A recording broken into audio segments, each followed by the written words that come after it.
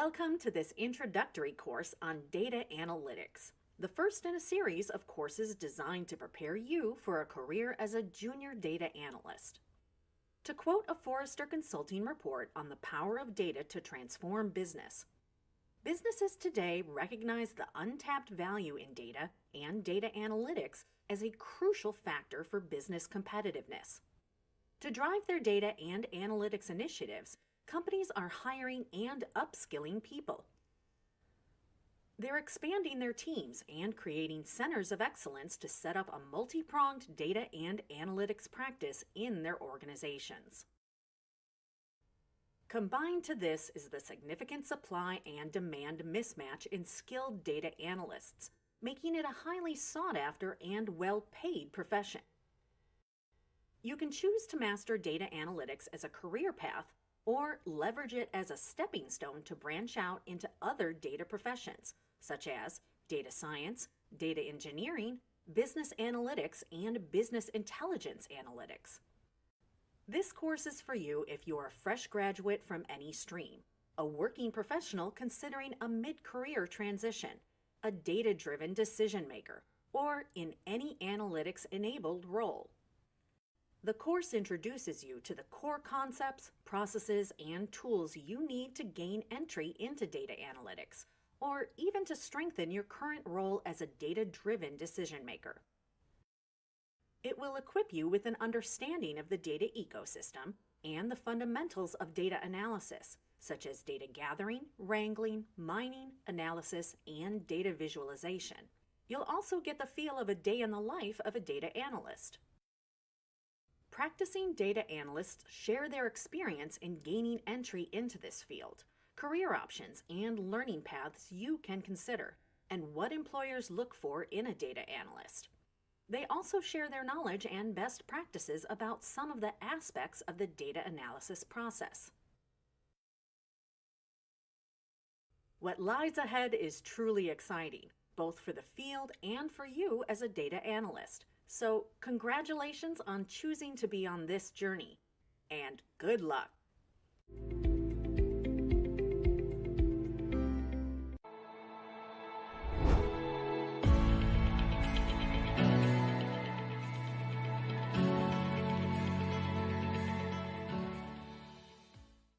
To quote a Forbes 2020 report on data in the coming decade, the constant increase in data processing speeds and bandwidth, the nonstop invention of new tools for creating, sharing, and consuming data, and the steady addition of new data creators and consumers around the world ensure that data growth continues unabated.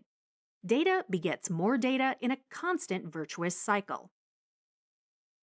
A modern data ecosystem includes a whole network of interconnected, independent, and continually evolving entities. It includes data that has to be integrated from disparate sources, different types of analysis and skills to generate insights, active stakeholders to collaborate and act on insights generated, and tools, applications, and infrastructure to store, process, and disseminate data as required. Let's start with the data sources. Data is available in a variety of structured and unstructured datasets, residing in text, images, videos, clickstreams, user conversations, social media platforms, the Internet of Things or IoT devices, real-time events that stream data, legacy databases, and data sourced from professional data providers and agencies. The sources have never before been so diverse and dynamic. When you're working with so many different sources of data, the first step is to pull a copy of the data from the original sources into a data repository. At this stage, you're only looking at acquiring the data you need, working with data formats, sources, and interfaces through which this data can be pulled in. Reliability, security, and integrity of the data being acquired are some of the challenges you work through at this stage. Once the raw data is in a common place, it needs to get organized, cleaned up, and optimized for access by end users. The data will also need to conform to compliances and standards enforced in the organization. For example, conforming to guidelines that regulate the storage and use of personal data such as health, biometrics, or household data in the case of IoT devices.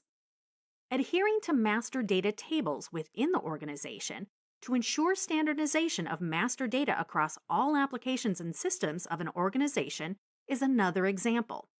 The key challenges at this stage could involve data management and working with data repositories that provide high availability, flexibility, accessibility, and security.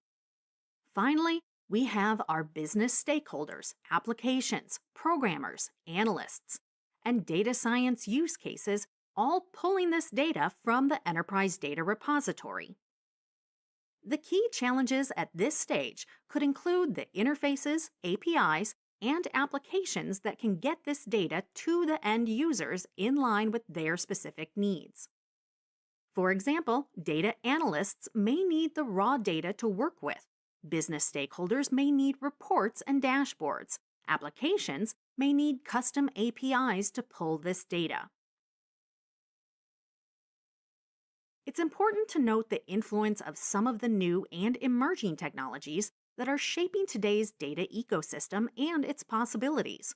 For example, cloud computing, machine learning, and big data, to name a few. Thanks to cloud technologies, every enterprise today has access to limitless storage, high-performance computing, open-source technologies, machine learning technologies, and the latest tools and libraries. Data scientists are creating predictive models by training machine learning algorithms on past data. Also, big data. Today, we're dealing with datasets that are so massive and so varied that traditional tools and analysis methods are no longer adequate, paving the way for new tools and techniques and also new knowledge and insights. We'll learn more about big data and its influence in shaping business decisions further along in this course.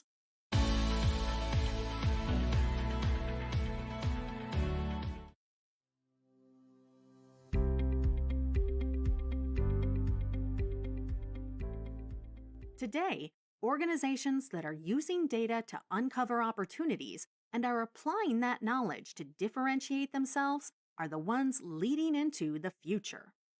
Whether looking for patterns in financial transactions to detect fraud, using recommendation engines to drive conversion, mining social media posts for customer voice, or brands personalizing their offers based on customer behavior analysis, business leaders realize that data holds the key to competitive advantage. To get value from data, you need a vast number of skill sets and people playing different roles. In this video, we're going to look at the role data engineers, data analysts, data scientists, business analysts, and business intelligence or BI analysts play in helping organizations tap into vast amounts of data and turn them into actionable insights. It all starts with a data engineer. Data engineers are people who develop and maintain data architectures and make data available for business operations and analysis. Data engineers work within the data ecosystem to extract, integrate, and organize data from disparate sources, clean, transform, and prepare data, design, store, and manage data in data repositories. They enable data to be accessible in formats and systems that the various business applications as well as stakeholders like data analysts and data scientists can utilize. A data engineer must have good knowledge of programming, sound knowledge of systems and technology architectures, and in-depth understanding of relational databases and non-relational data stores. Now let's look at the role of a data analyst. In short, a data analyst translates data and numbers into plain language so organizations can make decisions. Data analysts inspect and clean data for deriving insights, identify correlations, find patterns, and apply statistical methods to analyze and mine data, and visualize data to interpret and present the findings of data analysis. Analysts are the people who answer questions, such as Are the user's search experiences generally good or bad with the search functionality on our site? Or what is the popular perception of people regarding our rebranding initiatives? Or is there a correlation between sales of one product and another? Data analysts require good knowledge of spreadsheets, writing queries, and using statistical tools to create charts and dashboards. Modern data analysts also need to have some programming skills. They also need strong analytical and storytelling skills. And now let's look at the role data scientists play in this ecosystem. Data scientists analyze data for actionable insights and build machine learning or deep learning models that train on past data to create predictive models. Data scientists are people who answer questions such as, how many new social media followers am I likely to get next month?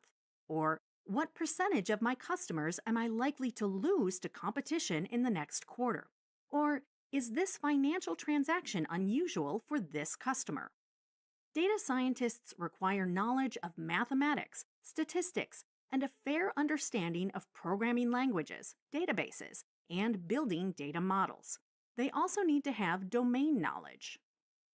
Then we also have business analysts and BI analysts.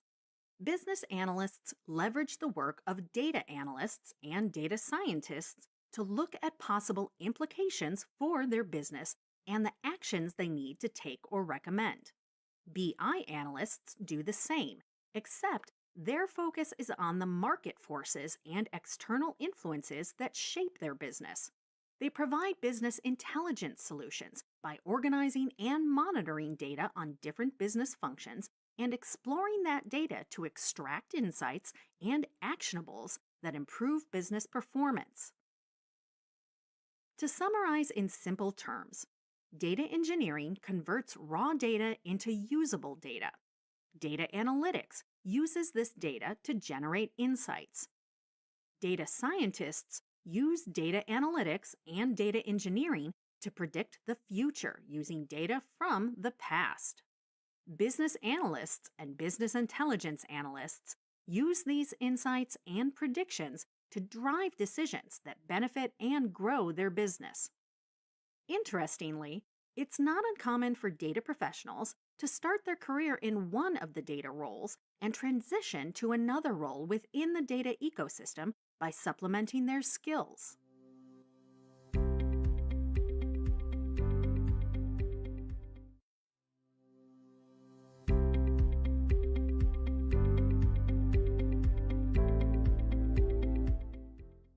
Data analysis is the process of gathering, cleaning, analyzing, and mining data, interpreting results, and reporting the findings.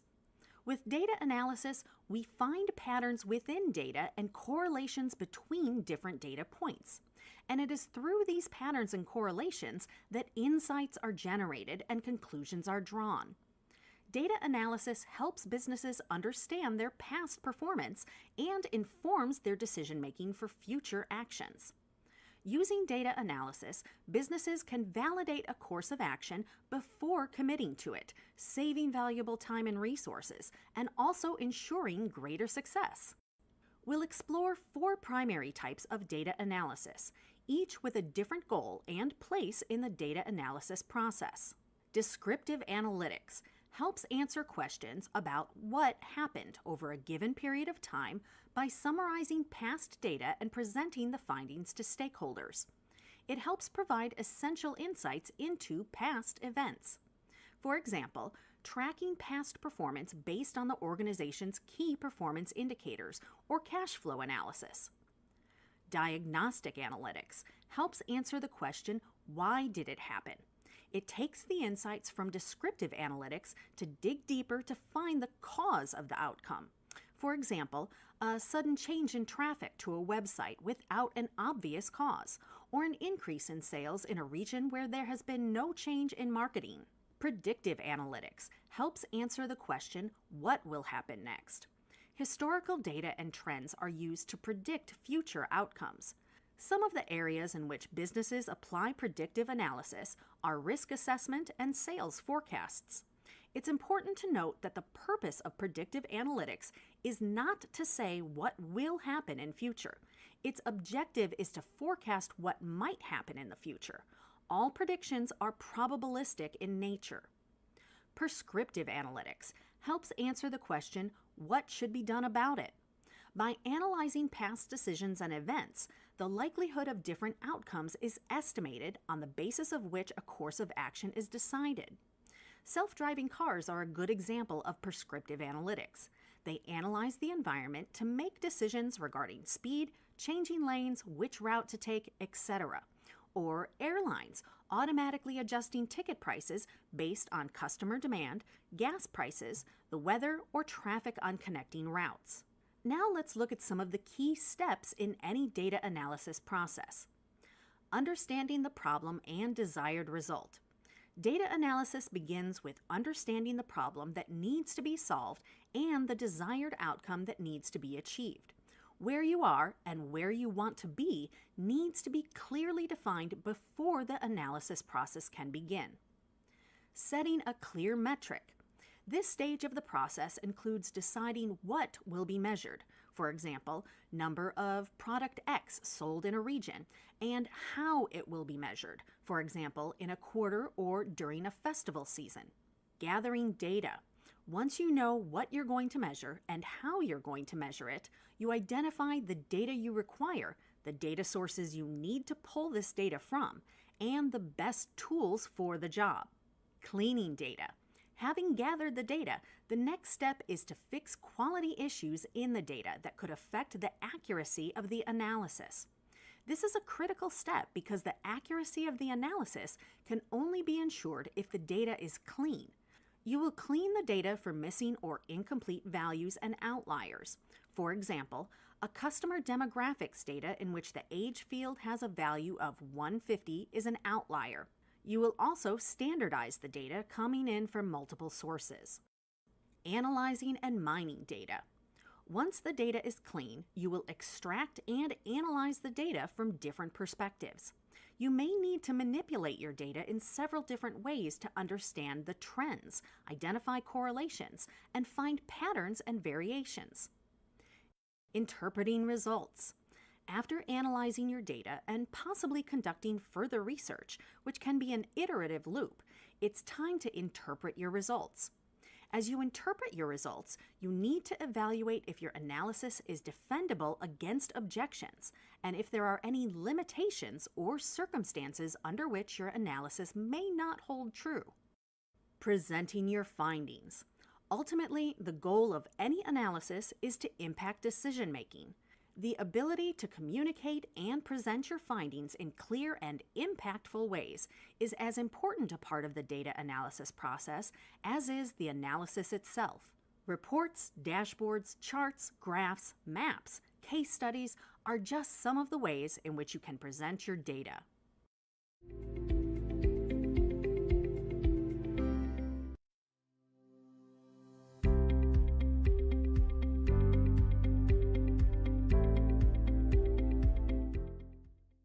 In this video, we will listen to several data professionals talk about how they define data analytics and what this term means to them. I define data analytics as the process of collecting information and then analyzing that information to confirm various hypotheses.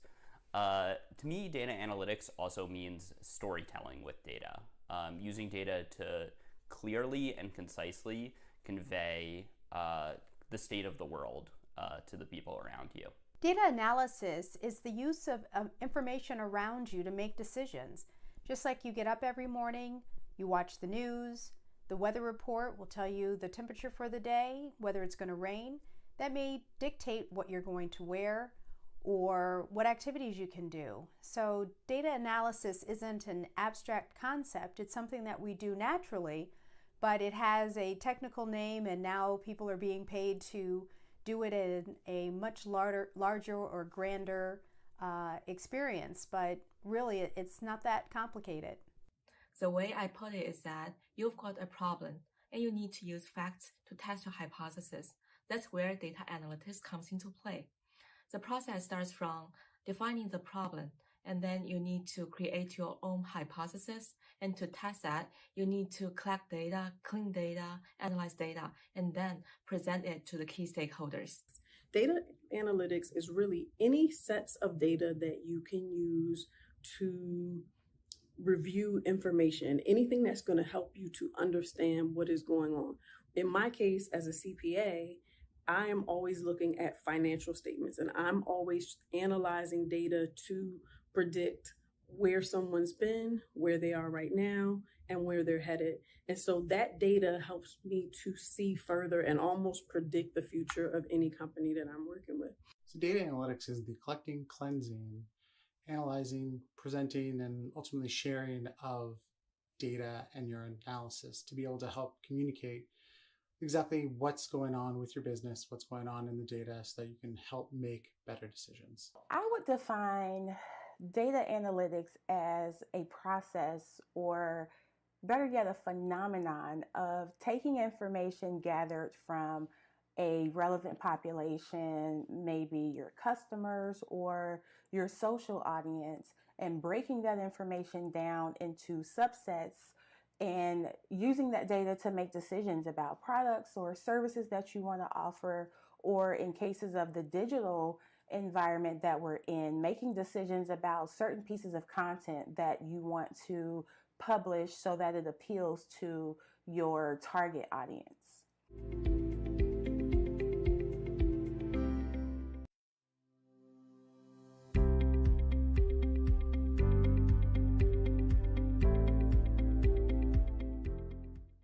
While the role of a data analyst varies depending on the type of organization and the extent to which it has adopted data-driven practices, there are some responsibilities that are typical to a data analyst role in today's organizations. These include acquiring data from primary and secondary data sources, creating queries to extract required data from databases and other data collection systems, filtering, cleaning, standardizing, and reorganizing data in preparation for data analysis, using statistical tools to interpret data sets, using statistical techniques to identify patterns and correlations in data, analyzing patterns in complex data sets and interpreting trends, preparing reports and charts that effectively communicate trends and patterns, creating appropriate documentation to define and demonstrate the steps of the data analysis process.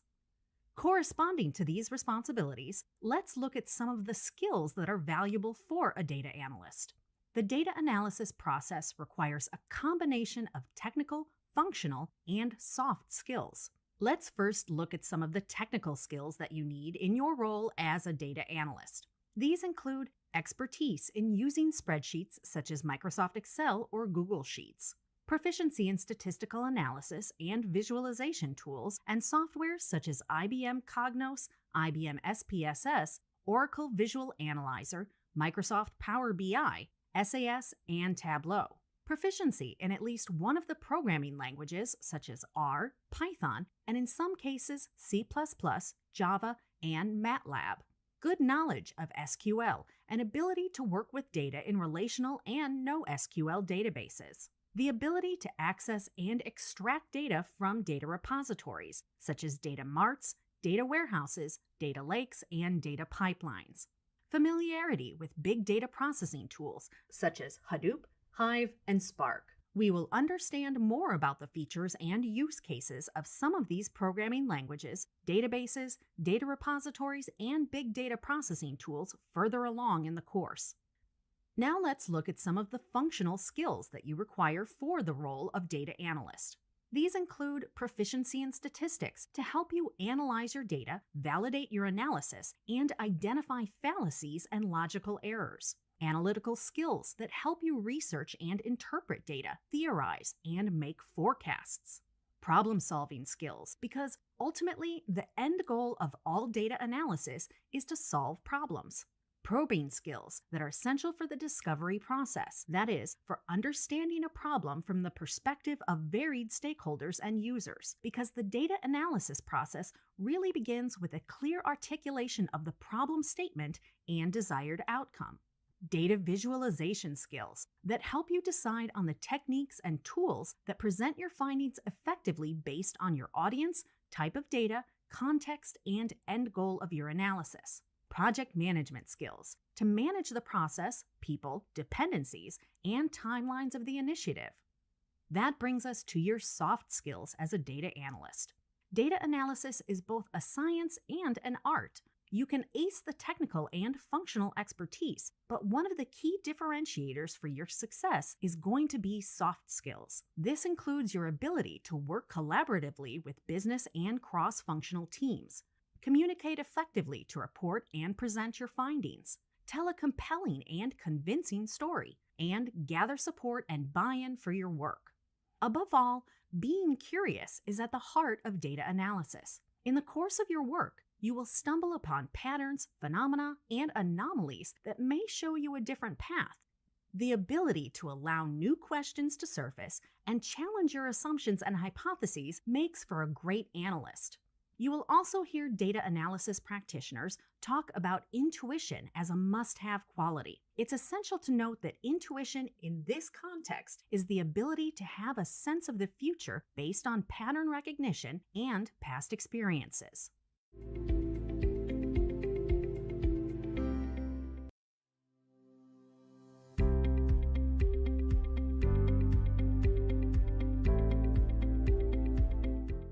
In this video, we will listen to practicing data professionals talk about the qualities and skills required to become a data analyst.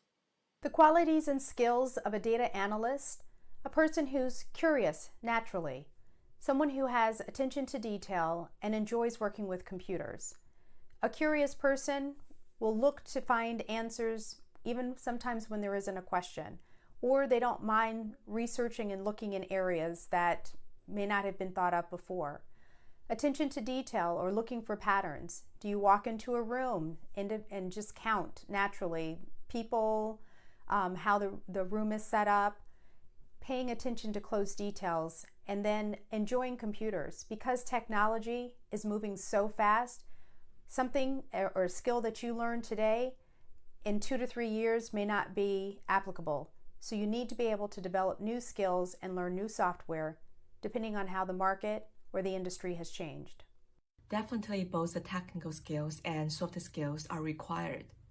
Technical skills include Python, SQL, R, Tableau, and Power BI. And the soft skills or interpersonal skills mean whether you know what's the right data to utilize and what's the right tool to use and how to present the data to the key stakeholders. And these skill sets require the business acumen and the presentation skills. You have to be very detail oriented.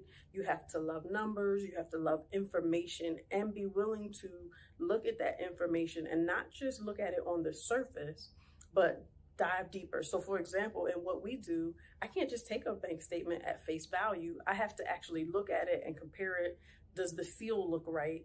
Especially in today's world, there's a lot of fraud and miscommunication. So to be, and people that are trying to take your information and fraudulently use it. So a good data analyst should be able to compare last year's information to this year's information to see if it looks right. You have to have that eye and that mindset and not just take things at face value. There are many qualities and skills required to be a data analyst, and I'd break them down into two buckets, basically, soft skills and technical skills. I think the most important soft skills for a data analyst is to be really curious, to ask a lot of good questions, to be really thoughtful, and to listen carefully and understand both the user perspective and your coworkers' perspective and what they most need from the data, and always be willing to learn, because analytics is a fast-moving field, so you have to constantly be learning and reading to stay on top of it. There are many technical skills required to be a data analyst.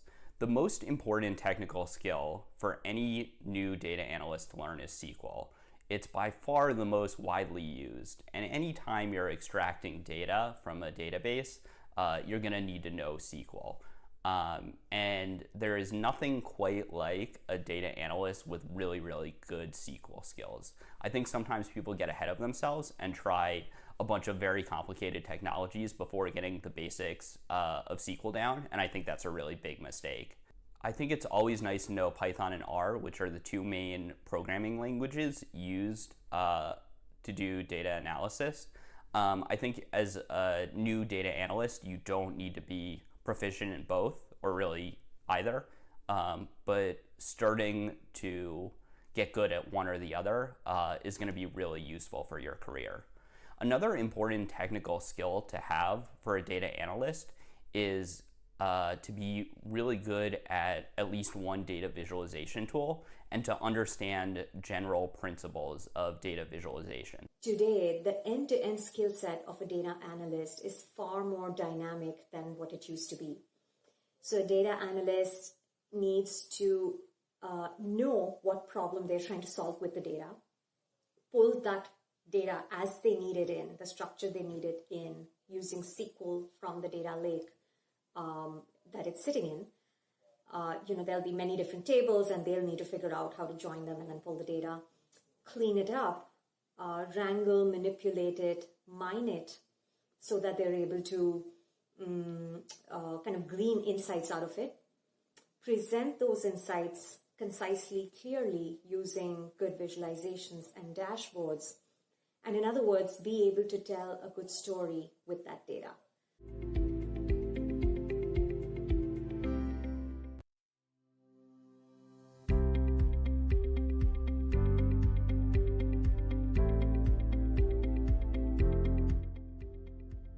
A day in the life of a data analyst can include a number of possibilities, from acquiring data from varied data sources to creating queries for pulling data from data repositories, foraging through rows of data to look for insights, creating reports and dashboards, and interacting with stakeholders for gathering information and presenting the findings. It's a spectrum. And yes, the big one: cleaning and preparing the data so that the findings have a credible basis, which, by the way, is a large part of what any data analyst may find themselves doing in their jobs. But if I had to walk you through any one type of day, I'm going to pick one which has me foraging through data looking for insights. This is the part of my job that I am totally in awe of. Hi, I am Sivaram Jaladi. I work as a data analyst with Fluent Grid, a smart grid technology solutions company based in Visakhapatnam in India. Fluent Grid is an IBM partner and the recipient of IBM Beacon Awards for its solutions in the areas of smart energy and smart city industry segments. We offer integrated operations center solutions for power utilities and smart cities, leveraging our actionable intelligence platform known as Fluent Grid Actilligence. Our client, our power utility company in South India, has been noticing a spike in complaints regarding overbilling, and the frequency of these complaints seems to suggest there is something more to it than random occurrences. So, I'm asked to look at the complaints and the billing data and see if I can spot something. I start by taking stock of what I have. Some of the obvious places that I know I am going to be looking into is the complaint data, the subscriber information data, and the billing data. That's going to be my starting point. Before I dive into the specifics of the data, I'm going to make a list of questions, initial hypotheses that I'm going to start with, such as 1. The usage pattern of subscribers reporting this issue. Is there a consumption range for which overbilling is occurring more than others? 2. Area-wise concentration of complaints. Are the complaints concentrated in specific localities within the city? 3. Frequency and occurrence of complaints based on individual subscribers. Are the same subscribers reporting overbilling repetitively? If yes, what is the frequency of occurrence in repeat cases? If a subscriber is overbilled once, does the overbilling occur every month from the first occurrence? Or are repeat occurrences sporadic or not at all? As I get clear on my initial hypotheses and the set of questions I'm going to start with, I identify the data sets that I'm going to isolate and analyze to validate or refute my hypotheses.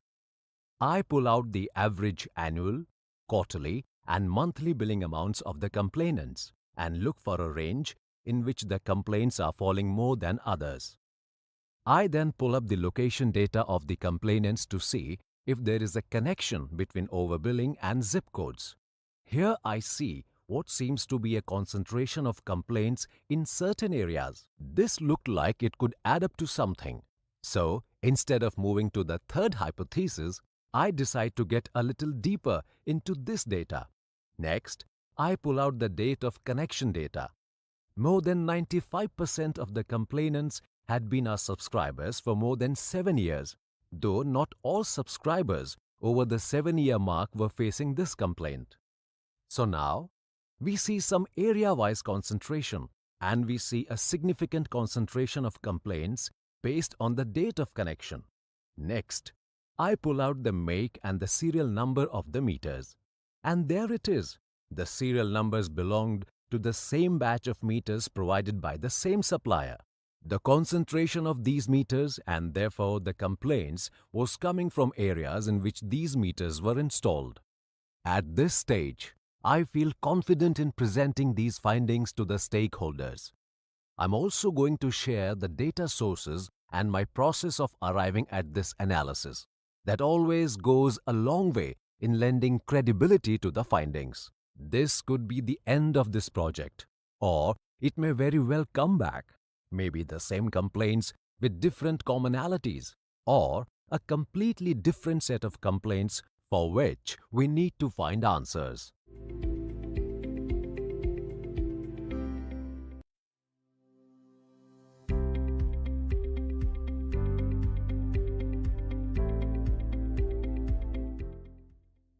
In this video, practicing data professionals talk about some of the applications of data analytics in today's world. The applications of data analytics in the world today is everywhere. Every commercial that you see, someone had to analyze and identify, either from the consumer or for the company, what information they wanted to share. So, 4 out of 10 dentists, or you'll see information related to calorie counts or reactions to certain things. All of that required analysis. This isn't something that should be thought of separate and apart from. It's what we do every day in our lives. Even people monitoring their sugar level with diabetes. There's always analysis going on, so the applications are universal. So the great thing with analytics in this day and age is that it's very widely applicable. Every industry, every vertical, every function within a given organization can benefit from data and analytics.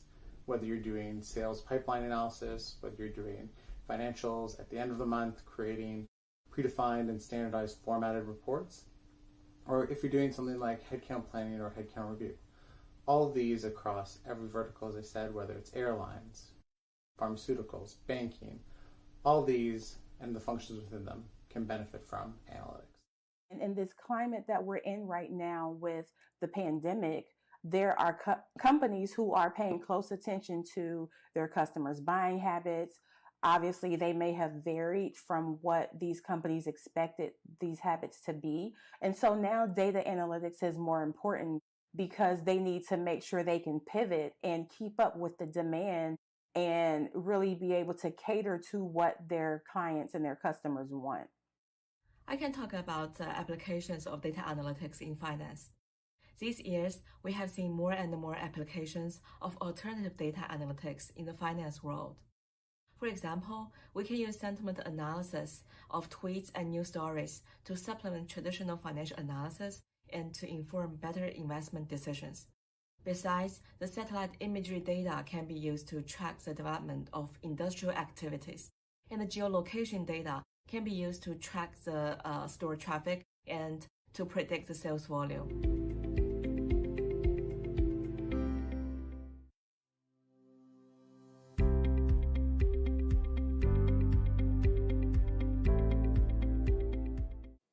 A data analyst's ecosystem includes the infrastructure, software, tools, frameworks, and processes used to gather, clean, analyze, mine, and visualize data.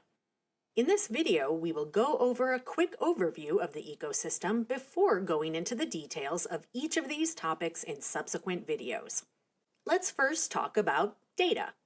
Based on how well defined the structure of the data is, data can be categorized as structured, semi-structured, or unstructured. Data that follows a rigid format and can be organized neatly into rows and columns is structured data. This is the data that you see typically in databases and spreadsheets, for example. Semi-structured data is a mix of data that has consistent characteristics and data that doesn't conform to a rigid structure. For example, emails. An email has a mix of structured data, such as the name of the sender and recipient, but also has the contents of the email, which is unstructured data. And then there is unstructured data, data that is complex and mostly qualitative information that is impossible to reduce to rows and columns. For example, photos, videos, text files, PDFs, and social media content. The type of data drives the kind of data repositories that the data can be collected and stored in, and also the tools that can be used to query or process the data. Data also comes in a wide-ranging variety of file formats being collected from a variety of data sources, ranging from relational and non-relational databases to APIs, web services, data streams, social platforms, and sensor devices. This brings us to data repositories, a term that includes databases, data warehouses, data marts, data lakes, and big data stores. The type, format, and sources of data influence the type of data repositories that you can use to collect, store, clean, analyze, and mine the data for analysis. If you're working with big data, for example, you will need big data warehouses that allow you to store and process large volume, high velocity data, and also frameworks that allow you to perform complex analytics in real time on big data. The ecosystem also includes languages that can be classified as query languages, programming languages, and shell and scripting languages. Querying and manipulating data with SQL to developing data applications with Python and writing shell scripts for repetitive operational tasks. These are important components in a data analyst's workbench. Automated tools, frameworks, and processes for all stages of the analytics process are part of the data analyst's ecosystem. From tools used for gathering, extracting, transforming, and loading data into data repositories, to tools for data wrangling, data cleaning, analysis, data mining, and data visualization. It's a very diverse and rich ecosystem. Spreadsheets, Jupyter Notebooks, and IBM Cognos are just a few examples. We will cover some of the data analytics tools in greater detail in subsequent sections of the course.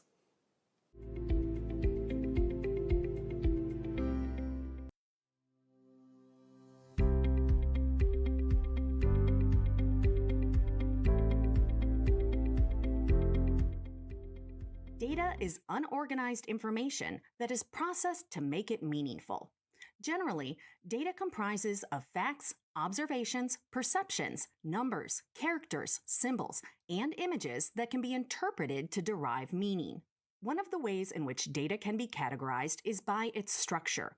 Data can be structured, semi-structured, or unstructured. Structured data has a well-defined structure or adheres to a specified data model, can be stored in well-defined schemas such as databases, and in many cases can be represented in a tabular manner with rows and columns.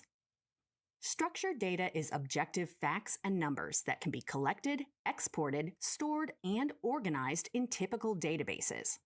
Some of the sources of structured data could include SQL databases and online transaction processing, or OLTP, systems that focus on business transactions, spreadsheets such as Excel and Google Sheets, online forms, sensors such as global positioning systems, or GPS, and radio frequency identification, or RFID tags, and network and web server logs. You can also easily examine structured data with standard data analysis tools and methods.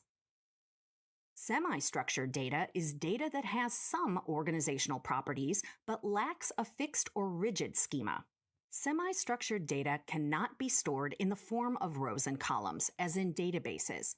It contains tags or elements or metadata, which is used to group data and organize it in a hierarchy. Some of the sources of semi-structured data could include emails, XML and other markup languages, binary executables, TCP or IP packets, zippered files, and integration of data from different sources. XML and JSON allow users to define tags and attributes to store data in a hierarchical form and are used widely to store and exchange semi-structured data. Unstructured data is data that does not have an easily identifiable structure and therefore cannot be organized in a mainstream relational database in the form of rows and columns. It does not have any particular format, sequence, semantics, or rules. Unstructured data can deal with the heterogeneity of sources and has a variety of business intelligence and analytics applications.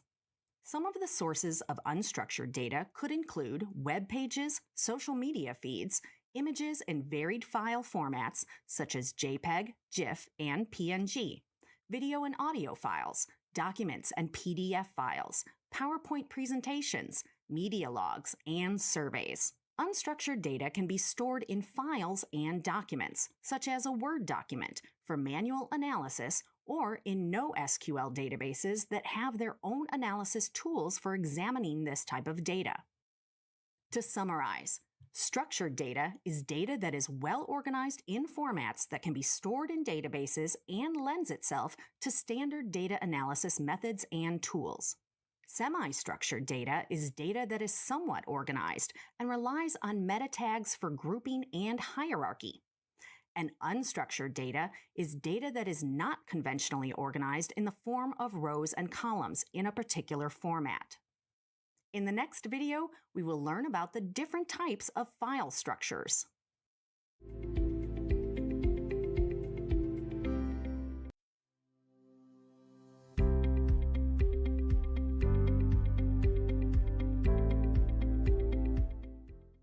As a data professional, you will be working with a variety of data file types and formats. It is important to understand the underlying structure of file formats along with their benefits and limitations. This understanding will support you to make the right decisions on the formats best suited for your data and performance needs. Some of the standard file formats that we will cover in this video include delimited text file formats, Microsoft Excel Open XML Spreadsheet, or XLSX, Extensible Markup Language, or XML, Portable Document Format, or PDF, JavaScript Object Notation, or JSON. Delimited text files are text files used to store data as text in which each line or row has values separated by a delimiter, where a delimiter is a sequence of one or more characters for specifying the boundary between independent entities or values. Any character can be used to separate the values, but most common delimiters are the comma, tab, colon, vertical bar, and space. Comma-separated values, or CSVs, and tab-separated values, or TSVs, are the most commonly used file types in this category. In CSVs, the delimiter is a comma, while in TSVs, the delimiter is a tab. When literal commas are present in text data and therefore cannot be used as delimiters, TSVs serve as an alternative to CSV format. Tab stops are infrequent in running text. Each row or horizontal line in the text file has a set of values separated by the delimiter and represents a record. The first row works as a column header, where each column can have a different type of data. For example, a column can be of date type, while another can be a string or integer type data. Delimited files allow field values of any length and are considered a standard format for providing straightforward information schema. they can be processed by almost all existing applications. Delimiters also represent one of various means to specify boundaries in a data stream. Microsoft Excel Open XML Spreadsheet, or XLSX, is a Microsoft Excel Open XML file format that falls under the spreadsheet file format. It is an XML-based file format created by Microsoft. In an XLSX, also known as a workbook, there can be multiple worksheets, and each worksheet is organized into rows and columns, at the intersection of which is the cell. Each cell contains data. XLSX uses the open file format, which means it is generally accessible to most other applications. It can use and save all functions available in Excel and is also known to be one of the more secure file formats as it cannot save malicious code. Extensible Markup Language, or XML, is a markup language with set rules for encoding data. The XML file format is both readable by humans and machines. It is a self-descriptive language designed for sending information over the internet. XML is similar to HTML in some respects, but also has differences. For example, an XML does not use predefined tags like HTML does. XML is platform independent and programming language independent, and therefore simplifies data sharing between various systems. Portable Document Format, or PDF, is a file format developed by Adobe to present documents independent of application software, hardware, and operating systems, which means it can be viewed the same way on any device. This format is frequently used in legal and financial documents and can also be used to fill in data such as forms. JavaScript Object Notation, or JSON, is a text-based open standard designed for transmitting structured data over the web. The file format is a language-independent data format that can be read in any programming language. JSON is easy to use, is compatible with a wide range of browsers, and is considered as one of the best tools for sharing data of any size and type, even audio and video. That is one reason many APIs and web servers return data as JSON.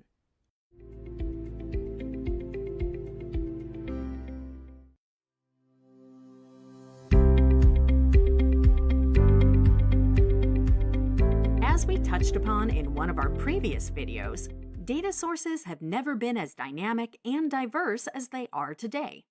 In this video, we will look at some common sources such as relational databases, flat files and XML datasets, APIs and web services, web scraping, data streams and feeds.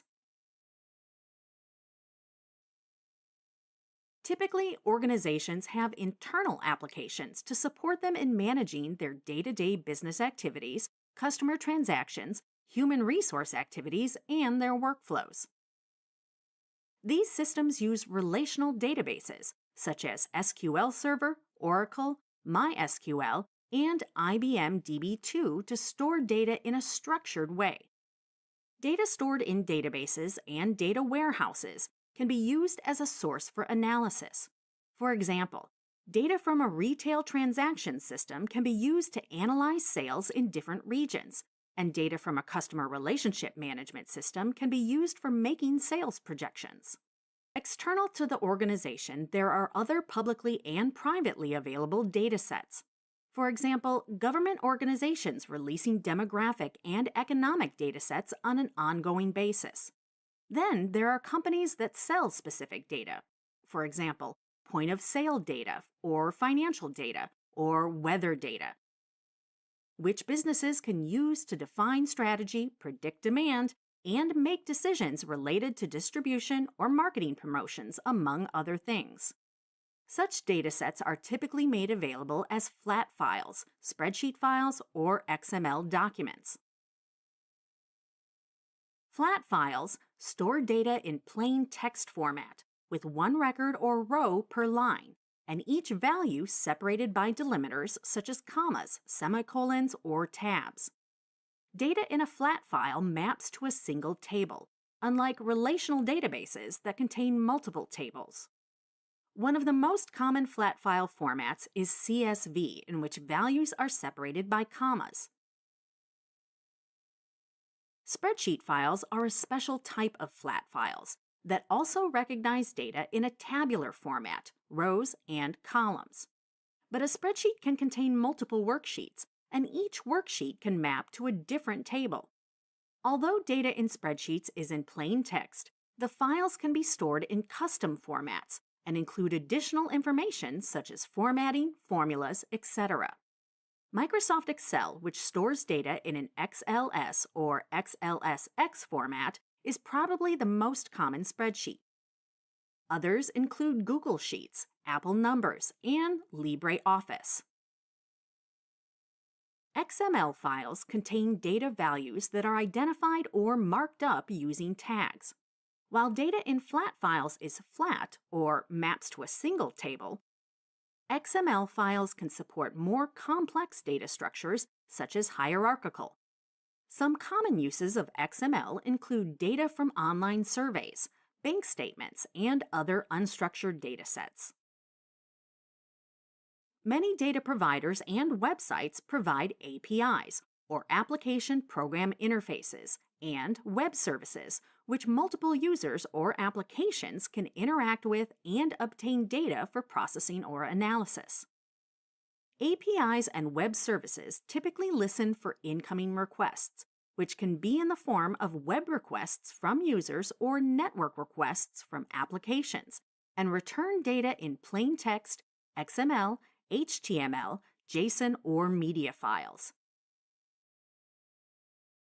Let's look at some popular examples of APIs being used as a data source for data analytics.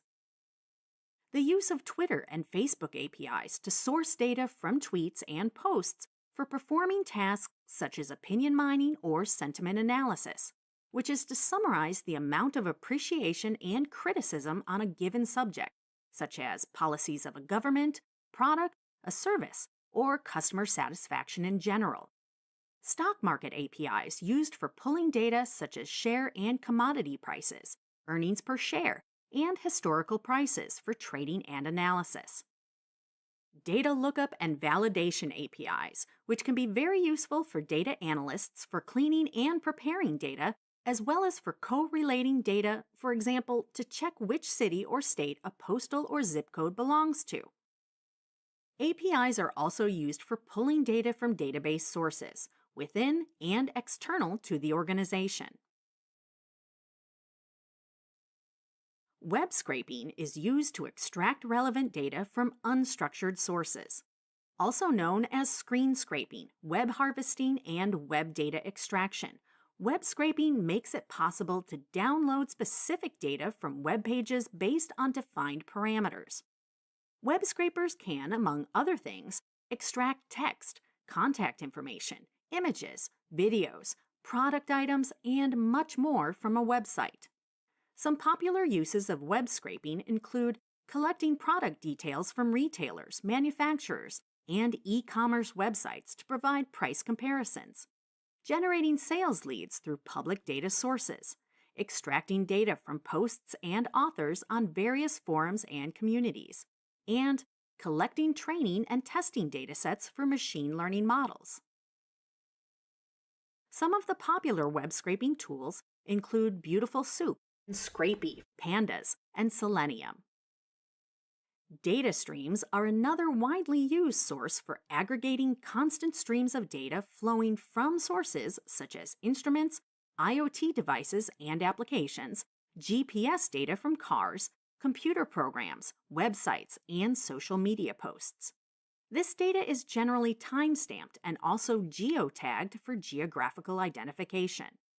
Some of the data streams and ways in which they can be leveraged include stock and market tickers for financial trading, retail transaction streams for predicting demand and supply chain management, surveillance and video feeds for threat detection, social media feeds for sentiment analysis, sensor data feeds for monitoring industrial or farming machinery, web-click feeds for monitoring web performance and improving design, and real-time flight events for rebooking and rescheduling. Some popular applications used to process data streams include Apache Kafka, Apache Spark Streaming, and Apache Storm.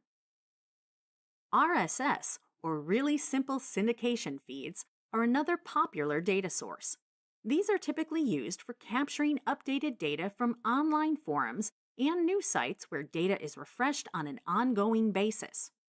Using a feed reader, which is an interface that converts RSS text files into a stream of updated data, updates are streamed to user devices.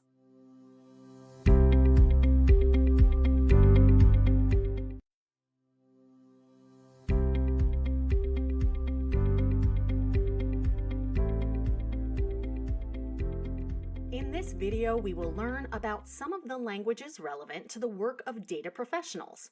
These can be categorized as query languages, programming languages, and shell scripting. Having proficiency in at least one language in each category is essential for any data professional. Simply stated, query languages are designed for accessing and manipulating data in a database, for example, SQL. Programming languages are designed for developing applications and controlling application behavior, for example, Python, R, and Java. And shell and scripting languages, such as Unix or Linux shell and PowerShell, are ideal for repetitive and time-consuming operational tasks. In the remaining video, we will examine these languages in greater depth. SQL, or Structured Query Language, is a querying language designed for accessing and manipulating information from, mostly, though not exclusively, relational databases. Using SQL, we can write a set of instructions to perform operations, such as insert, update, and delete records in a database, create new databases, tables, and views, and write stored procedures, which means you can write a set of instructions and call them for later use. Here are some advantages of using SQL. SQL is portable and can be used independent of the platform. It can be used for querying data in a wide variety of databases and data repositories, although each vendor may have some variations and special extensions. It has a simple syntax that is similar to the English language. Its syntax allows developers to write programs with fewer lines than some of the other programming languages using basic keywords such as select, insert, into, and update. It can retrieve large amounts of data quickly and efficiently. It runs on an interpreter system, which means code can be executed as soon as it is written, making prototyping quick and easy. SQL is one of the most popular querying languages. Due to its large user community and the sheer volume of documentation accumulated over the years, it continues to provide a uniform platform worldwide to all its users. Python is a widely used, open-source, general-purpose, high-level programming language. Its syntax allows programmers to express their concepts in fewer lines of code as compared to some of the older languages. Python is perceived as one of the easiest languages to learn and has a large developer community. Because of its focus on simplicity and readability and a low learning curve, it's an ideal tool for beginning programmers. It is great for performing high computational tasks in vast amounts of data, which can otherwise be extremely time-consuming and cumbersome. Python provides libraries like NumPy and Pandas, which eases the task by the use of parallel processing. It has inbuilt functions for almost all of the frequently used concepts.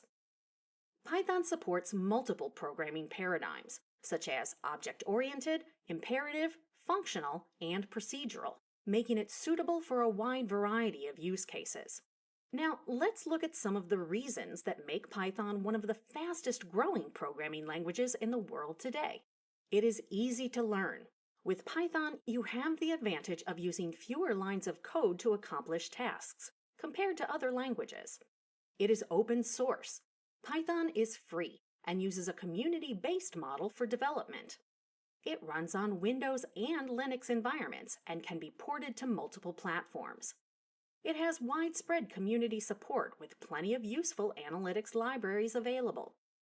It has several open source libraries for data manipulation, data visualization, statistics, and mathematics, to name just a few. Its vast array of libraries and functionalities also include Pandas for data cleaning and analysis, NumPy and SciPy for statistical analysis, Beautiful Soup and Scrapey for web scraping, Matplotlib and Seaborn to visually represent data in the form of bar graphs, histogram, and pie charts, OpenSea for image processing. R is an open source programming language and environment for data analysis, data visualization, machine learning, and statistics. Widely used for developing statistical software and performing data analytics, it is especially known for its ability to create compelling visualizations, giving it an edge over some of the other languages in this space. Some of the key benefits of R include the following. It is an open source platform independent programming language. It can be paired with many programming languages, including Python. It is highly extensible, which means developers can continue to add functionalities by defining new functions. It facilitates the handling of structured as well as unstructured data, which means it has more comprehensible data capability. It has libraries such as ggplot2 and Plotly that offer aesthetic graphical plots to its users. You can make reports with the data and scripts embedded in them. Also, interactive web apps that allow users to play with the results and the data. It is dominant among other programming languages for developing statistical tools. Java is an object-oriented, class-based, and platform-independent programming language originally developed by Sun Microsystems. It is among the top-ranked programming languages used today. Java is used in a number of processes all through data analytics, including cleaning data, importing and exporting data, statistical analysis, and data visualization. In fact, most of the popular framework and tools used for big data are typically written in Java, such as Hadoop, Hive, and Spark. It is perfectly suited for speed-critical projects. A Unix or Linux shell is a computer program written for the Unix shell. It is a series of Unix commands written in a plain text file to accomplish a specific task. Writing a shell script is fast and easy. It is most useful for repetitive tasks that may be time-consuming to execute by typing one line at a time.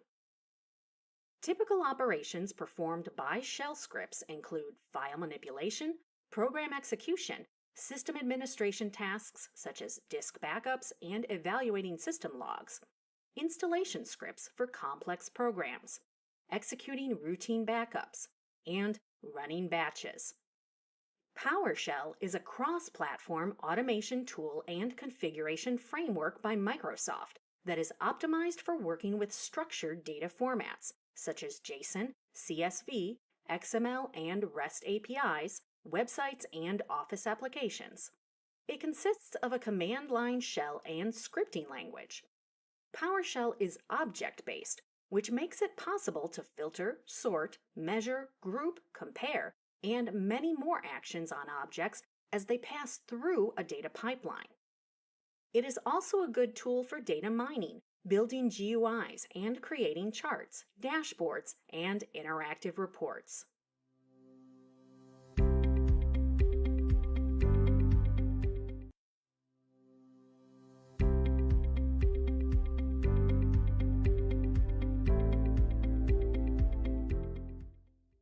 A data repository is a general term used to refer to data that has been collected, organized, and isolated so that it can be used for business operations or mined for reporting and data analysis. It can be a small or large database infrastructure with one or more databases that collect, manage, and store datasets. In this video, we will provide an overview of the different types of repositories your data might reside in, such as databases, data warehouses, and big data stores, and examine them in greater detail in further videos. Let's begin with databases. A database is a collection of data or information designed for the input, storage, search and retrieval, and modification of data. And a database management system, or DBMS, is a set of programs that creates and maintains the database. It allows you to store, modify, and extract information from the database using a function called querying. For example, if you want to find customers who have been inactive for 6 months or more, using the querying function, the database management system will retrieve data of all customers from the database that have been inactive for 6 months or more. Even though a database and DBMS mean different things, the terms are often used interchangeably. There are different types of databases. Several factors influence the choice of database, such as the data type and structure, querying mechanisms, latency requirements, transaction speeds, and intended use of the data. It's important to mention two main types of databases here: relational and non-relational databases. Relational databases, also referred to as RDBMSs, build on the organizational principles of flat files, with data organized into a tabular format with rows and columns following a well-defined structure and schema. However, unlike flat files, RDBMSs are optimized for data operations and querying involving many tables and much larger data volumes. Structured Query Language, or SQL, is the standard querying language for relational databases. Then we have non-relational databases, also known as NoSQL, or Not Only SQL. Non-relational databases emerged in response to the volume, diversity, and speed at which data is being generated today, mainly influenced by advances in cloud computing, the Internet of Things, and social media proliferation. Built for speed, flexibility, and scale, non-relational databases made it possible to store data in a schemaless or free-form fashion. NoSQL is widely used for processing big data. A data warehouse works as a central repository that merges information coming from disparate sources and consolidates it through the extract, transform, and load process, also known as the ETL process, into one comprehensive database for analytics and business intelligence. At a very high level, the ETL process helps you to extract data from the different data sources, transform the data into a clean and usable state, and load the data into the enterprise's data repository. Related to data warehouses are the concepts of data marts and data lakes, which we will cover later. Data marts and data warehouses have historically been relational, since much of the traditional enterprise data has resided in RDBMSs. However, with the emergence of NoSQL technologies and new sources of data, non-relational data repositories are also now being used for data warehousing. Another category of data repositories are big data stores that include distributed computational and storage infrastructure to store, scale, and process very large data sets. Overall, data repositories help to isolate data and make reporting and analytics more efficient and credible while also serving as a data archive.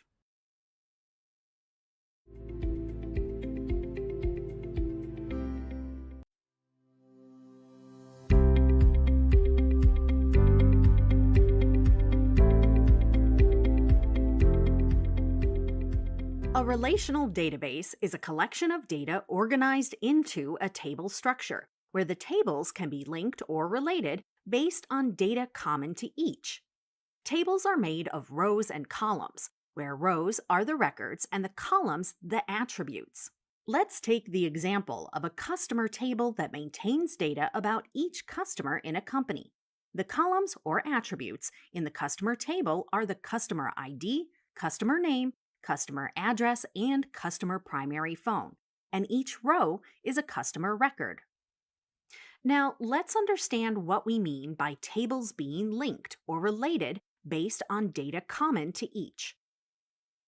Along with the customer table, the company also maintains transaction tables that contain data describing multiple individual transactions pertaining to each customer. The columns for the transaction table might include the transaction date, customer ID, transaction amount, and payment method. The customer table and transaction tables can be related based on the common customer ID field. You can query the customer table to produce reports such as a customer statement that consolidates all transactions in a given period. This capability of relating tables based on common data enables you to retrieve an entirely new table from data in one or more tables with a single query. It also allows you to understand the relationships among all available data and gain new insights for making better decisions. Relational databases use structured query language, or SQL, for querying data. We'll learn more about SQL later in this course. Relational databases build on the organizational principles of flat files, such as spreadsheets, with data organized into rows and columns following a well-defined structure and schema. But this is where the similarity ends. Relational databases, by design, are ideal for the optimized storage, retrieval, and processing of data for large volumes of data, unlike spreadsheets that have a limited number of rows and columns. Each table in a relational database has a unique set of rows and columns, and relationships can be defined between tables, which minimizes data redundancy. Moreover, you can restrict database fields to specific data types and values, which minimizes irregularities and leads to greater consistency and data integrity. Relational databases use SQL for querying data, which gives you the advantage of processing millions of records and retrieving large amounts of data in a matter of seconds. Moreover, the security architecture of relational databases provides controlled access to data and also ensures that the standards and policies for governing data can be enforced. Relational databases range from small desktop systems to massive cloud-based systems. They can be either open source and internally supported, open source with commercial support, or commercial closed source systems. IBM DB2, Microsoft SQL Server, MySQL, Oracle Database, and PostgreSQL are some of the popular relational databases.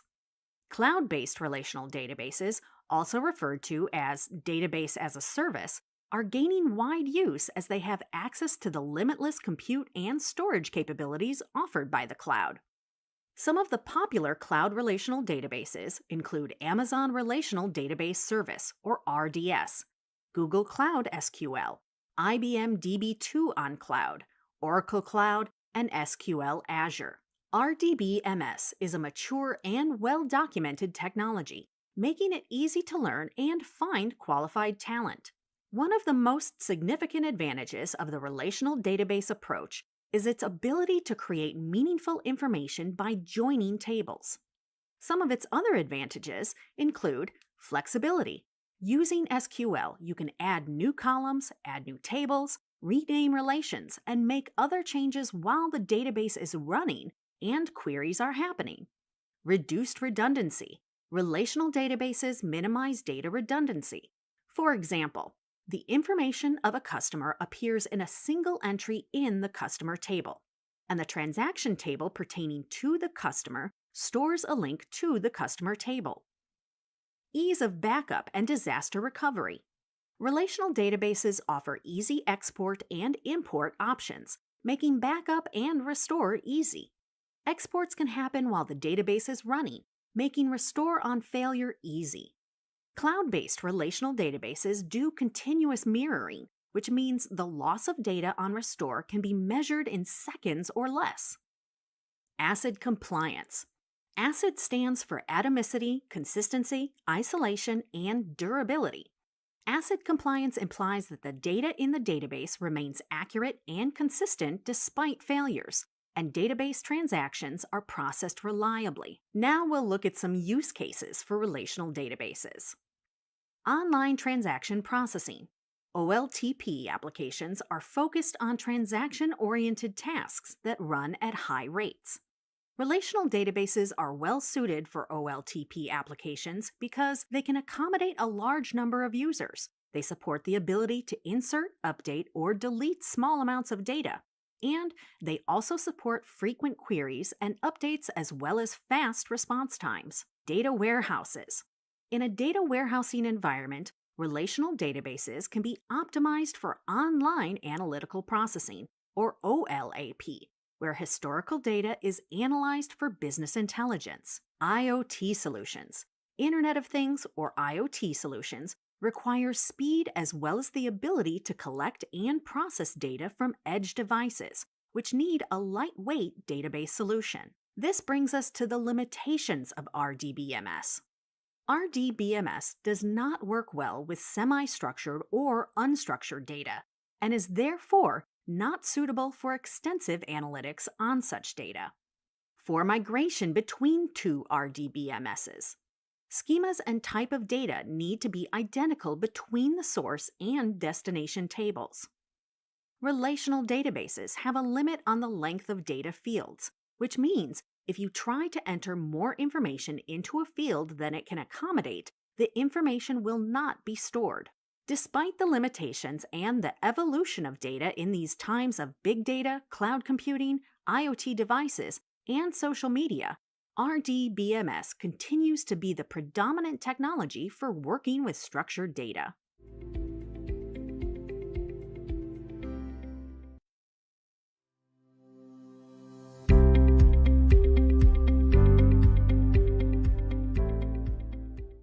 NoSQL, which stands for Not Only SQL, or sometimes non-SQL, is a non-relational database design that provides flexible schemas for the storage and retrieval of data. NoSQL databases have existed for many years, but have only recently become more popular in the era of cloud, big data, and high-volume web and mobile applications. They are chosen today for their attributes around scale, performance, and ease of use. It's important to emphasize that the No in NoSQL is an abbreviation for not only, and not the actual word no. NoSQL databases are built for specific data models and have flexible schemas that allow programmers to create and manage modern applications. They do not use a traditional row, column, table database design with fixed schemas, and typically not use the structured query language, or SQL, to query data, although some may support SQL or SQL-like interfaces. NoSQL allows data to be stored in a schemaless or free-form fashion. Any data, be it structured, semi-structured, or unstructured, can be stored in any record.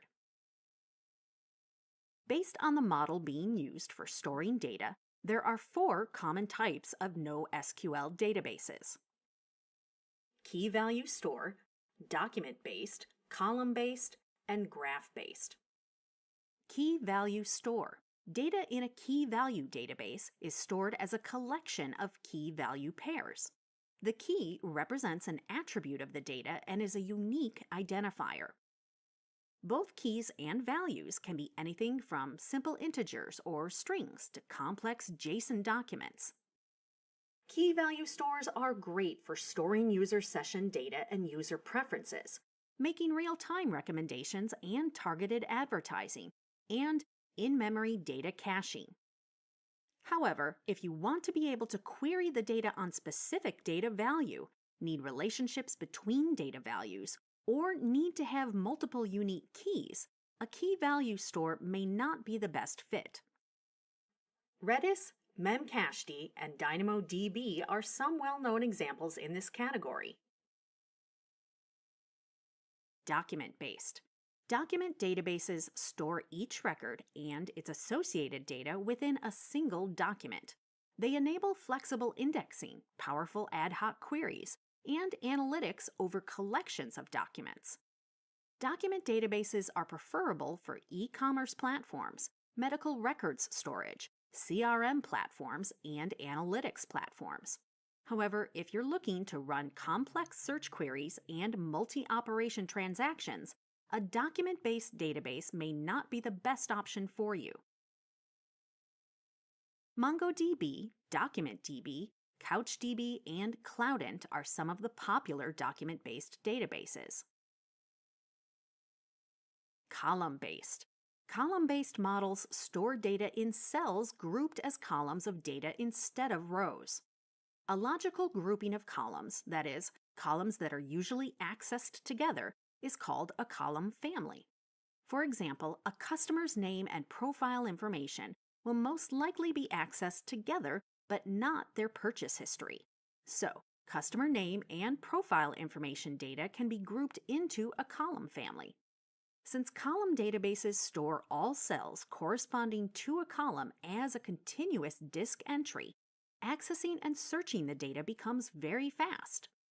Column databases can be great for systems that require heavy write requests, storing time series data, weather data, and IoT data.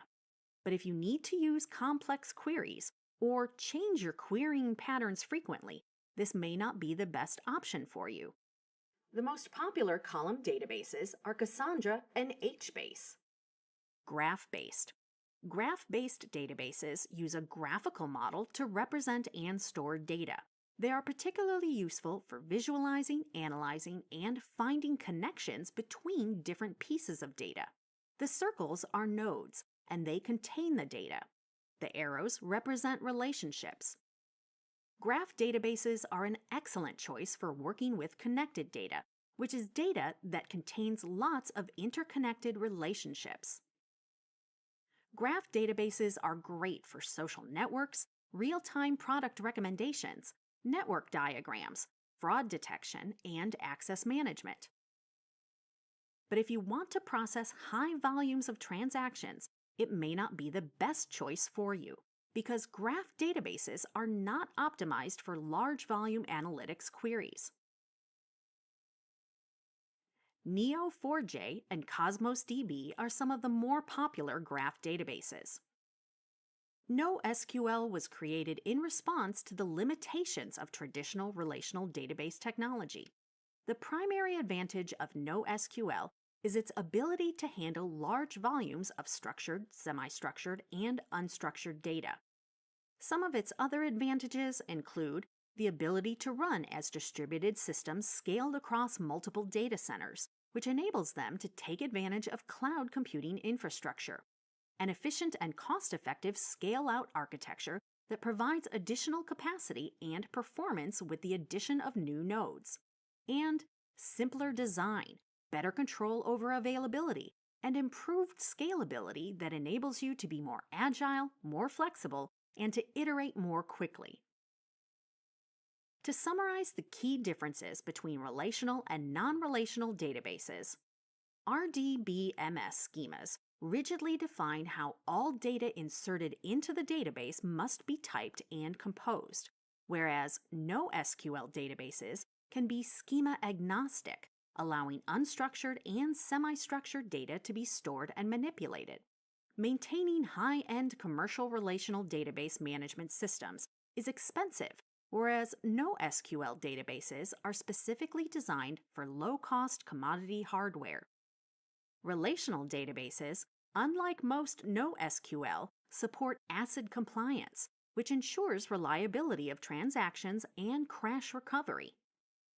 RDBMS is a mature and well-documented technology, which means the risks are more or less perceivable as compared to NoSQL, which is a relatively newer technology. Nonetheless, NoSQL databases are here to stay and are increasingly being used for mission-critical applications.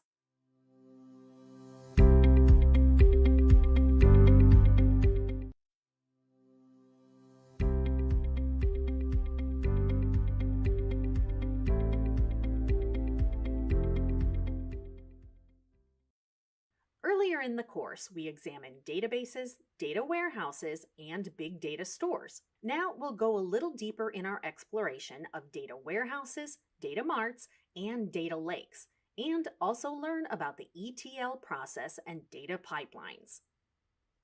A data warehouse works like a multi-purpose storage for different use cases. By the time data comes into the warehouse, it has already been modeled and structured for a specific purpose, meaning it is analysis ready. As an organization, you would opt for a data warehouse when you have massive amounts of data from your operational systems that need to be readily available for reporting and analysis. Data warehouses serve as the single source of truth, storing current and historical data that has been cleansed, conformed, and categorized. A data warehouse is a multi-purpose enabler of operational and performance analytics. A data mart is a subsection of the data warehouse, built specifically for a particular business function, purpose, or community of users. The idea is to provide stakeholders data that is most relevant to them when they need it. For example, the sales or finance teams accessing data for their quarterly reports and projections. Since a data mart offers analytical capabilities for a restricted area of the data warehouse, it offers isolated security and isolated performance. The most important role of a data mart is business-specific reporting and analytics. A data lake is a storage repository that can store large amounts of structured, semi-structured, and unstructured data in their native format, classified and tagged with metadata. So, while a data warehouse stores data processed for a specific need, a data lake is a pool of raw data where each data element is given a unique identifier and is tagged with meta tags for further use. You would opt for a data lake if you generate or have access to large volumes of data on an ongoing basis, but don't want to be restricted to specific or predefined use cases. Unlike data warehouses, a data lake would retain all source data without any exclusions, and the data could include all types of data sources and types. Data lakes are sometimes also used as a staging area of a data warehouse. The most important role of a data lake is in predictive and advanced analytics. Now we come to the process that is at the heart of gaining value from data, the extract, transform, and load process, or ETL. ETL is how raw data is converted into analysis-ready data. It is an automated process in which you gather raw data from identified sources, extract the information that aligns with your reporting and analysis needs, clean, standardize, and transform that data into a format that is usable in the context of your organization, and load it into a data repository. While ETL is a generic process, the actual job can be very different in usage, utility, and complexity. Extract is the step where data from source locations is collected for transformation. Data extraction could be through batch processing, meaning source data is moved in large chunks from the source to the target system at scheduled intervals. Tools for batch processing include Stitch and Blendo. Stream processing, which means source data is pulled in real time from the source and transformed while it is in transit and before it is loaded into the data repository. Tools for stream processing include Apache Samza, Apache Storm, and Apache Kafka.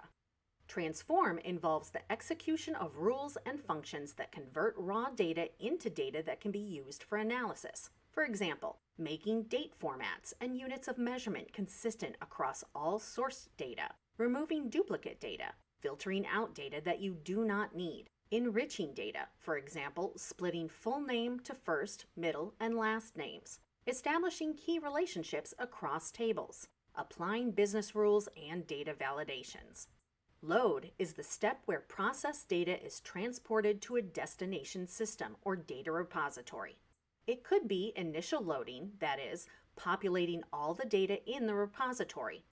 Incremental loading, that is, applying ongoing updates and modifications as needed periodically.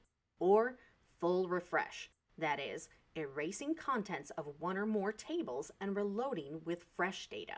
Load verification, which includes data checks for missing or null values, server performance, and monitoring load failures, are important because of this process step. It is vital to keep an eye on load failures and ensure the right recovery mechanisms are in place. ETL has historically been used for batch workloads on a large scale. However, with the emergence of streaming ETL tools, they are increasingly being used for real-time streaming event data as well. It's common to see the terms ETL and data pipelines used interchangeably, and although both move data from source to destination, data pipeline is a broader term that encompasses the entire journey of moving data from one system to another, of which ETL is a subset.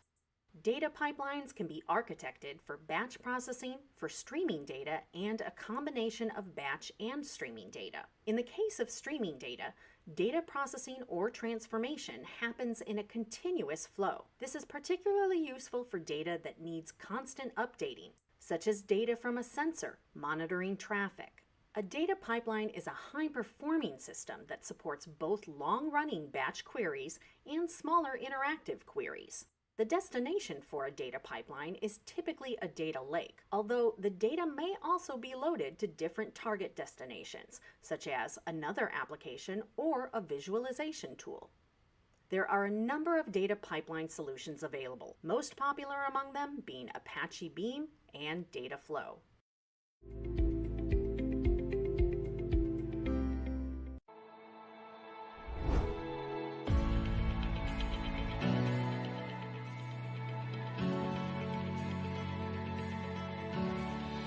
In this digital world, everyone leaves a trace. From our travel habits to our workouts and entertainment, the increasing number of internet-connected devices that we interact with on a daily basis record vast amounts of data about us. There's even a name for it: big data. Ernst & Young offers the following definition. Big data refers to the dynamic, large, and disparate volumes of data being created by people, tools, and machines.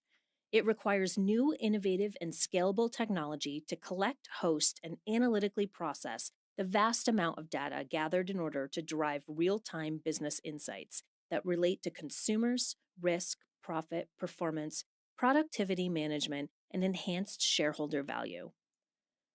There is no one definition of big data, but there are certain elements that are common across the different definitions, such as velocity, volume, variety, veracity, and value. These are the V's of big data.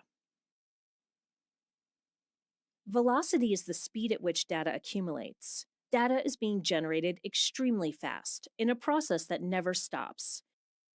Near or real-time streaming, local, and cloud-based technologies can process information very quickly. Volume is the scale of the data, or the increase in the amount of data stored. Drivers of volume are the increase in data sources, higher resolution sensors, and scalable infrastructure. Variety is the diversity of the data. Structured data fits neatly into rows and columns in relational databases, while unstructured data is not organized in a predefined way, like tweets, blog posts, pictures, numbers, and video. Variety also reflects that data comes from different sources: machines, people, and processes, both internal and external to organizations. Drivers are mobile technologies, social media, wearable technologies, geotechnologies, video, and many, many more.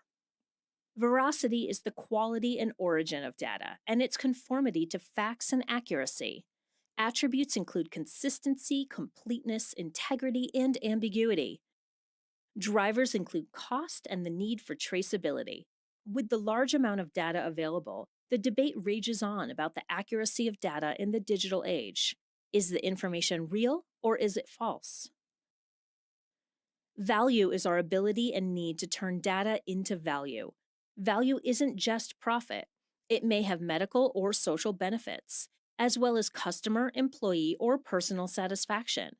The main reason that people invest time to understand big data is to derive value from it. Let's look at some examples of the V's in action. Velocity. Every 60 seconds, hours of footage are uploaded to YouTube, which is generating data. Think about how quickly data accumulates over hours, days, and years.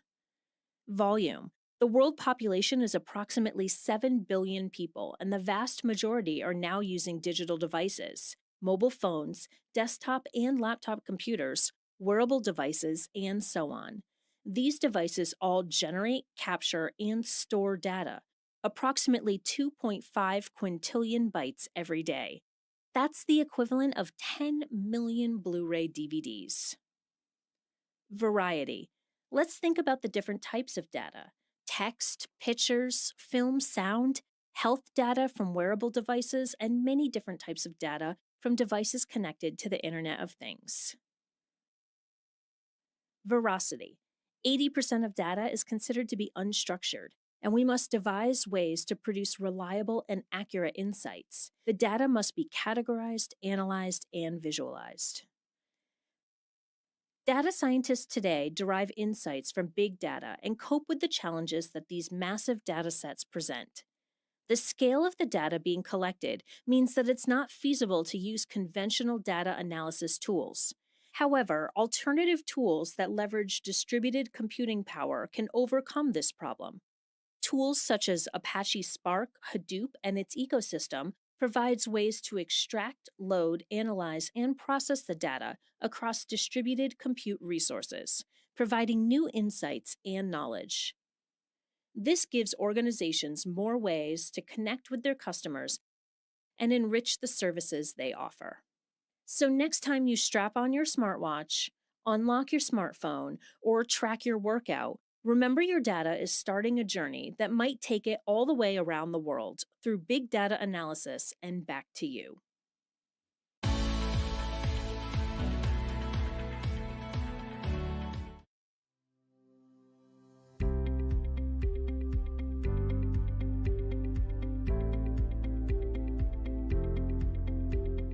The big data processing technologies provide ways to work with large sets of structured, semi-structured, and unstructured data so that the value can be derived from big data.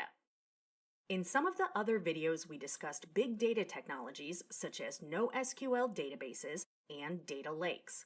In this video, we are going to talk about 3 open source technologies and the role they play in big data analytics: Apache Hadoop, Apache Hive, and Apache Spark.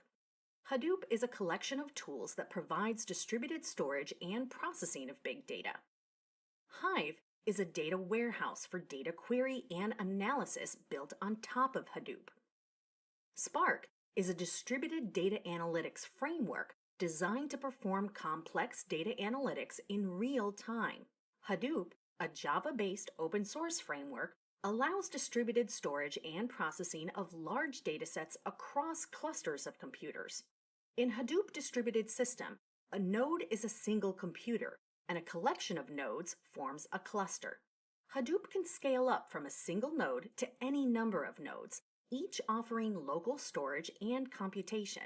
Hadoop provides a reliable, scalable, and cost-effective solution for storing data with no format requirements.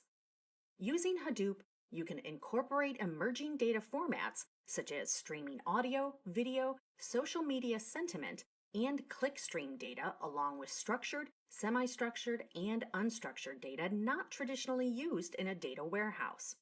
Provide real-time, self-service access for all stakeholders. Optimize and streamline costs in your enterprise data warehouse by consolidating data across the organization and moving cold data, that is, data that is not in frequent use, to a Hadoop-based system.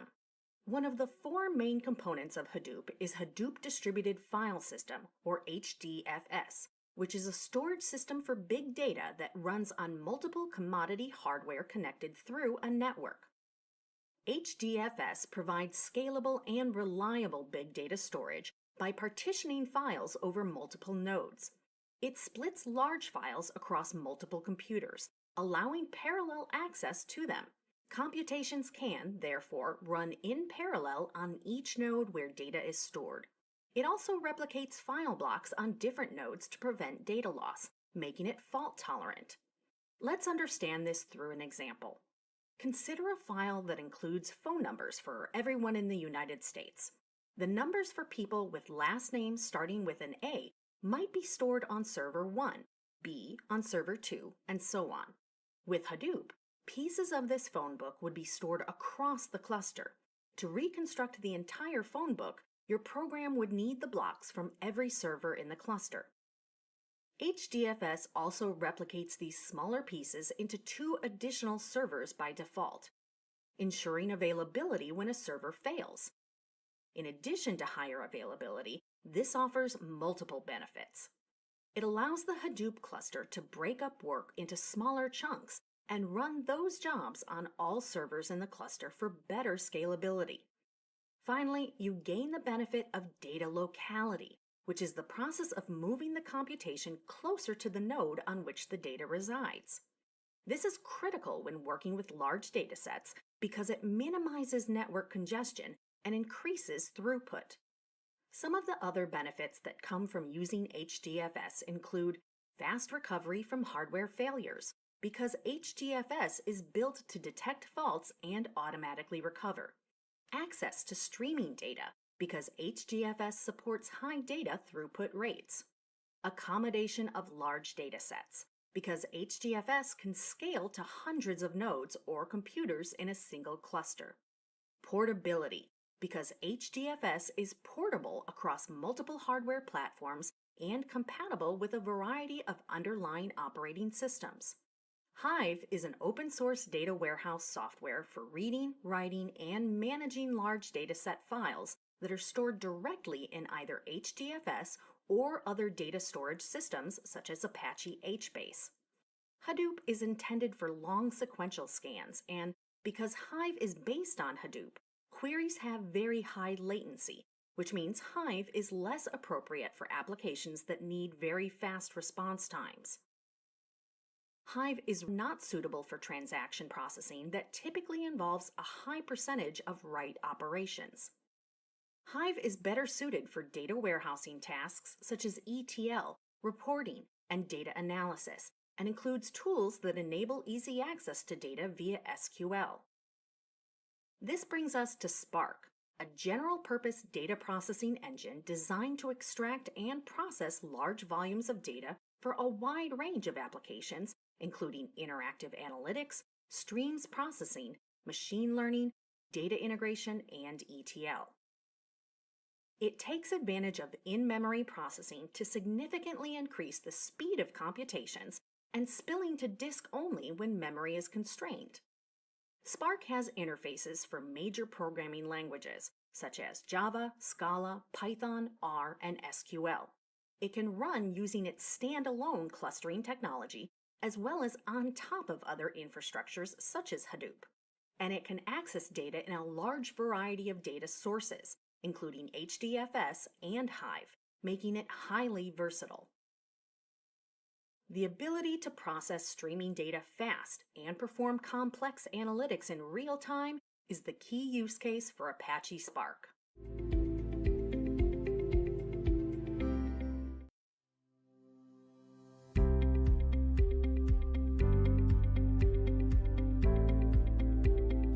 At this stage, you have an understanding of the problem and the desired outcome. You know where you are and where you want to be. You also have a well-defined metric. You know what will be measured and how it will be measured. The next step is for you to identify the data you need for your use case. The process of identifying data begins by determining the information you want to collect. In this step, you make decisions regarding the specific information you need and the possible sources for this data. Your goals determine the answers to these questions. Let's take the example of a product company that wants to create targeted marketing campaigns based on the age group that buys their products the most. Their goal is to design reach outs that appeal most to this segment and encourages them to further influence their friends and peers into buying these products. Based on this use case, some of the obvious information that you will identify includes the customer profile, purchase history, location, age, education, profession, income, and marital status, for example. To ensure you gain even greater insights into this segment, you may also decide to collect the customer complaint data for this segment to understand the kind of issues they face, because this could discourage them from recommending your products. To know how satisfied they were with the resolution of their issues, you could collect the ratings from their customer service surveys. Taking this step forward, you may want to understand how these customers talk about your products on social media and how many of their connections engage with them in these discussions. For example, the likes, shares, and comments their posts receive. The next step in the process is to define a plan for collecting data. You need to establish a time frame for collecting the data you have identified. Some of the data you need may be required on an ongoing basis, and some over a defined period of time. For collecting website visitor data, for example, you may need to have the numbers refreshed in real time. But if you're tracking data for a specific event, you have a definitive beginning and end date for collecting the data.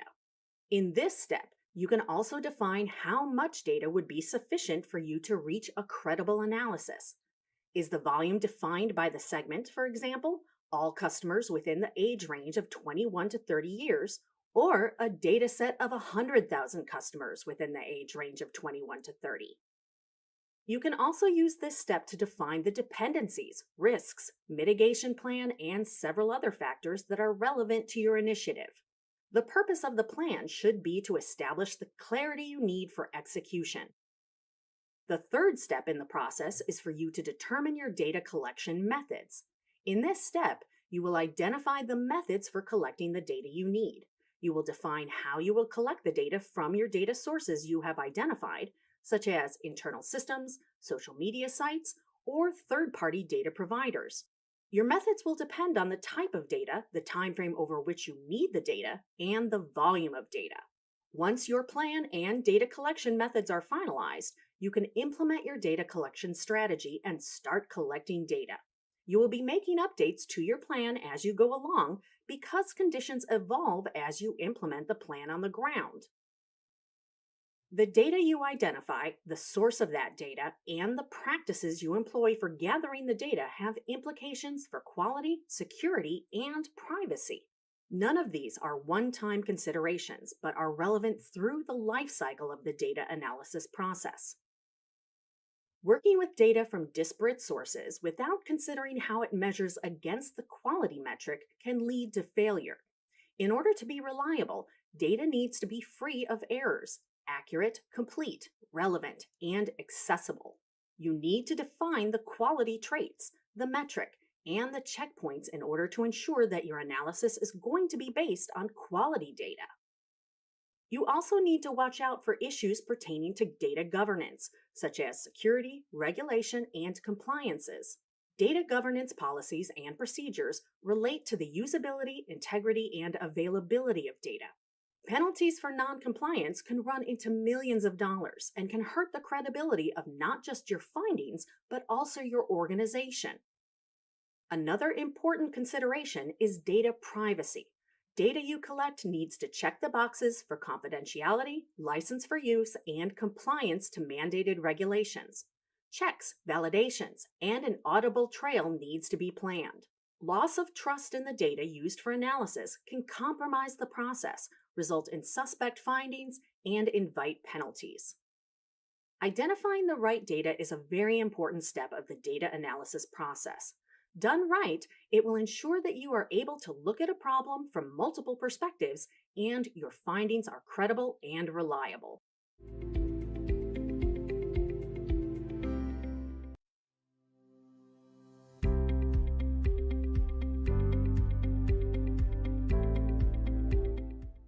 Data sources can be internal or external to the organization, and they can be primary, secondary, or third-party sources of data.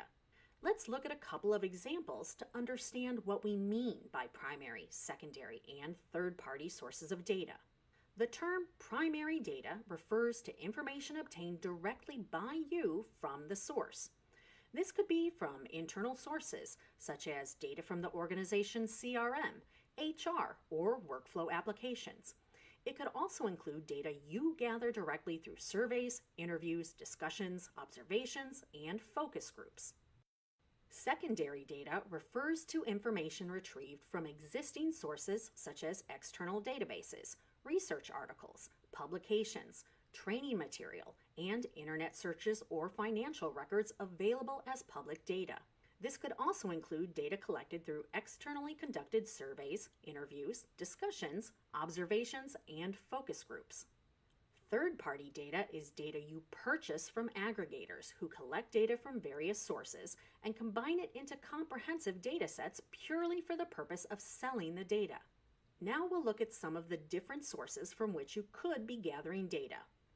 Databases can be a source of primary, secondary, and third-party data. Most organizations have internal applications for managing their processes, workflows, and customers. External databases are available on a subscription basis or for purchase. A significant number of businesses have or are currently moving to the cloud, which is increasingly becoming a source for accessing real-time information and on-demand insights. The web is a source of publicly available data that is available to companies and individuals for free or commercial use.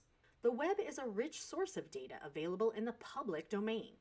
These could include textbooks, government records, papers, and articles that are for public consumption.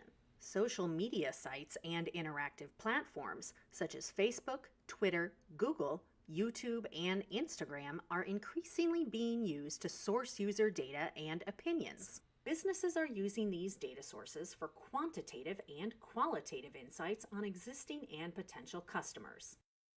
Sensor data produced by wearable devices, smart buildings, smart cities, smartphones, medical devices, even household appliances, is a widely used source of data. Data exchange is a source of third-party data that involves the voluntary sharing of data between data providers and data consumers. Individuals, organizations, and governments could be both data providers and data consumers. The data that is exchanged could include data coming from business applications, sensor devices, social media activity, location data, or consumer behavior data. Surveys gather information through questionnaires distributed to a select group of people. For example, gauging the interest of existing customers in spending on an updated version of a product. Surveys can be web or paper-based. Census data is also a commonly used source for gathering household data, such as wealth and income or population data, for example. Interviews are a source for gathering qualitative data, such as the participants' opinions and experiences. For example, an interview conducted to understand the day-to-day challenges faced by a customer service executive. Interviews could be telephonic, over the web, or face-to-face. Observation studies include monitoring participants in a specific environment or while performing a particular task. For example, observing users navigate an e-commerce site to assess the ease with which they are able to find products and make a purchase. Data from surveys, interviews, and observation studies could be available as primary, secondary, and third-party data. Data sources have never been as dynamic and diverse as they are today. They're also evolving continuously. Supplementing your primary data with secondary and third-party data sources can help you explore problems and solutions in new and meaningful ways.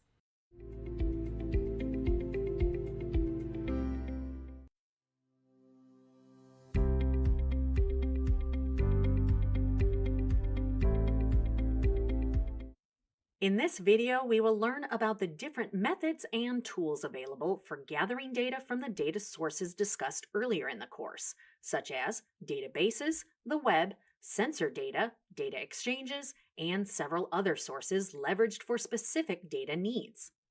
We will also learn about importing data into different types of data repositories. SQL, or Structured Query Language, is a querying language used for extracting information from relational databases. SQL offers simple commands to specify what is to be retrieved from the database, the table from which it needs to be extracted, grouping records with matching values, dictating the sequence in which the query results are displayed, and limiting the number of results that can be returned by the query, amongst a host of other features and functionalities. Non-relational databases can be queried using SQL or SQL-like query tools. Some non-relational databases come with their own querying tools, such as CQL for Cassandra and GraphQL for Neo4j. Application Programming Interfaces, or APIs, are also popularly used for extracting data from a variety of data sources. APIs are invoked from applications that require the data and access an endpoint containing the data. Endpoints can include databases, web services, and data marketplaces. APIs are also used for data validation. For example, a data analyst may use an API to validate postal addresses and zip codes. Web scraping, also known as screen scraping or web harvesting, is used for downloading specific data from web pages based on defined parameters. Among other things, web scraping is used to extract data such as text, contact information, images, videos, podcasts, and product items from a web property. RSS feeds are another source typically used for capturing updated data from online forums and news sites, where data is refreshed on an ongoing basis. Data streams are a popular source for aggregating constant streams of data flowing from sources such as instruments, IoT devices and applications, and GPS data from cars. Data streams and feeds are also used for extracting data from social media sites and interactive platforms. Data exchange platforms allow the exchange of data between data providers and data consumers. Data exchanges have a set of well-defined exchange standards, protocols, and formats relevant for exchanging data. These platforms not only facilitate the exchange of data, but they also ensure that security and governance are maintained. They provide data licensing workflows, de-identification and protection of personal information, legal frameworks, and a quarantined analytics environment. Examples of popular data exchange platforms include AWS Data Exchange, Crunchbase, Lotame, and Snowflake. Numerous other data sources can be tapped into for specific data needs. For marketing trends and ad spending, for example, research firms like Forrester and Business Insider are known to provide reliable data. Research and advisory firms such as Gartner and Forrester are widely trusted sources for strategic and operational guidance. Similarly, there are many trusted names in the areas of user behavior data, mobile and web usage, market surveys, and demographic studies. Data that has been identified and gathered from various data sources now needs to be loaded or imported into a data repository before it can be wrangled, mined, and analyzed. The importing process involves combining data from different sources to provide a combined view and a single interface, using which you can query and manipulate the data. Depending on the data type, the volume of data, and the type of destination repository, you may need varying tools and methods. Specific data repositories are optimized for certain types of data. Relational databases store structured data with a well-defined schema. If you're using a relational database as the destination system, you will only be able to store structured data, such as data from OLTP systems, spreadsheets, online forms, sensors, network and web logs. Structured data can also be stored in NoSQL. Semi-structured data is data that has some organizational properties, but not a rigid schema, such as data from emails, XML, zipped files, binary executables, and TCP or IP protocols. Semi-structured can be stored in NoSQL clusters. XML and JSON are commonly used for storing and exchanging semi-structured data. JSON is also the preferred data type for web services. Unstructured data is data that does not have a structure and cannot be organized into a schema, such as data from web pages, social media feeds, images, videos, documents, media logs, and surveys. NoSQL databases and data lakes provide a good option to store and manipulate large volumes of unstructured data. Data lakes can accommodate all data types and schema. ETL tools and data pipelines provide automated functions that facilitate the process of importing data. Tools such as Talend and Informatica and programming languages such as Python and R and their libraries are widely used for importing data.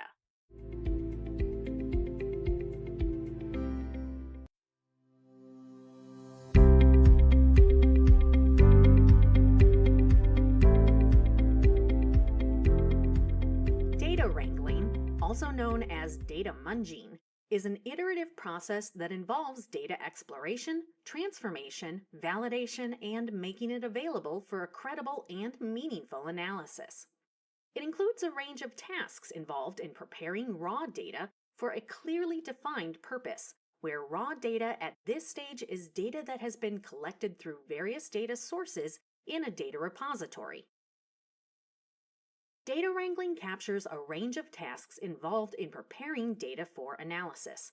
Typically, it is a four-step process that involves discovery, transformation, validation, and publishing. The discovery phase, also known as the exploration phase, is about understanding your data better with respect to your use case. The objective is to figure out specifically how best you can clean, structure, organize, and map the data you have for your use case. The next phase, which is the transformation phase, forms the bulk of the data wrangling process. It involves the tasks you undertake to transform the data, such as structuring, normalizing, denormalizing, cleaning, and enriching the data. Let's begin with the first transformation task, structuring. This task includes actions that change the form and schema of your data. The incoming data can be in varied formats. You might, for example, have some data coming from a relational database and some data from web APIs. In order to merge them, you will need to change the form or schema of your data. This change may be as simple as changing the order of fields within a record or dataset, or as complex as combining fields into complex structures. Joins and unions are the most common structural transformations used to combine data from one or more tables. How they combine the data is different.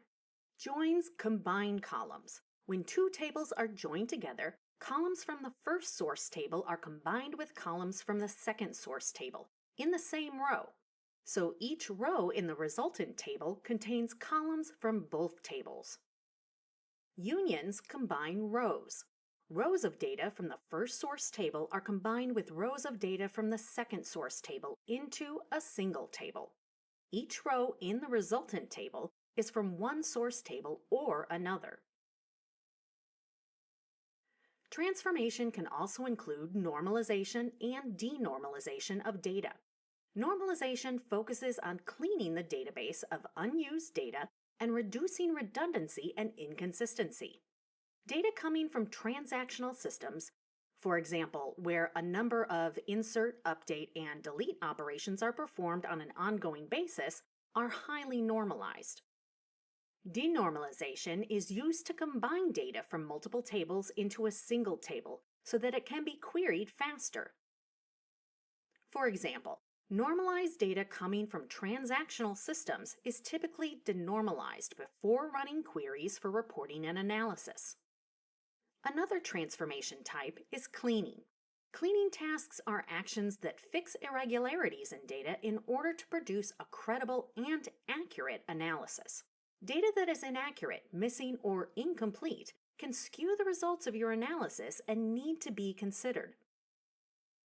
It could also be that the data is biased or has null values in relevant fields or have outliers.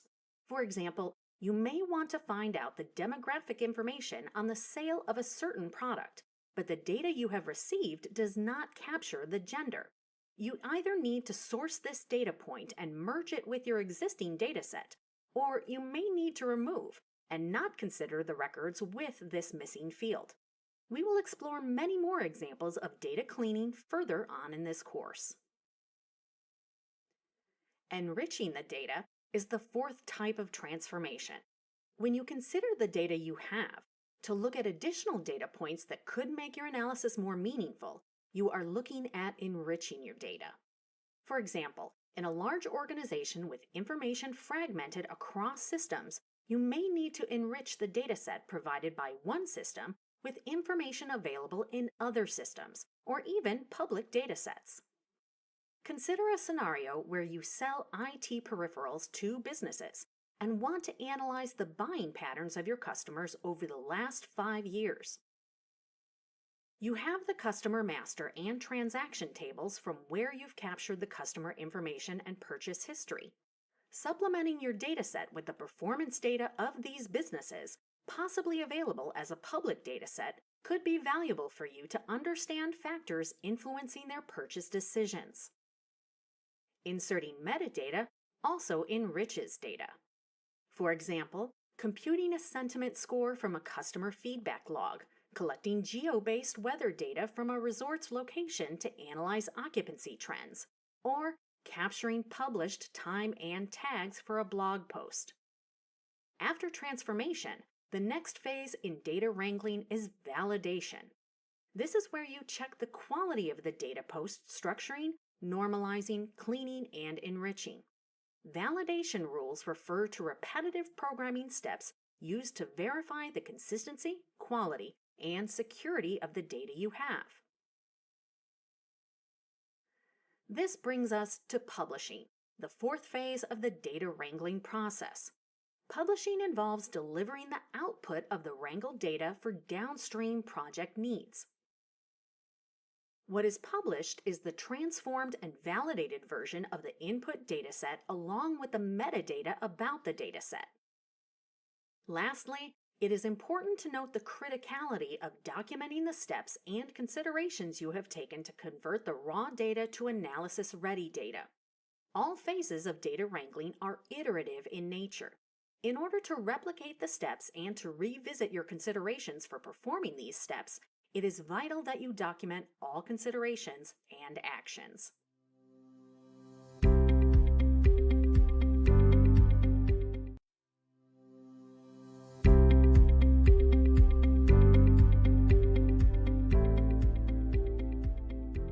In this video, we will look at some of the popularly used data wrangling software and tools, such as Excel Power Query or spreadsheets, OpenRefine, Google Data Prep, Watson Studio Refinery, Trifecta Wrangler, Python, and R.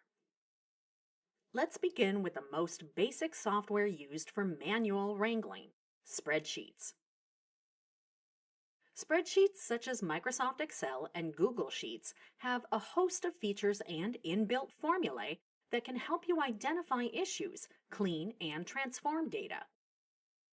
Add-ins are available that allow you to import data from several different types of sources and clean and transform data as needed, such as Microsoft Power Query for Excel and Google Sheets Query Function for Google Sheets.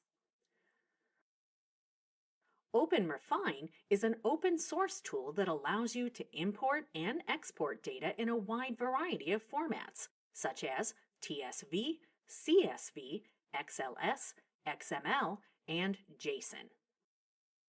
Using OpenRefine, you can clean data, transform it from one format to another, and extend data with web services and external data. OpenRefine is easy to learn and easy to use. It offers menu-based operations, which means you don't need to memorize commands or syntax. Google Data Prep is an intelligent cloud data service that allows you to visually explore, clean, and prepare both structured and unstructured data for analysis. It is a fully managed service, which means you don't need to install or manage the software or the infrastructure. Data Prep is extremely easy to use. With every edition that you take, you get suggestions on what your ideal next step should be. Data Prep can automatically detect schemas, data types, and anomalies. Watson Studio Refinery, available via IBM Watson Studio, allows you to discover, cleanse, and transform data with built-in operations. It transforms large amounts of raw data into consumable, quality information that's ready for analytics. Data Refinery offers the flexibility of exporting data residing in a spectrum of data sources. It detects data types and classifications automatically and also enforces applicable data governance policies automatically. Trifecta Wrangler is an interactive cloud-based service for cleaning and transforming data. It takes messy, real-world data and cleans and rearranges it into data tables, which can then be exported to Excel, Tableau, and R. It is known for its collaboration features, allowing multiple team members to work simultaneously. Python has a huge library and set of packages that offer powerful data manipulation capabilities. Let's look at a few of these libraries and packages. Jupyter Notebook is an open-source web application widely used for data cleaning and transformation, statistical modeling, also data visualization. NumPy, or Numerical Python, is the most basic package that Python offers. It is fast, versatile, interoperable, and easy to use. It provides support for large multidimensional arrays and matrices, and high-level mathematical functions to operate on these arrays. Pandas is designed for fast and easy data analysis operations. It allows complex operations such as merging, joining, and transforming huge chunks of data performed using simple single-line commands. Using Pandas, you can prevent common errors that result from misaligned data coming in from different sources. R also offers a series of libraries and packages that are explicitly created for wrangling messy data, such as dplyr, data table, and JSONLite. Using these libraries, you can investigate, manipulate, and analyze data. dplyr is a powerful library for data wrangling. It has a precise and straightforward syntax.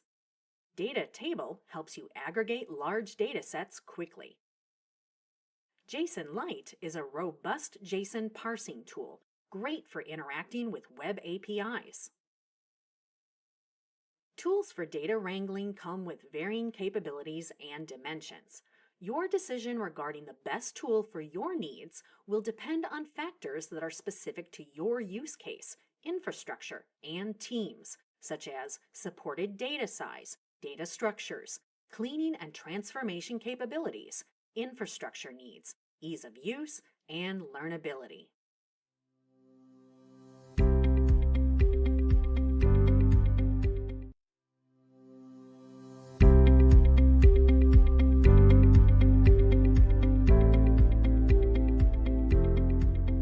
According to Gartner report on data quality, poor quality data weakens an organization's competitive standing and undermines critical business objectives.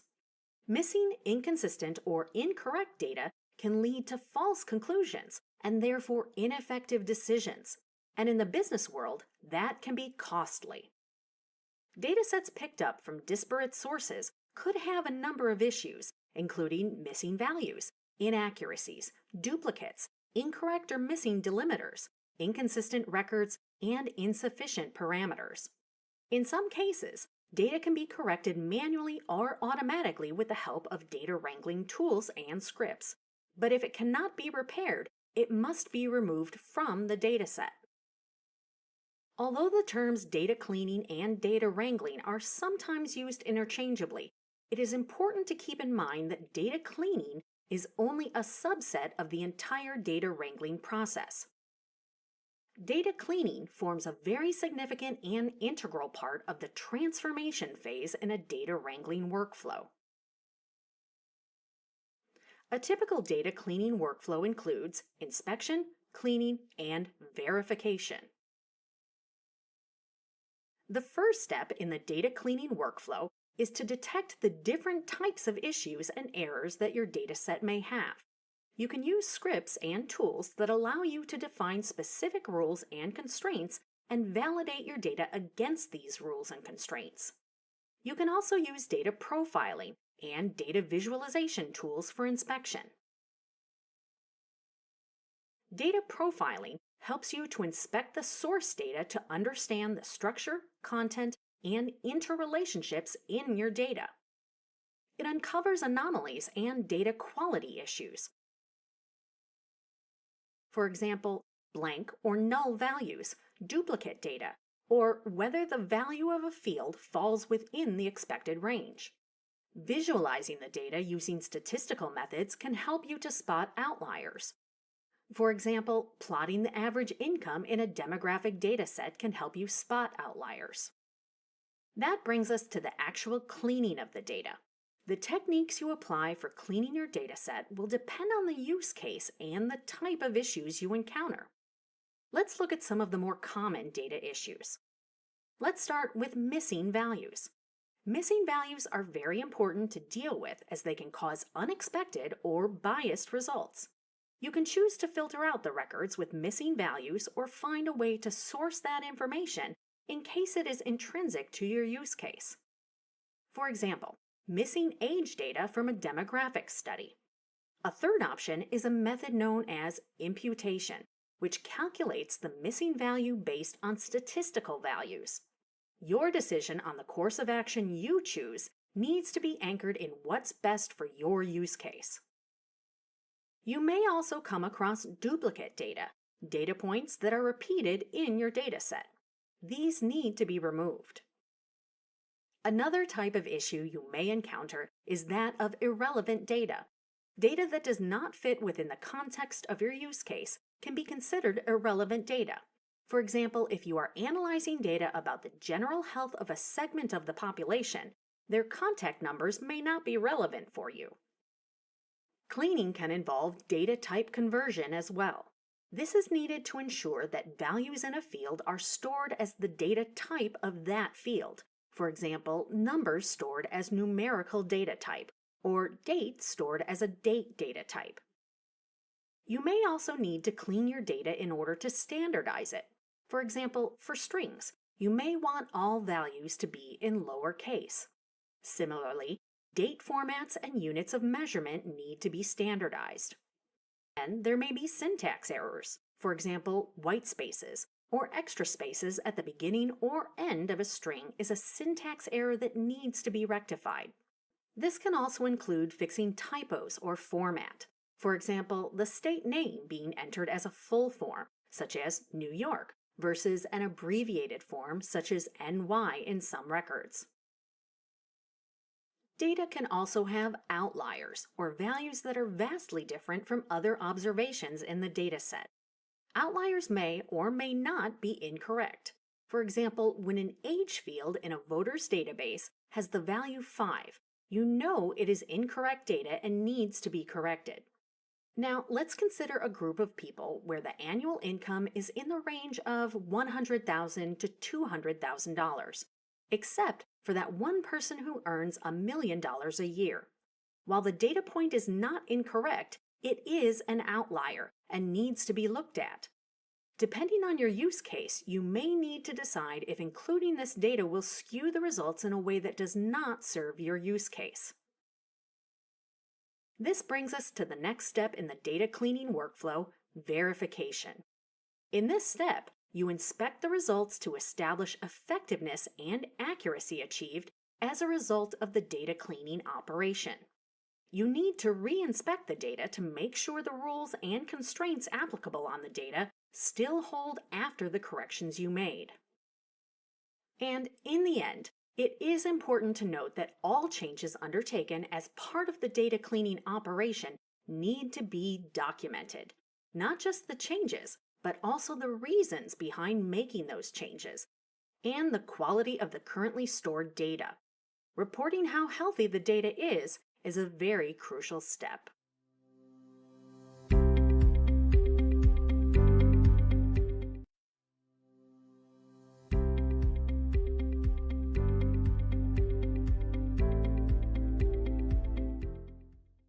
In this segment, data professionals share what portion of their job involves gathering, cleaning, and preparing data for analysis. I would say a relatively big proportion of my job involves gathering, preparing, and cleaning data for analysis. I work at a company with a really great data engineering team, so I don't have to do this kind of work as much as some other data scientists do. But still, any person that is working closely with data, be they a data scientist, a data analyst, a machine learning engineer, really needs to get comfortable understanding where the data comes from. And inevitably, no data set is perfect. There's always going to be compromises or small errors. So it's really important to spend a significant portion of your time understanding the underlying data that was used to generate the data set, and what some potential problems might be with that data? My job as a CPA involves a lot of analysis. Financial statements, account activity, assessing processes, and controls. The gathering piece can be pretty simple as long as the accounting information resides in a general ledger system or a central repository where the data is easy to gather. That's actually probably about 30% of the job is laying everything out. So when you do get into the analytics of it, you can just dive right into the meat and potatoes of it. So you need to prep the data, make sure it's accurate, make sure things are adding up, make sure you have all months of information. So for example, in a financial statement, I need to make sure that people have given me 12 months worth of bank statements and I'm not missing any data. And that if I am, that I have enough information to be able to project or to forecast or even to look back to estimate what was done in that month based on what I have.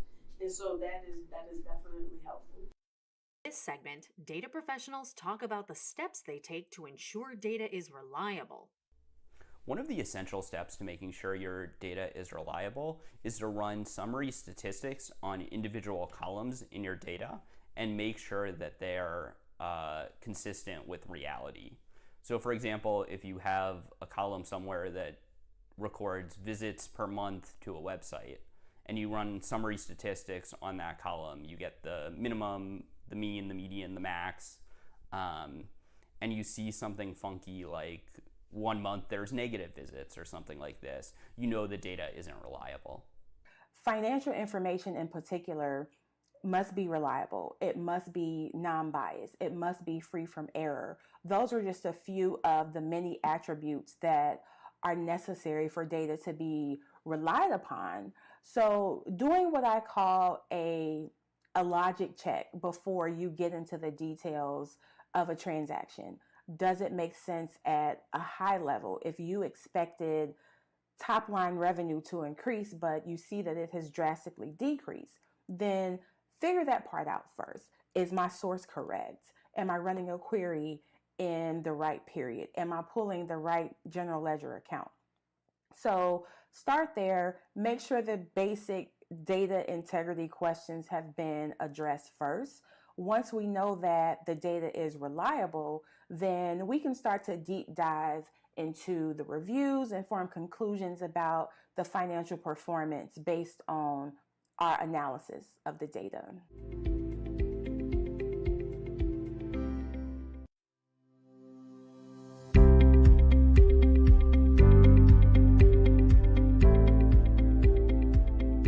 Before we understand statistical analysis, its relation to data analysis, and specifically data mining, let's first examine what statistics is. Statistics is a branch of mathematics dealing with the collection, analysis, interpretation, and presentation of numerical or quantitative data. It's all around us in our day-to-day lives, whether we're talking about average income, average age, or highest paid professions. It's all statistics. Today's statistics is being applied across industries for decision-making based on data. For example, researchers using statistics to analyze data from the production of vaccines to ensure safety and efficacy. Or companies using statistics to reduce customer churn by gaining greater insight into customer requirements. Now, let's look at what statistical analysis is. Statistical analysis is the application of statistical methods to a sample of data in order to develop an understanding of what that data represents. It includes collecting and scrutinizing every data sample in a set of items from which samples can be drawn. A sample in statistics is a representative selection drawn from a total population, where population is a discrete group of people or things that can be identified by at least one common characteristic for purposes of data collection and analysis. For example, in a certain use case, population may be all people in a state that have a driving license, and a sample of this population that is a part or subset of the population could be men drivers over the age of 50. Statistical methods are mainly useful to ensure that data is interpreted correctly, and apparent relationships are meaningful and not just happening by chance. Whenever we collect data from a sample, there are two different types of statistics we can run: descriptive statistics to summarize information about the sample, and inferential statistics to make inferences or generalizations about the broader population. Descriptive statistics enables you to present data in a meaningful way, allowing simpler interpretation of the data. Data is described using summary charts, tables, and graphs, without any attempts to draw conclusions about the population from which the sample is taken. The objective is to make it easier to understand and visualize raw data without making conclusions regarding any hypotheses that were made. For example, we want to describe the English test scores in a specific class of 25 students. We record the test scores of all students, calculate the summary statistics, and produce a graph. Some of the common measures of descriptive statistical analysis include central tendency, dispersion, and skewness. Central tendency is locating the center of a data sample. Some of the common measures of central tendency include mean, median, and mode. These measures tell you where most values in your dataset fall. So, in the earlier example, the mean score, or the mathematical average of the class of 25 students, would be the sum total of the scores of all 25 students divided by 25, that is, the number of students. If you order the above dataset from the smallest score value to the highest score value of the 25 students and pick the middle value, that is, the value with 12 values to the left and 12 values to the right of a score value, that score value would be the median for this dataset. If 12 students have scored less than 75% and 12 students have scored greater than 75%, then the median is 75. Median is unique for each dataset and is not affected by outliers. Mode is the value that occurs most frequently in a set of observations. For example, if the most common score in this group of 25 students is 72%, then that is the mode for this dataset. So, you can see how looking at your dataset through these values can help you get a clearer understanding of your dataset. Dispersion is the measure of variability in a dataset. Common measures of statistical dispersion are variance, standard deviation, and range. Variance defines how far away the data points fall from the center, that is, the distribution of values. When a distribution has lower variability, the values in a dataset are more consistent. However, when the variability is higher, the data points are more dissimilar, and extreme values become more likely. Understanding variability can help you grasp the likelihood of an event happening. Standard deviation tells you how tightly your data is clustered around the mean, and range gives you the distance between the smallest and largest values in your datasets. Skewness is the measure of whether the distribution of values is symmetrical around a central value or skewed left or right. Skewed data can affect which types of analyses are valid to perform. These are some of the basic and most common used descriptive statistic tools, but there are other tools as well, for example, using correlation and scatter plots to assess the relationships of paired data. The second type of statistical analysis is inferential statistics. Inferential statistics takes data from a sample to make inferences about the larger population from which the sample was drawn. Using methods of inferential statistics, you can draw generalizations that apply the results of the sample to the population as a whole. Some common methodologies of inferential statistics include hypothesis testing, confidence intervals, and regression analysis. Hypothesis testing, for example, can be used for studying the effectiveness of a vaccine by comparing outcomes in a control group. Hypothesis tests can tell you whether the efficacy of a vaccine observed in a control group is likely to exist in the population as well. Confidence intervals incorporate the uncertainty and sample error to create a range of values the actual population value is likely to fall within. Regression analysis incorporates hypothesis tests that help determine whether the relationships observed in the sample data actually exist in the population, rather than just the sample. There are various software packages to perform statistical data analysis, such as Statistical Analysis System, or SAS, Statistical Package for the Social Sciences, or SPSS, and StatSoft. Statistics form the core of data mining by providing measures and methodologies necessary for data mining, and identifying patterns that help identify differences between random noise and significant findings.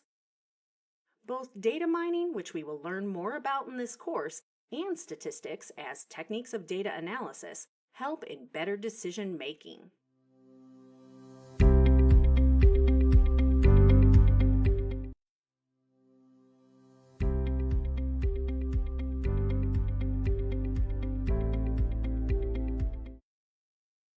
Data mining, or the process of extracting knowledge from data, is the heart of the data analysis process. It is an interdisciplinary field that involves the use of pattern recognition technologies, statistical analysis, and mathematical techniques. Its goal is to identify correlations in data, find patterns and variations, understand trends, and predict probabilities. You'll hear about patterns and trends frequently in the context of data analysis, so let's first understand these concepts. Pattern recognition is the discovery of regularities or commonalities in data. Consider the log data for logins to an application in an organization. It contains information such as the username, login timestamp, time spent in each login session, and activities performed. When we analyze this data to gain insights into the habits or behaviors of users, for example, the time of the day when maximum users tend to log in, or user roles that typically spend the maximum hours logged into the application, or modules in the workflow application that are being used, we're examining the data, manually or through tools, to uncover patterns hidden in the data. A trend, on the other hand, is the general tendency of a set of data to change over time. For example, global warming. In the short term, like a year-on-year basis, temperatures may remain the same or go up or down by a few degrees, but the overall global temperatures continue to increase over time, making global warming a trend. Data mining has applications across industries and disciplines. For example, profiling customer behaviors, needs, and disposable income in order to offer targeted campaigns. Financial institutions tracking customer transactions for unusual behaviors and flagging fraudulent transactions using data mining models. The use of statistical models to predict a patient's likelihood for specific health conditions and prioritizing treatment. Accessing performance data of students to predict achievement levels and make a focused effort to provide support where required. Helping investigation agencies deploy police force where the likelihood of crime is higher, and aligning supply and logistics with demand forecasts. There are several techniques you can use to detect patterns and build accurate models for discovery, be it descriptive, diagnostic, predictive, or prescriptive modeling. Let's understand some of the most commonly used techniques. Classification is a technique that classifies attributes into target categories. For example, classifying customers into low, medium, or high spenders based on how much they earn. Clustering is similar to classification but involves grouping data into clusters so they can be treated as groups. For example, clustering customers based on geographic regions. Anomaly or outlier detection is a technique that helps find patterns in data that are not normal or unexpected. For example, spikes in the usage of a credit card that can flag possible misuse. Association rule mining is a technique that helps establish a relationship between two data events. For example, the purchase of a laptop being frequently accompanied by the purchase of a cooling pad. Sequential patterns is the technique that traces a series of events that take place in a sequence. For example, tracing a customer's shopping trail from the time they log into an online store to the time they log out. Affinity grouping is a technique used to discover co-occurrence in relationships. This technique is widely used in online stores for cross-selling and upselling their products by recommending products to people based on the purchase history of other people who purchased the same item. Decision trees help build classification models in the form of a tree structure with multiple branches, where each branch represents a probable occurrence. This technique helps to build a clear understanding of the relationship between input and output. Regression is a technique that helps identify the nature of the relationship between two variables, which could be causal or correlational. For example, based on factors such as location and covered area, a regression model could be used to predict the value of a house. Data mining essentially helps separate the noise from the real information and helps businesses focus their energies on only what is relevant.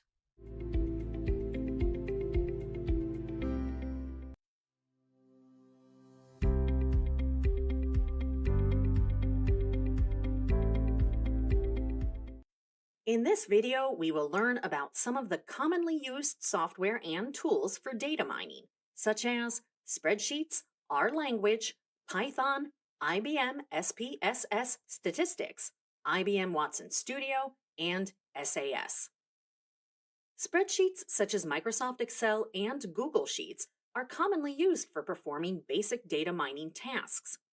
Spreadsheets can be used to host data that has been exported from other systems in an easily accessible and easy-to-read format.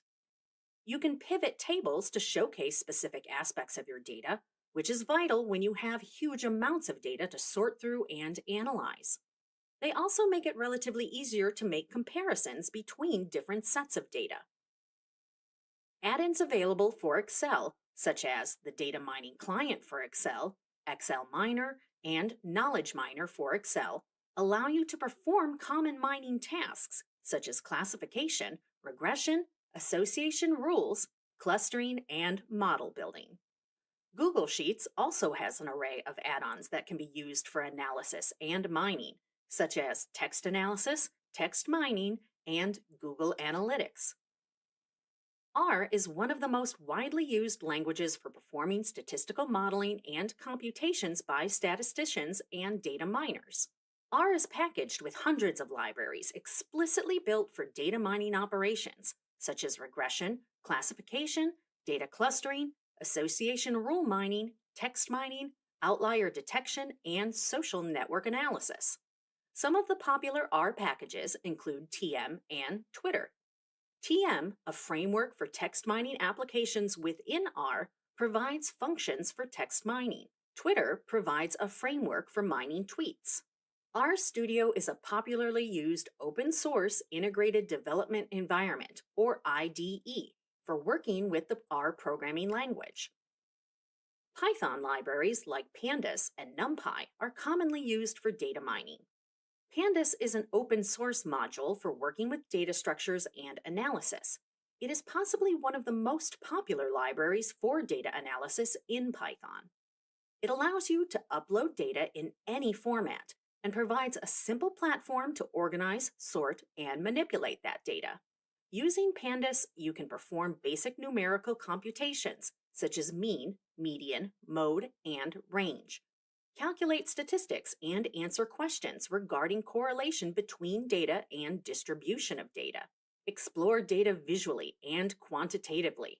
Visualize data with help from other Python libraries. NumPy is a tool for mathematical computing and data preparation in Python. NumPy offers a host of built-in functions and capabilities for data mining. Jupyter Notebooks have become the tool of choice for data scientists and data analysts when working with Python to perform data mining and statistical analysis. SPSS stands for Statistical Process for Social Sciences. While the name suggests its original usage in the field of social sciences, it is popularly used for advanced analytics, text analytics, trend analysis, validation of assumptions, and translation of business problems into data science solutions. SPSS is closed source and requires a license for use. SPSS has an easy-to-use interface that requires minimal coding for complex tasks. It comprises of efficient data management tools and is popular because of its in-depth analysis capabilities and accurate data results. IBM Watson Studio, included in the IBM Cloud Pak for Data, leverages a collection of open-source tools such as Jupyter Notebooks and extends them with closed-source IBM tools that make it a powerful environment for data analysis and data science. It is available through a web browser on the public cloud, private cloud, and as a desktop app. Watson Studio enables team members to collaborate on projects that can range from simple exploratory analysis to building machine learning and AI models. It also includes SPSS modeler flows that enable you to quickly develop predictive models for your business data.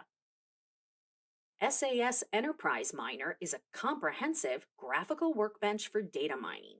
It provides powerful capabilities for interactive data exploration, which enables users to identify relationships within data. SAS can manage information from various sources, mine and transform data, and analyze statistics. It offers a graphical user interface for non-technical users. With SAS, you can identify patterns in the data using a range of available modeling techniques, explore relationships and anomalies in data, analyze big data, validate the reliability of findings from the data analysis process. SAS is very easy to use because of its syntax and is also easy to debug.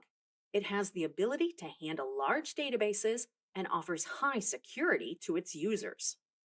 In this video, we have learned about just a few of the data mining tools available today. Your decision regarding the best tool for your needs will be driven by the data size and structure the tool supports, the features it offers, its data visualization capabilities, infrastructure needs, ease of use, and learnability. It's fairly common to use a combination of data mining tools to meet all your needs.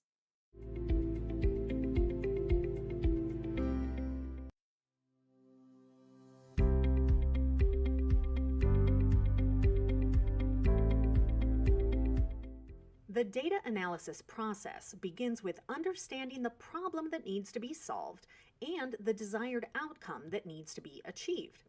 And it ends with communicating the findings in ways that impact decision-making.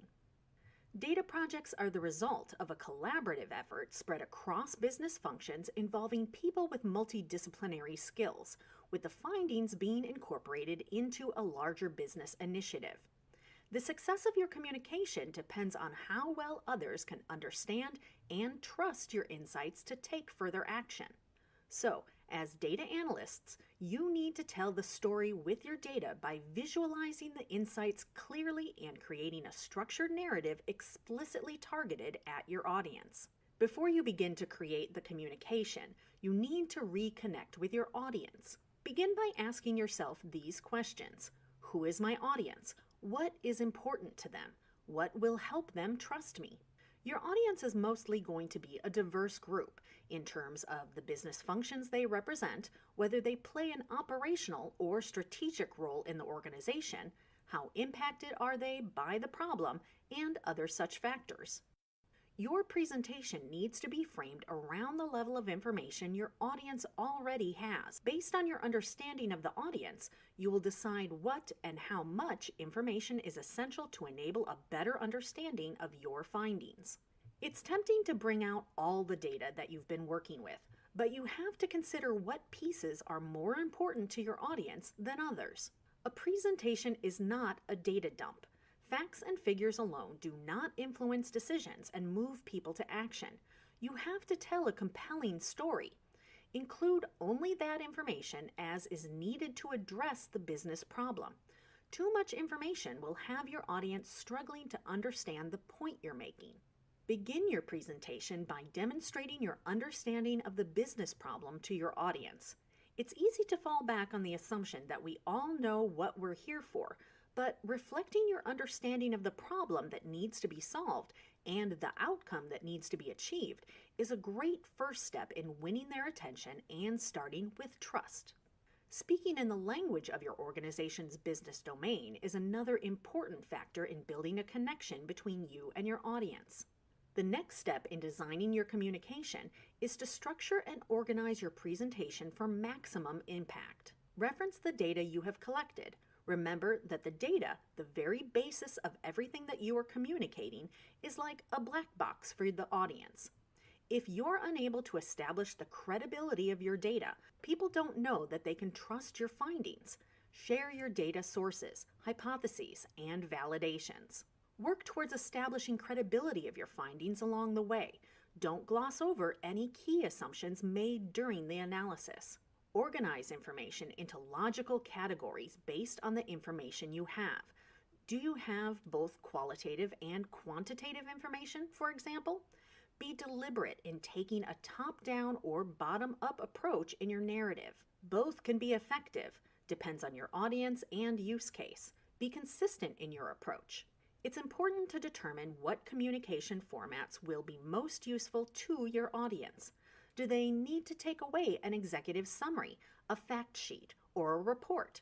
How is your audience going to use the information you have presented that should determine the formats you choose? Insights must be explained in a way that inspires action. If your audience doesn't grasp the significance of your insight or are unconvinced of its utility, the insight will not drive any value. A 1,000-word essay will not have the same impact as a visual in creating a clear mental image in the minds of your audience. A powerful visualization tells a story through the graphical depiction of facts and figures. Data visualizations, graphs, charts, diagrams are a great way to bring data to life. Whether you're showing a comparison, a relationship, distribution, or composition, you have tools that can help you show patterns and conclusions about hypotheses. Data has value through the stories that it tells. Your audience must be able to trust you, understand you, and relate to your findings and insights. By establishing credibility of your findings, presenting the data within a narrative, and supporting it through visual impressions, you can help your audience drive valuable insights.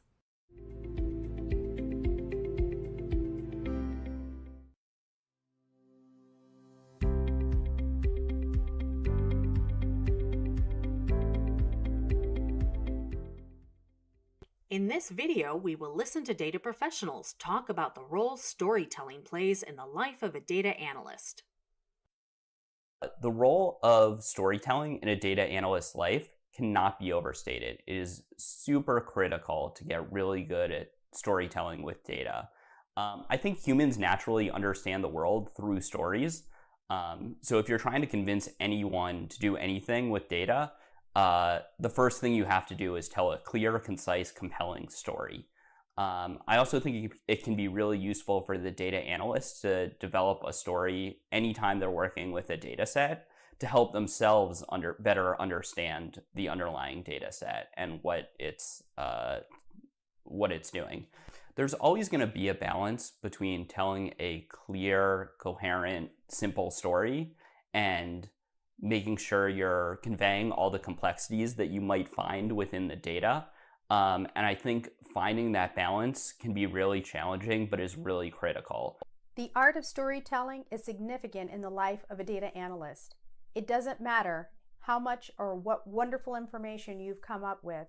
If you can't find a way to communicate that to your audience, whether it's the consumer or a director level or executive level person, then it's for naught. You have to find a way to communicate that, and it's usually best to do it in a visual or through telling a story so that they understand how that information can be useful. I have to say, storytelling is an essential skill set. It's like the last mile in delivery. A lot of people can handle the technical side through a short period of training. However, the ability to extract value from data and to communicate it is in short supply. If you think about the long-term career, I think it's very critical to know how to tell a compelling story with data. Storytelling is absolutely crucial to data and analytics. This is how you actually convey your message. Everyone can show numbers, but if you don't have a story around it, if you don't have a compelling reason to act, then ultimately what you're presenting isn't going to resonate with your audience. They did a study at Stanford where they had people present their pitches, and in that pitch they had simply KPIs, numbers, statistics, but they also told a story. The audience members were then quizzed after the fact what they remembered from each of those presentations. And it was those stories that stuck with them. Yes, there were still facts and figures contained within the story, but that is the way that you drive it home. Having that emotional connection to the story, to the understanding, to the data is really how you're going to get people to take the action that you want and need them to take.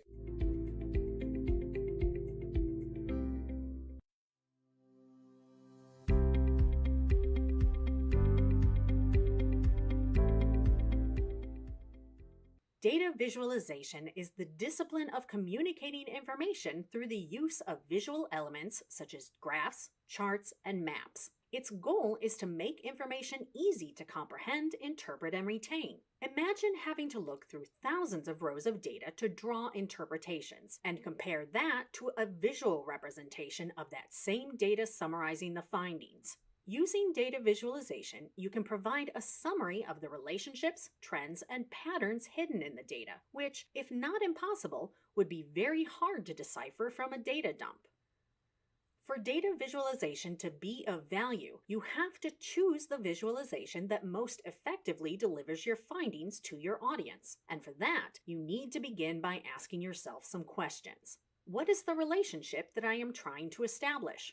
Do I want to compare the relative proportion of the subparts of a whole? For example, the contribution of different product lines in the total revenue of the company. Do I want to compare multiple values, such as the number of products sold and revenues generated over the last 3 years? Or do I want to analyze a single value over time, which in this example could mean how the sale of one specific product has changed over the last 3 years? Do I need my audience to see the correlation between two variables? The correlation between weather conditions and booking in a ski resort, for example. Do I want to detect anomalies in data? For example, finding values in data that could potentially skew the findings. What is the question I'm trying to answer is not just an overarching question in the data visualization design and process. You need to be able to answer this question for your audience with every data set and information that you visualize. You also need to consider whether the visualization needs to be static or interactive. An interactive visualization, for example, can allow you to change values and see the effects on a related variable in real time. So, think about the key takeaway for your audience, anticipate their information needs and the questions they might have, and then plan the visualization that delivers your message clearly and impactfully. Let's look at some basic examples of the types of graphs you can create for visualizing your data. Bar charts are great for comparing related datasets or parts of a whole. For example, in this bar chart, you can see the population numbers of 10 different countries and how they compare to one another. Column charts compare values side by side. You can use them quite effectively to show change over time. For example, showing how page views and user sessions time on your website is changing on a month-to-month basis. Although alike except for the orientation, bar charts and column charts cannot always be used interchangeably. For example, a column chart may be better suited for showing negative and positive values. Pie charts show the breakdown of an entity into its subparts and the proportion of the subparts in relation to one another. Each portion of the pie chart represents a static value or category, and the sum of all categories is equal to 100%. In this example, in a marketing campaign with 4 marketing channels, social sites, native advertising, paid influencers, and live events, you can see the total number of leads generated per channel. Line charts display trends. They're great for showing how a data value is changing in relation to a continuous variable. For example, how has the sale of your product or multiple products changed over time, where time is the continuous variable? Line charts can be used for understanding trends, patterns, and variations in data, also for comparing different but related data sets with multiple series. Data visualization can also be used to build dashboards. Dashboards organize and display reports and visualizations coming from multiple data sources into a single graphical interface. You can use dashboards to monitor daily progress or the overall health of a business function or even a specific process. Dashboards can present both operational and analytical data. For example, you could have a marketing dashboard from which you monitor your current marketing campaign for reach outs, queries generated, and sales conversions in real time. As part of the same dashboard, you could also be seeing how the conversion rate for this campaign compares to the conversion rate of some of the successfully run campaigns in the past. Dashboards are a great tool to present a bird's eye view of the complete picture while also allowing you to drill down into the next level of information for each parameter. Dashboards are easy to comprehend by an average user, make collaboration easy between teams, and allow you to generate reports on the go. Using dashboards, you can see the result of variations in data and metrics almost instantly. And this can help you evaluate a situation from multiple perspectives on the go without having to go back to the drawing board.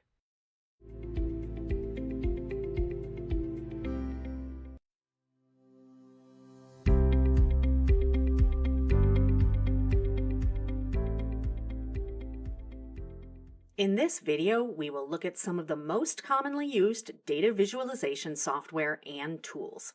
These include spreadsheets, Jupyter Notebook and Python libraries, RStudio and RShiny, IBM Cognos Analytics, Tableau, and Microsoft Power BI. Some of these are end-to-end data analytics solutions, while others are specifically for data visualization, ranging from free open source tools to commercially available solutions. Spreadsheets such as Microsoft Excel and Google Sheets are possibly the most commonly used software to make graphical representations of datasets.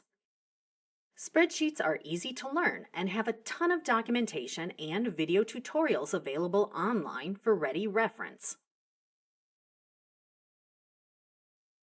Excel provides several chart types ranging from the basic bar, line, pie, and pivot charts to the more advanced options such as scatter charts, trend lines, Gantt charts, waterfall charts, and combination charts, using which you can combine more than one type of charts. Excel also provides recommendations on the best visual representation for your dataset. To make the charts more presentable, you can add a chart title, change colors of the elements, and add labels to data. Google Sheets also offers similar chart types for visualization, though Excel does have more inbuilt formula-based options than Google Sheets. Like Excel, Google Sheets can help you choose the right visualization. All you have to do is highlight the data you wish to visualize and click the chart button, and you get a list of suggested charts best suited for your data. Charts and reports automatically update in Excel as well as in Google Sheets as the underlying data is changed. Google Sheets is preferred over Excel where multiple users need to collaborate.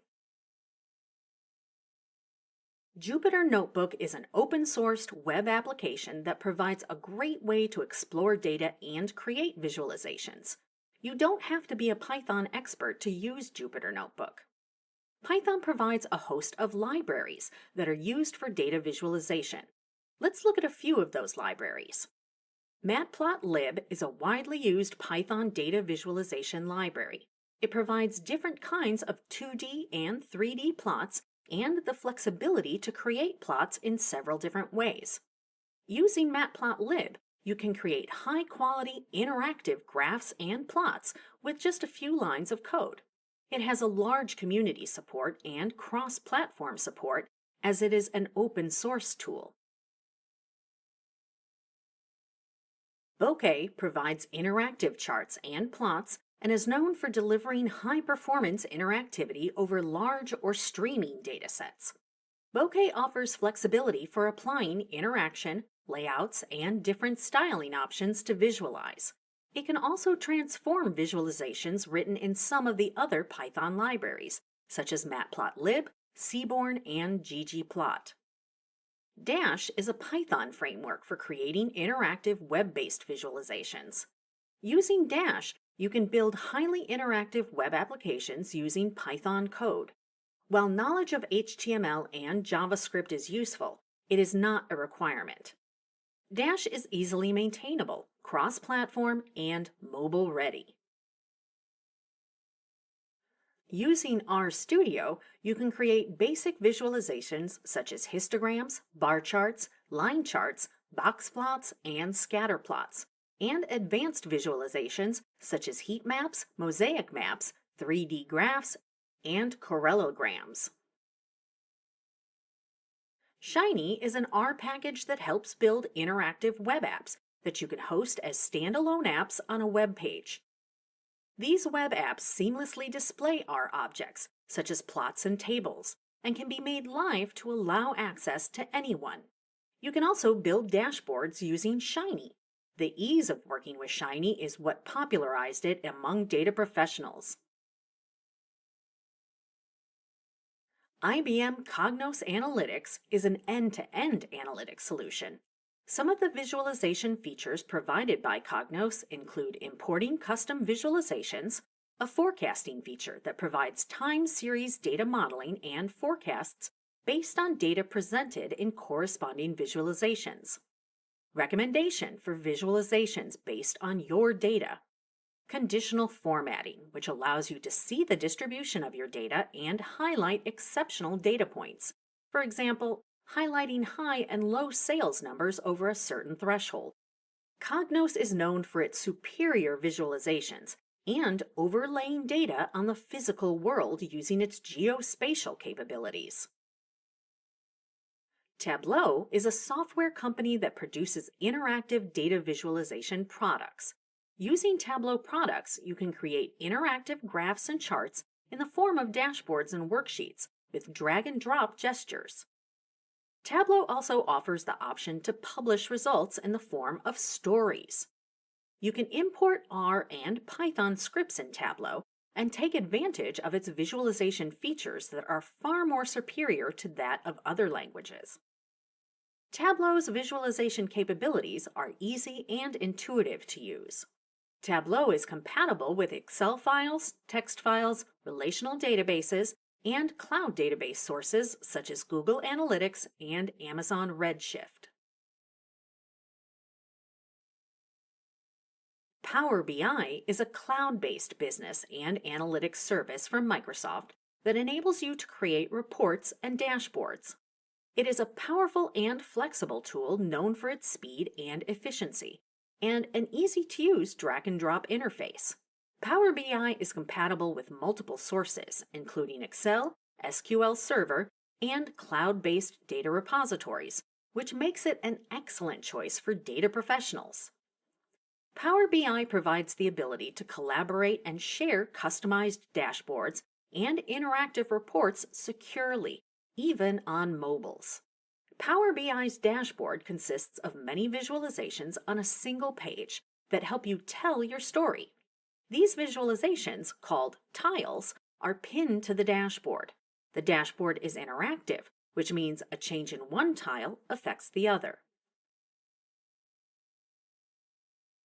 When deciding which tools to use, you need to consider the ease of use and purpose of the visualization.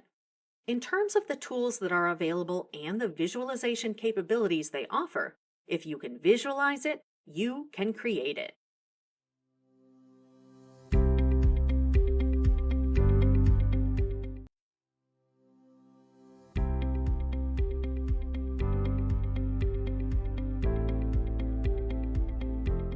In this video, data professionals talk about the visualization tools they rely on the most and why. The visualization tool that I rely on most in my day-to-day life is Cognos Analytics. There's a few reasons for this. One, it allows me to very quickly import a spreadsheet, connect to a database, and visualize my data, whether that's me understanding what I want to look at and dragging the fields on, or using our AI assistant to present the data to help me understand and explore what might be interesting in there if it's a new data set I've never worked with before. Now, on top of that, I can also go ahead and start to do some more complex things or even just some more robust analysis with our reporting tool to allow me to build out and schedule reports for delivery. If I wanted my sales team to have their pipeline report or their sales opportunity report every Monday morning, set that up once, use what we call burst key, and then have that sent out automatically every Sunday night. So it's waiting for them in the morning. On top of this, I can start to combine multiple data sources and have the system help me create those joins together and then be able to visualize those all on a single, simple dashboard that's highly interactive, allowing you to filter and sort dynamically, as well as share that out with the rest of my organization so that not every user has to go through the same experience. We've set up the dashboard once, everyone can then have access to it. In terms of visualization tools, I rely the most on Looker, which is a data visualization tool that sits atop my company's internal database. It's similar to Tableau, which I've also used in the past and find pretty easy to use. And the great thing about these data visualization tools like Looker and Tableau is they let everyone throughout the organization, regardless of whether or not they're data professionals, easily kind of see their data and do basic aggregation or sorting on it. A data visualization tool I really rely on for exploratory data analysis is R.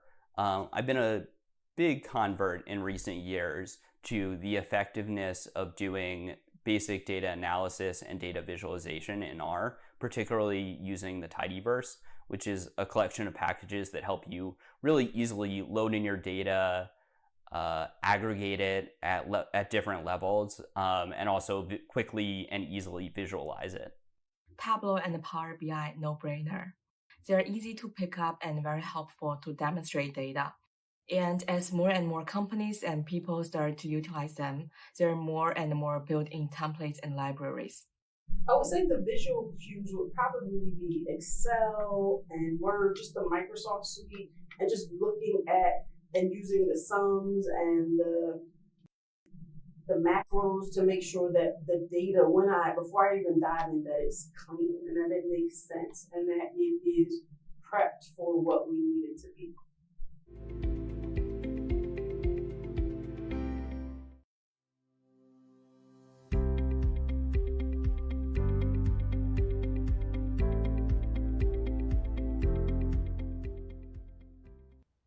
Data analyst job openings exist across industry, government, and academia. Every industry, be it banking and finance, insurance, healthcare, retail, or information technology, has space for skilled data analysts. These roles are as sought after in large businesses as they are in startups and new ventures. According to Forbes, the global big data analytics market that stood at $37.34 billion in 2018 is expected to grow at a compound annual growth rate of 12.3% from 2019 to 2027 to reach $105.08 billion by the year 2027. Currently, the demand for skilled data analysts far outweighs the supply, which means companies are willing to pay a premium to hire skilled data analysts.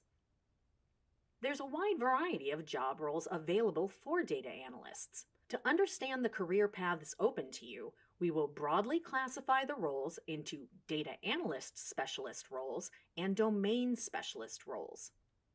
Data analyst specialist roles are for data analysts who want to stay focused and grow in the technical and functional aspects of their role.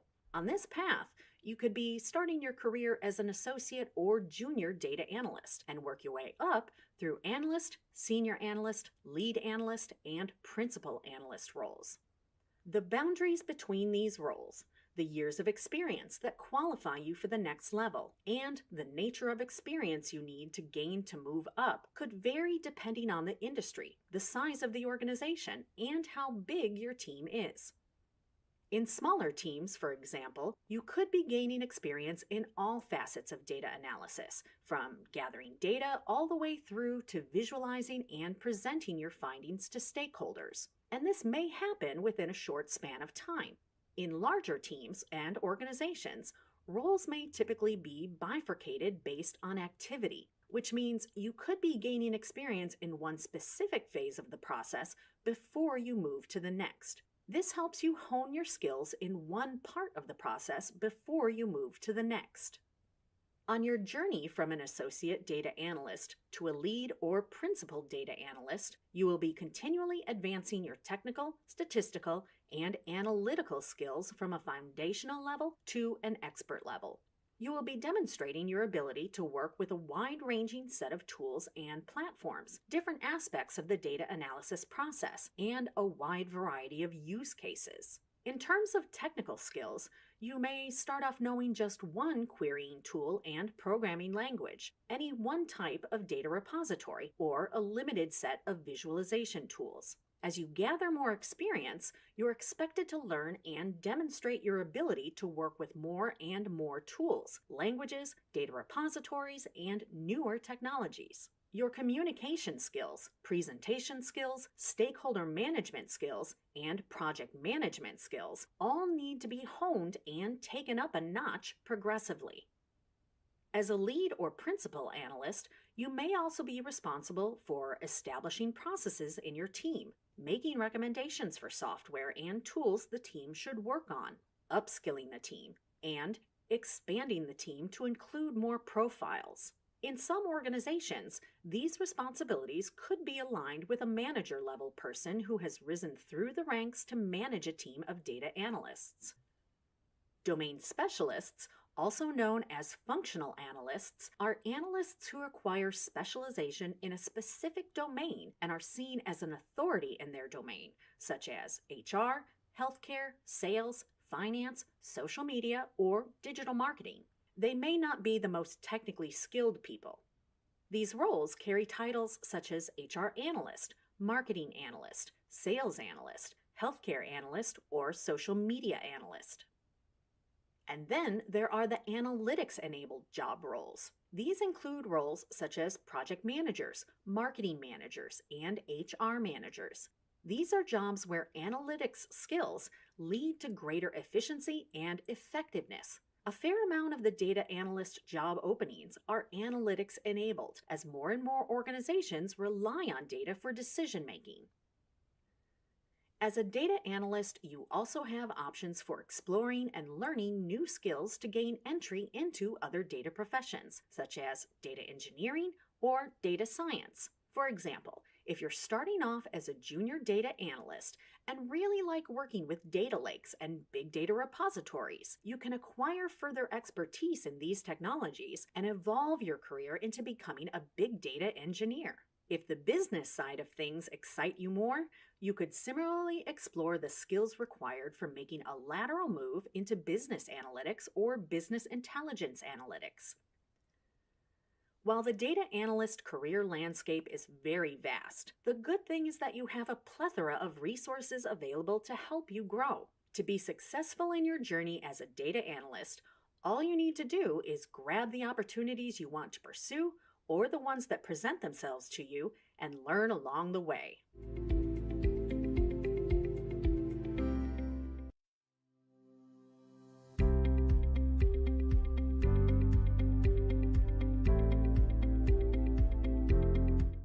In this video, we will listen to data professionals talk about how they got into this profession. My current role as a data professional did not exist before I took the position. I realized that there was a need in our company to provide data in a faster, more efficient manner than going to the IS department, who would have a meeting to discuss the meeting, to have requirements, and then they would have an end product that people weren't satisfied with, but you had to get at the end of the line and go through the whole process again to get what you were looking for. So through filling a need at the company to provide reports in 2 weeks, I put together a company database that has access to more information. We have analysts that are now able to meet that unmet need in the company? I got into the data professional role by chance. I was actually working on my PhD in economics at University of Illinois Urbana-Champaign when a colleague of mine suggested that a master's in statistics would also be an excellent value add. So that's how I got into the statistics program as well in Illinois. But once I started that, I was pretty hooked and there was no going back, so to speak. So in other words, my original goal of becoming an economist actually evolved into a career filled with data, modeling, analytics, insight gathering, communication, visualization, and of course, underlying all of that, data-driven problem solving. I got into the data analyst role in a financial data company actually by accident.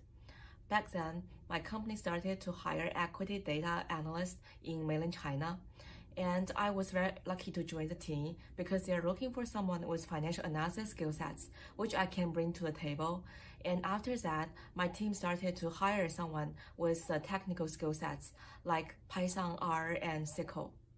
I've always had a love of numbers, and one of the things that happens is when you work with numbers so much, they start to tell a story, and the ability to look at those numbers and tell that story is what speaks to me. And so having always had that love of numbers, I have just been always attracted to data analytics, and whether it's Excel spreadsheets or whether it is QuickBooks or any sort of data sets that can help drive the information that we're looking for, especially in the financial industry when we're looking at profit and loss and balance sheet and what happens when one company buys another company. We're always looking at that data to talk to and speak about the company's history and their future.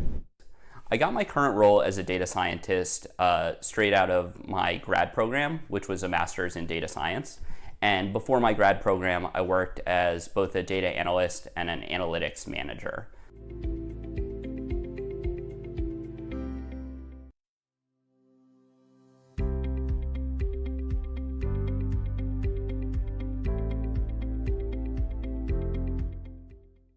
In this video, we will listen to data professionals talk about what employers look for in a data analyst. Employers look for data analysts with integrity. During the hiring process, I will ask, if you had to choose just one, would you rather meet a deadline or get a right answer? And I'm always looking for someone who would say, I want to make sure that the information is right.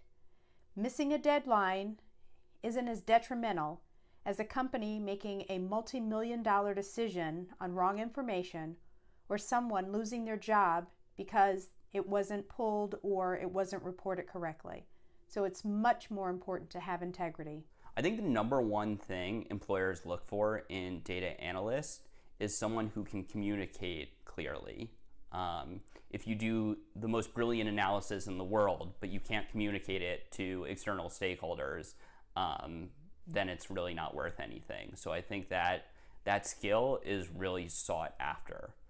I think another thing that companies obviously look for when they look for data analysts is fluency with numbers, ability to understand complex analyses, ability to understand A/B tests and what the results of A/B tests are saying and the implication of those results. I also think increasingly employers are looking for data analysts with really strong SQL skills. Another thing employers are looking for in data analysts is a growth mindset and willingness to learn, because the industry is changing at a really fast pace. I think they're looking for the programming skills, including Python, R, SQL, and at the same time, they're looking for some personalities. Whether you are detail-oriented, whether you like working with data, and whether you are a problem solver, so on and so forth. As an employer, I hire people all the time. What am I looking for? We are looking for people who are detail-oriented and who are somewhat overachievers. They don't just want to do what's in front of them. They want to go further. And so we're looking for people who have higher aspirations and who also are able to think outside the box and aren't just going to, if I say do ABC, they're not just going to do that. They're going to do it plus. They're going to do it plus think and give me some alternatives. People who are able to troubleshoot. If something goes wrong, they're not just going to stop and say, oh my goodness, I need to go talk to my supervisor. They're going to say, here's a problem. Here's my thoughts. Here are two possible solutions on how you can resolve this so that the job and the company can keep moving forward. That's what you want. So not just detail oriented and not just good with numbers, you also have to be someone who can think outside the box and be able to problem solve and troubleshoot. That's what employers are going to be looking for now more than ever. They look for the ability to know data. And by know data, we mean several things, right? Be comfortable with it in various formats, be able to think about it. And by that, we mean know what kind of data you want to solve the problems that are at hand. So the knowing the data skill is very important. Problem solving is another very key skill, meaning if there is a problem presented to a data analyst, they should be able to know how to tackle that problem using data in whatever format it may be sitting in, and being able to analyze it and present the insights that will then solve the problem. They also need to be very dynamic in that if they are presented with a very different kind of data set suddenly, which looks nothing like it did before, they need to be able to adapt to that change. So that's why the quality of being dynamic and adaptable is also important. They also need to be able to pick up technical skills quickly. And by that we mean if there is one kind of SQL paradigm being used in one setting, they need to be able to operate under a different paradigm. If there is a place that's using RStudio but they know Python, they need to be able to pick up RStudio quickly, and that kind of thing. So being able to learn fast, being dynamic, and knowing data, those are the few things that employers do look for in a good data analyst.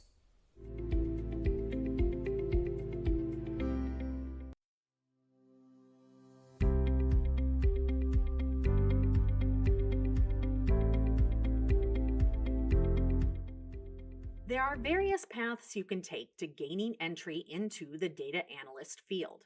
While some employers may ask for an academic degree as a prerequisite, even if you don't have a degree, you still have several options available to you that can help you gain an entry, or even make a lateral move into the field of data analysis. Let's start with the most obvious path. An academic degree in data analytics, statistics, computer science, management information systems, or information technology management can start you off with a strong advantage. You could alternately enroll in online training programs that can equip you with the required knowledge. Comprehensive online programs for data analysis are multi-course specializations offered by learning platforms such as Coursera, edX, and Udacity. These courses are designed and delivered by some of the world's best domain experts. Since you have a fair idea by now of the technical, functional, and soft skills you need in order to be a data analyst, choosing the right learning path should be fairly straightforward. As you gather more work experience, you can keep advancing your knowledge and skills in specific areas. For example, statistics, spreadsheets, SQL, Python, data visualization, problem solving, storytelling, or making impactful presentations. These courses also give you hands-on assignments and projects, which give you a feel for the real-world application of your knowledge and skills. You can even add these projects to your portfolio. So, if you don't have an academic qualification, these courses can help you gain opportunities at an entry level and work your way up as your experience grows. Now let's look at a scenario where you have a couple of years of experience in a different line of work and want to make a switch into the data analysis field. There's a very good chance that you can do that successfully if you plan well. Since data analysis is a vast field, It would be useful for you to first research the knowledge and skills you need, the various job opportunities that are available, and the growth opportunities available on the path you may be considering. You can tap into online resources, forums, and your network of friends and colleagues to connect with people in this field and gain insights into real-world scenarios. If you're currently working in a non-technical role, you may consider exploring the domain specialist or functional analyst path. If you're in sales, you could consider starting your journey by positioning and skilling yourself for a sales analyst position. You begin with the advantage of industry experience and skill yourself in other areas such as statistics and programming, for example. If you're currently working in a technical role, you have the ability to quickly pick up the tools and software you need for the data analyst role. You're also probably stepping in with the advantage of having a good understanding of the domain or industry you're from. For some of the other skills, such as problem solving, project management, communication, and storytelling, you may already be using these in some capacity in your existing job. You can always enhance these skills through trainings, online courses, communities of practice, and forums. Data analysis is a fast-moving field. If you're curious, open to learning new things, and excited about the field, you will be able to forge a path forward, regardless of the formal qualifications you think you may be missing.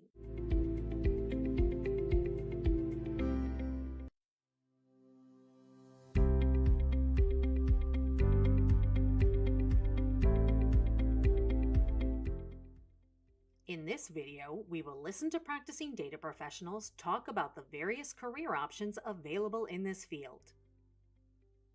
The whole data-related profession today has also become very colorful, very dynamic, evolving all the time, and it also presents a lot of range of options to anyone who wants to enter the field of being a data professional.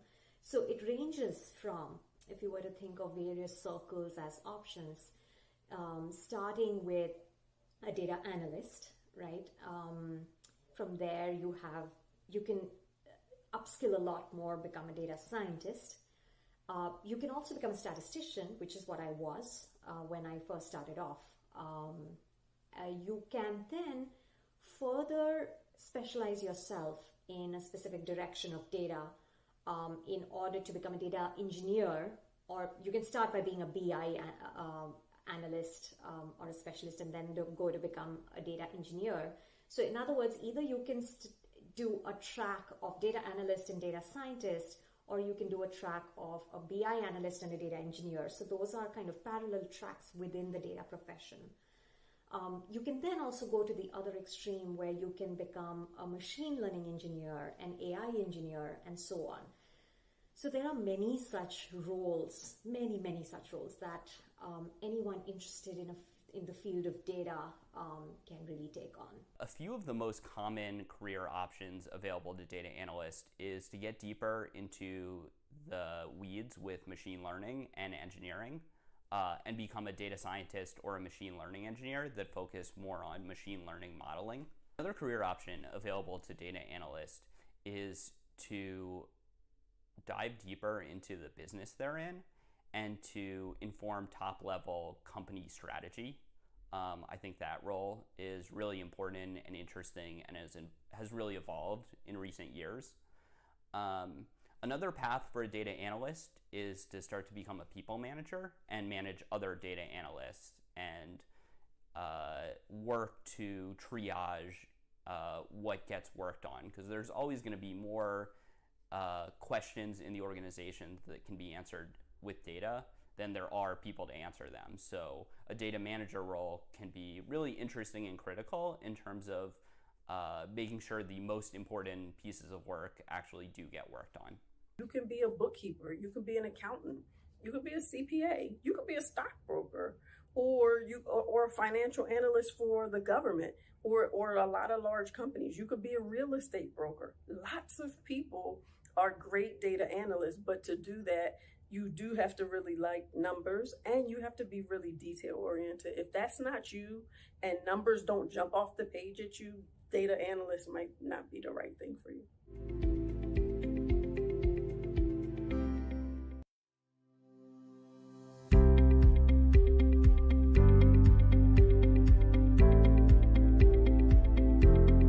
In this video, we will listen to data professionals giving advice to aspiring data analysts. One piece of advice I'd give to aspiring data analyst is keep learning and don't get discouraged. There is more that's been written about analytics than you could ever learn in a lifetime. So don't try to learn everything at once, but take your time and make sure every week, every month, every year, you're constantly learning something new. And I think that'll serve you well. One piece of advice I've been given in my career that I found to be really, really helpful is to consider your career like an uppercase T. And you should have broad knowledge. The top of the T represents kind of that you should have broad knowledge in a number of different areas, although it doesn't have to be deep. You should know a little bit, at least, about A/B testing, about machine learning, about data visualization, about SQL, about Python, about R. And then the bottom part of the T is you should go really deep on at least one area. So there should be one area among the ones I just mentioned where you have a really deep, rigorous understanding of it.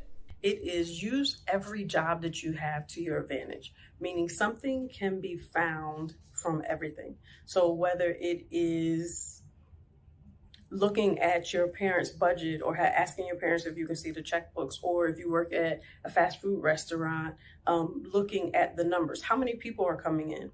How many dollars are being turned over? Talk to the manager about what's next, what the numbers actually mean. When you're talking to potential employers, have your examples ready. So it doesn't have to necessarily be just work experience, but your life experience. How have you used analytics even in your personal life? So if you can tell me and talk to me about what you've done personally or professionally and how it relates to what we're doing, that will take you a very, very long way. One piece of advice I'd give to aspiring data scientists is to build out a professional portfolio that showcases your data science or data analytics skills. And you can do this by looking up fun data sets online and analyzing those data sets. You can also do that within your job. Even if your current job isn't to be a data analyst, look for opportunities where you can crunch numbers, and then that'll just kind of naturally lead you to a nice portfolio or nice wins in terms of data analyst projects. My advice to an aspiring data analyst is to follow your passion. Find a job that meets your needs and gives you joy during doing it. There's nothing worse than waking up every morning and hating to go to your place of employment. There are so many data analyst jobs in various industries, departments. There's just so many options that there's no need to take a job just to have a job. Find something that really fuels your passion and gives you something to get up every morning for.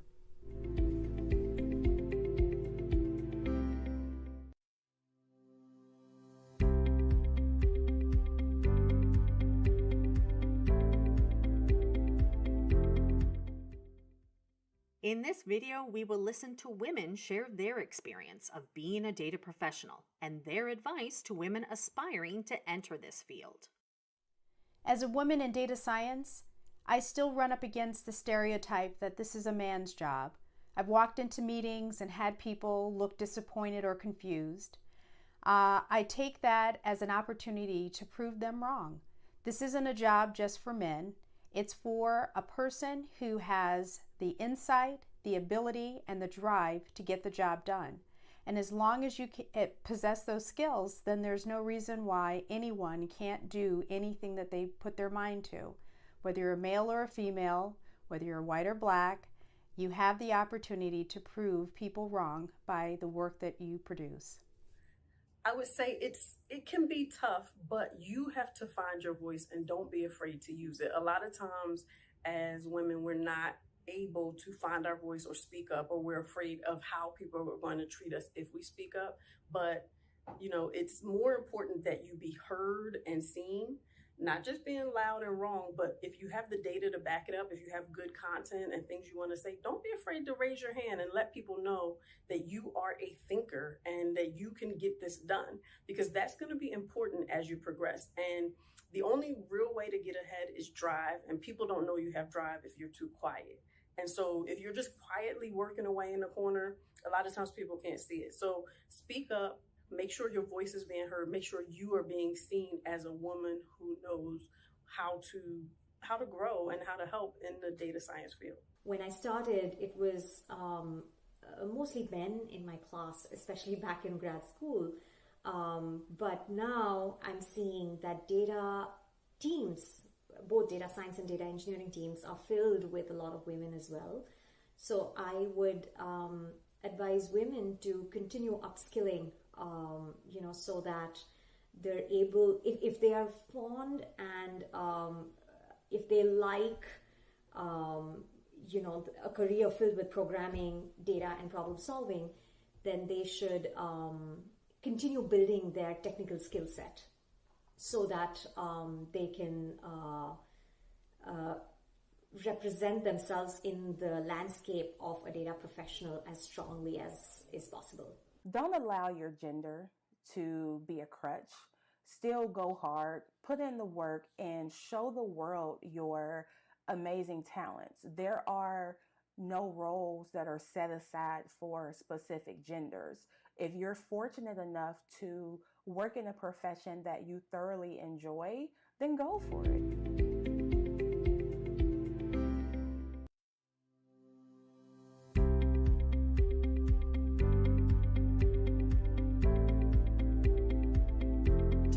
To learn how to use spreadsheets and start analyzing data using Excel.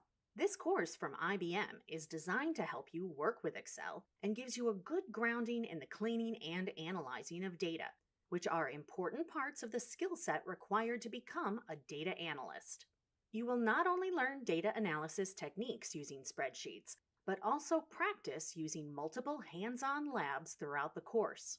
In Module 1, you will learn about the basics of spreadsheets, including spreadsheet terminology, the interface, and navigating around worksheets and workbooks. In Module 2, you will learn about selecting data, entering and editing data, copying and autofilling data, formatting data, and using functions and formulas.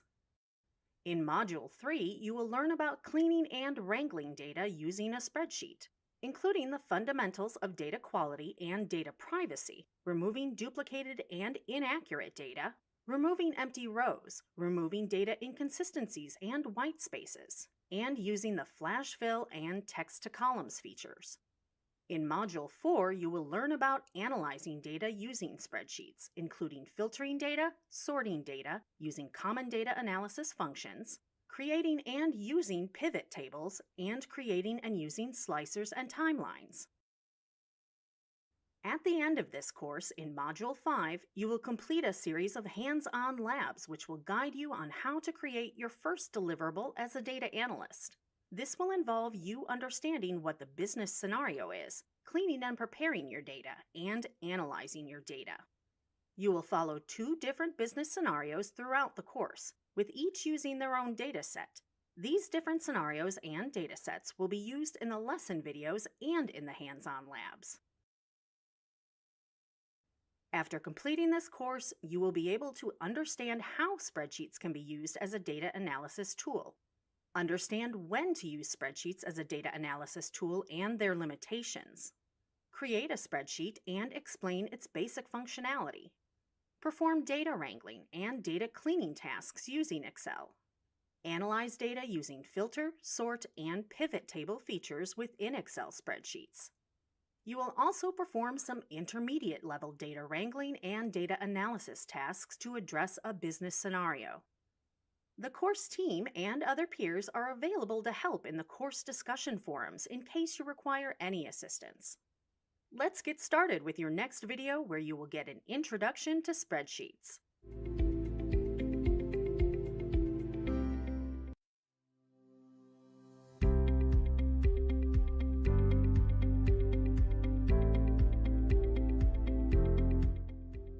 In this first video of the course, we will list some of the common spreadsheet applications available, learn about key capabilities of spreadsheets, and discuss why spreadsheets might be a useful tool for a data analyst. There are several spreadsheet applications available in the marketplace. Some of them are more widely known and used than others, and some are free, while others need to be paid for. By far, the most commonly used spreadsheet application, and the most fully featured of them all, is Microsoft Excel. The desktop version comes in a paid form as part of the Office suite and some Microsoft 365 subscriptions. But there is also a web-based cut-down version called Excel for the Web, also known as Excel Online. The online version is free to users with a Microsoft account, but does not offer all the advanced features that the desktop version provides. The next most popular is Google Sheets, which offers a lot, though not all, of the features that Excel provides, and is free with a Google account. This is a web-based application, and it integrates nicely with other Google apps, such as Google Forms, Google Analytics, and Google Data Studio.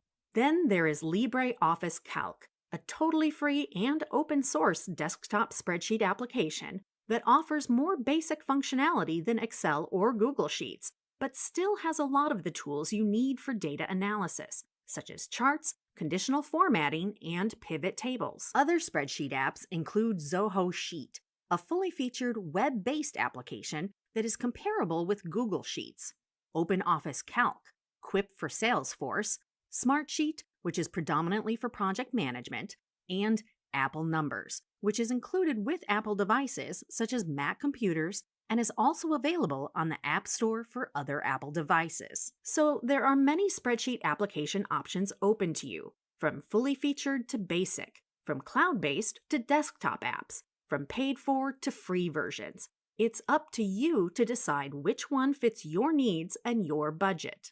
Spreadsheets provide several advantages over manual calculation methods. For example, once you have your formulas correctly written, you can be assured that your calculations are accurate and that the calculations will be performed automatically for you. Spreadsheets also help keep your data organized and easily accessible. Your data can be easily formatted, filtered, and sorted to suit your needs. If you do make mistakes in your data entry or your calculations, you can easily edit them, undo them, or use error-checking tools to help remedy those mistakes. And lastly, you can analyze data in spreadsheets and create charts, graphs, and reports to help visualize your data analysis. Since spreadsheet software for personal computers first appeared on the market in the 1970s with VisiCalc on the Apple II PC, spreadsheets have come a long way in terms of the capabilities and features they now offer businesses. From uncomplicated tables and relatively simple computations to powerful tools for analysis, management, and visualization of enormous sets of data. The most common business uses for spreadsheet applications include the following: data entry and storage, comparing large data sets, modeling and planning, charting, identifying trends, flowcharts for business processes, tracking business sales, financial forecasting, statistical analysis, profit and loss accounting, budgeting, forensic auditing, payroll and tax reporting, invoicing, and scheduling. And away from the business side of things, other typical uses include personal expenses, household budgeting, recipe library, fitness tracking, calorie counting and weight monitoring, sports leagues such as fantasy football, cataloging music libraries, and even contact lists, shopping lists, and Christmas card lists. As a data analyst, you can use spreadsheets as a tool for your data analysis tasks, including collecting and harvesting data from one or more distributed and different sources, cleaning data to remove duplicates, inaccuracies, errors, and resolve missing values to improve the quality of the data, analyzing data by filtering, sorting, and interpreting it to determine what useful information can be gleaned from it.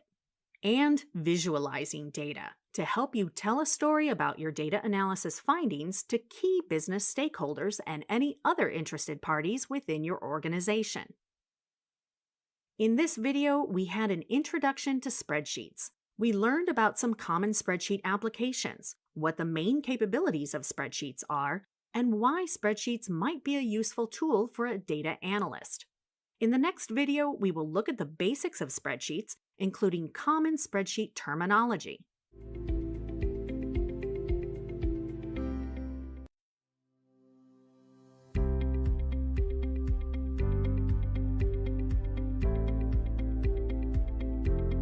Now that we have a basic understanding of what spreadsheet software is available and why spreadsheets might be a useful tool for a data analyst, let's get started on looking at some of the basics of using a spreadsheet application.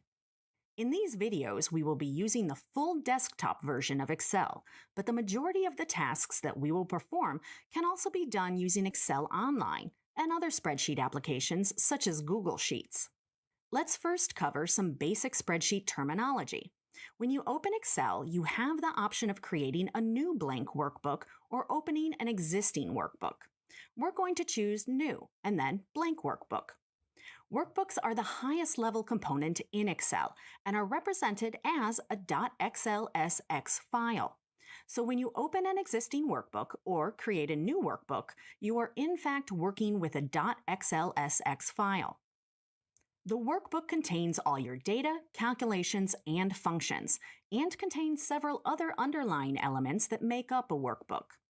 A workbook consists of one or more worksheets, each of which is represented by a tab in Excel. Each worksheet is given a name which is displayed on the corresponding tab for the worksheet. By default, each tab is named Sheet 1, then Sheet 2, and so on.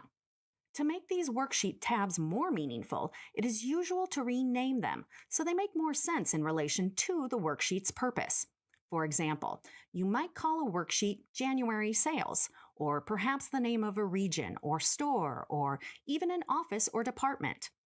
To do this, right-click the tab and choose Rename. Instead of right-clicking to rename, you can also just double-click the name of a worksheet tab to rename it.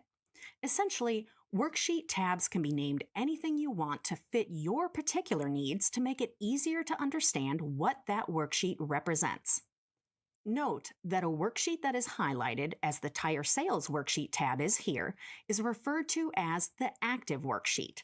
If you want to order your worksheets in a different way, that is very simple to do.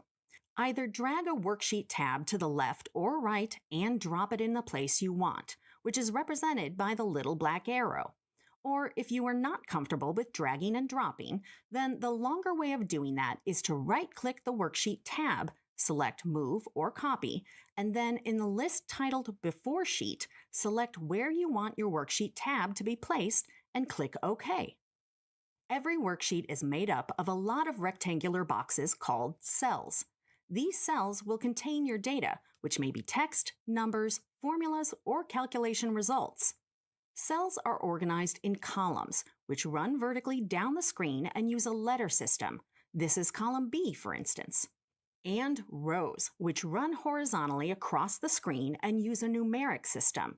This is row 7, for example.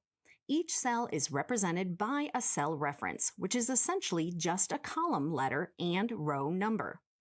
For example, if we click somewhere near the center of this worksheet, we now have the cell M20 selected. This is usually referred to as the active cell.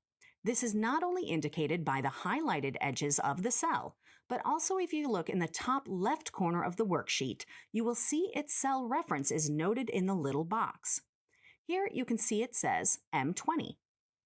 One important thing to note here is that cells are always referenced by their column letter first, then their row number. So column M and row 20. The last element of a workbook I want to mention is a cell range. This identifies a collection of several cells selected together that could mean a few cells in the same row or the same column, or it could mean several rows and columns together. This can either be done using the mouse by selecting the first cell, then dragging down or across to include other cells, or you can use Shift plus arrow keys. This range of cells is often referred to as an array, and it's most commonly used as a reference in calculations and formulas. For example, if you want to add up all the values in a column between cells D9 and D19, you would specify this cell range within a formula. Note that cell ranges are notated using a full colon between the cell references. So in this example, it would be D9 colon D19. Or to specify a few cells in the same row, it might be D9 colon H9. Or to select several rows and columns, it might be D9 colon H19. We will see this notation in use later in the course when we start looking at calculations and formulas. These cell ranges could even be a reference point to cells contained on another worksheet. This is usually referred to as a 3D reference. We can now close this workbook, and we don't need to save it. In this video, we learned about some of the basic terminology of spreadsheet elements. In the next video, we will discuss how to navigate around a spreadsheet, how to use the ribbon and menus, and how to select data.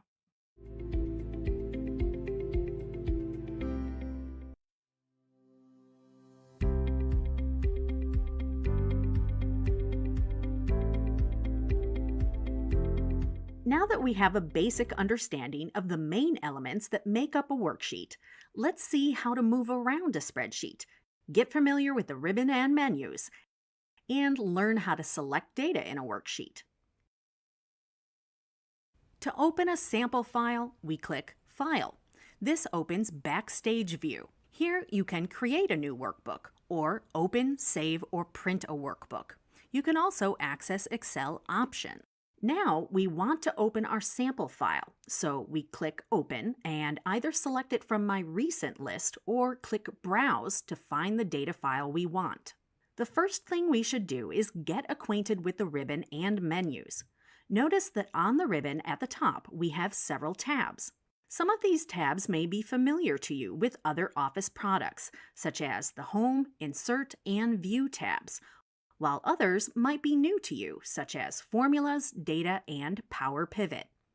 To make a little more workspace for ourselves, we can hide this ribbon by double-clicking any tab, and to unhide it, we do the same. The other option is to use the shortcut key, Ctrl plus F1. The ribbon is organized into groups of buttons to make them easier to find. So on the Home tab, we have groups for font, alignment, number, styles, and so on. Some of these groups contain all the available buttons on the ribbon when viewing in full screen, such as styles and cells, but other ribbon groups have more options, which we access by clicking the little arrow icon in the bottom right corner of the group, as can be seen here on the number group, for example. The next item I want to point out is the Quick Access toolbar at the top of the screen above the ribbon. As the name suggests, this is where you can quickly access the tools you use most often. You can see we already have some tools in this toolbar, such as Save, Undo, Redo, New, and Open. But we can add other tools to the toolbar if we wish. So if we click the drop-down arrow in the toolbar and then select a tool we use a lot, such as Sort Ascending, that will be added. And we will also add the Sort Descending button. Now we need to be comfortable with moving around a worksheet. You can simply use the arrow keys to move left, right, up, and down one cell at a time. But you can also use page down and page up to move around a bit faster, which is especially useful if you have lots of rows of data. And to move even quicker up or down a large data sheet, use the vertical scroll bar. And to move left or right, use the horizontal scroll bar. Again, these can be very useful when you have a large data set. There are also some useful shortcuts you can use. Ctrl plus Home key, for example, takes you back to the start of the worksheet, that is, cell A1. Ctrl plus End takes you to the cell at the end of your data in the worksheet. Ctrl plus Down arrow takes you to the end of the column you're in, while Control plus up arrow takes you back to the top of that column. So a quick way to find out how many rows of data you have in your worksheet is to go to the first cell in your data and press Control plus down arrow to see the last row of data. So here you can see we have 160 rows. Now, how do we go back to the top again? Control plus home will do it. So far, we have seen how to navigate around our worksheet and its data. Now we need to look at how we select data. This is very important because you often need to select data to move it, copy it, or select it in a formula. The simplest selection is a single cell, usually done with a mouse or maybe a directional arrow key. The next step up is to select multiple cells together, and this can be done either with a mouse by dragging from one cell to additional adjoining cells, or you can use the Shift key with directional arrow keys.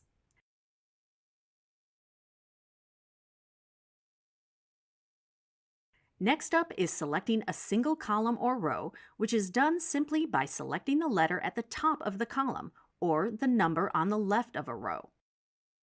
Then we can progress to selecting multiple columns and rows by clicking the mouse button, holding it down, and dragging across more columns. Or if you are not comfortable with dragging, you can also select the column first, then hold Shift plus arrow keys to select multiple columns. The same applies to rows too.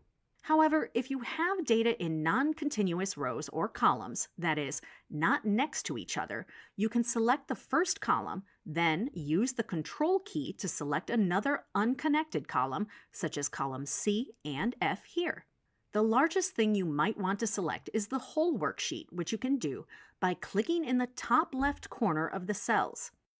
However, this selects the entire worksheet, including all the empty rows and columns. So if you only want the data in your worksheet, you can use the shortcut Control plus A. A word of warning when selecting data in cells, rows, and columns. There are 3 types of cross symbols that you might see when working with selected cells. The first one is the large white cross that you see when you select a cell, as can be seen here in cell A4. This is the select cross that we have been using already in this video to select cells. The second type you might see is when you hover over the bottom edge of a cell and see a thin black cross-type symbol with arrows on each point. This is the move symbol and would move the cell data to another location. The last type is the small thin black cross that is seen when you hover over the bottom right corner of a cell. This is the fill handle or copy symbol, and it fills or copies the cell data to another location. In this video, we learned how to move around a spreadsheet, become familiar with the ribbon and menus, and learned how to select data in a worksheet. In the next videos, we will discuss how to enter data, how to copy and paste data, and how to format data in a spreadsheet.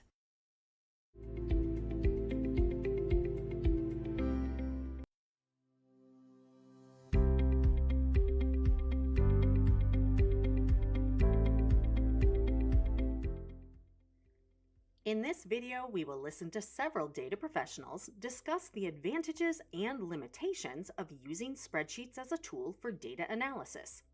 Let us start with, what are the benefits and advantages of using spreadsheets as a tool for data analysis?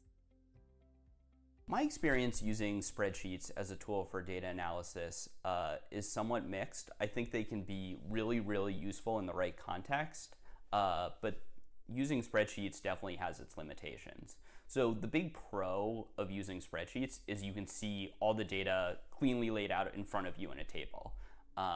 So I think it's very clear to anyone looking at a spreadsheet exactly what the data is, what format it comes in, all of that. You can just easily visually inspect it. As a CPA, I use Microsoft Excel on a daily basis, and I have done so for the duration of my career.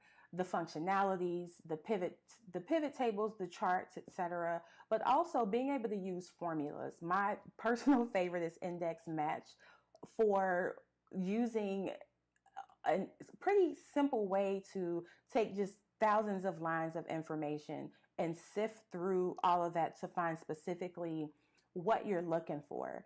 Excel is really that one-stop shop where you can perform calculations, analyze financial ratios, and even export reports out of the ERP that I spoke of earlier to customize it as you need.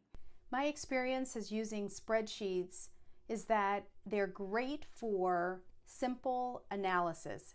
I will say spreadsheets over the years, the process itself has just improved. As systems improve, as technology improves, spreadsheets are the way to go. Spreadsheets overall, when you do have probably anywhere from 0 to 20,000 lines of data, it's a good way to go. You can really pull out the data, whether I'm trying to see how much a client's making per month, but they may have 1,000 transactions. All of that's helpful. I can use this spreadsheet to whittle down what is actually going on per month, or if I want to do a sum if, or if this happens, give me this number. It's really helpful to be able to dig in and wrap your hands around it and take something that seems on the surface, 20,000 lines seems almost unmanageable. But if I take it and I massage it, put it in a spreadsheet, and then sort it, filter it, make it pretty, put it in a pivot table, I can get what I need. It's just all about not looking at it as being this intimidating thing, but making it more manageable and breaking it down into bite-sized chunks. Spreadsheets are the easiest way to analyze data and present data. We don't need any fancy tools or additional software for spreadsheets. It's like the commonly utilized language to communicate. Thank you for that insight. But let's move on to look at the other side of the coin. What are the drawbacks and limitations of using spreadsheets as a tool for data analysis? I think one of the big cons in terms of analyzing data within spreadsheets is it's really hard to reproduce state. So in other words, if you load in some data and you filter out some bad values, or you impute some missing values, there's no way to tell your colleagues or your future self exactly the different steps you took to create that data set or to modify that data set. It's almost a dilemma because of the plethora of options available within Excel and all of the functions that are there supposedly to make your life easier, but it's nearly impossible to know everything. And you can find yourself in what we accountants call analysis paralysis when you're looking at something for too long, or you're not well versed in a particular Excel function. So you may spend a lot more time, energy, and effort trying to figure that one thing out. And had you done it a different way, or maybe a manual way, you probably could have gotten to the solution a lot easier. And the downside of using spreadsheets is that if you have complex formulas, VLOOKUPs, if statements, at times they just stop working and you have to rebuild them. So I have found that it's better to use Excel just for simple analysis and for a download of information. I love a good spreadsheet. I love using Excel and pivot tables to get to the data. But I find that if I start to get over 10, 20,000 lines of data, it gets a little tricky. And sometimes the spreadsheets will crash. So that's when we might move to Access and some of the other tools that we use. It's very difficult to handle the extremely large data set in spreadsheet. Besides, spreadsheet has less flexibility for complicated analysis and presentation.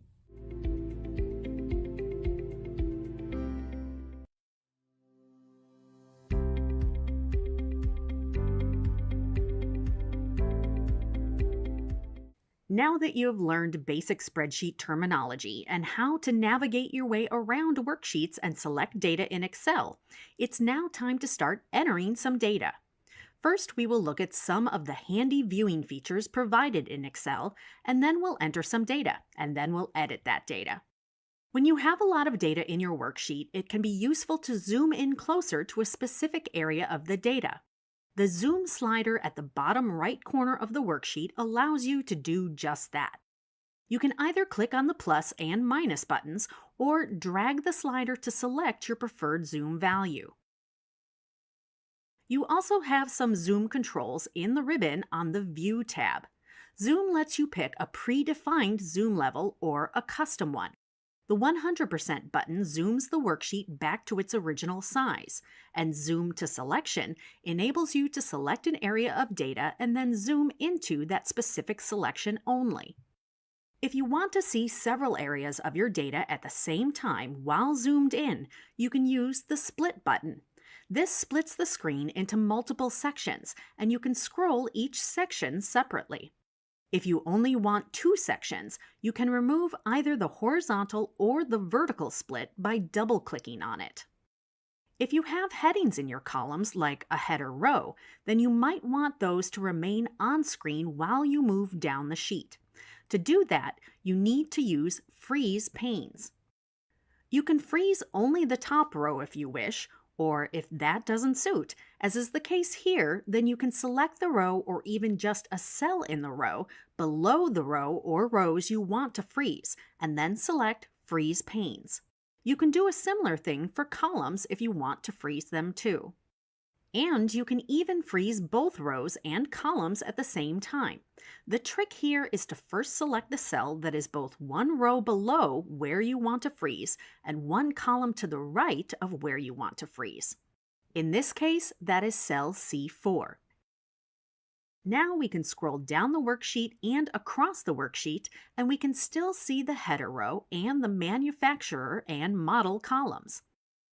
Now, if you have multiple workbooks open, notice I said workbooks and not worksheets, then you can switch between them by using View, Switch Windows, or the faster method is to use the Ctrl plus F6 shortcut.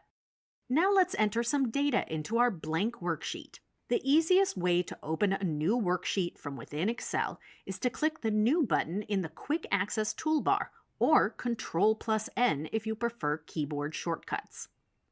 So let's enter some headings across the top of the worksheet. This is typically referred to as a header row. Note that if you press Enter after typing data into a cell, the next active cell is the one directly below, which is not what we want in this case. But if we press Tab after we enter data in a cell, it selects the next cell along in the row as the active cell. Now we'll enter some headings and press Tab after each entry. Notice that the text is slightly longer in some of the cells, and it either gets partly hidden by the next cell or overlaps it. If you click and hold the divider line between 2 columns, you can drag it left and right to resize it manually. If you want to do that automatically, you can double-click the divider line between 2 columns. As these are going to be headings for our columns, let's make them bold. Now let's add another column between the Parts and Accessories column. Simply select the right hand of those 2 columns, then right-click and choose Insert to put another column to the left of the selected column. Let's call it Servicing Sales. To tidy up our column width simultaneously, we select all the columns from A to E, then double-click any of the divider lines between columns. This automatically reduces or increases each column's width to fit the data in that column. Okay, now we have some headings. Let's enter some month data in column A. So, if we type Jan in cell A2 and press Enter, then it takes us to the cell below, which is what we want in this case. And we can type Feb in cell A3, and so on, until we get to December in A13. Now let's suppose you need to change a couple of your headings.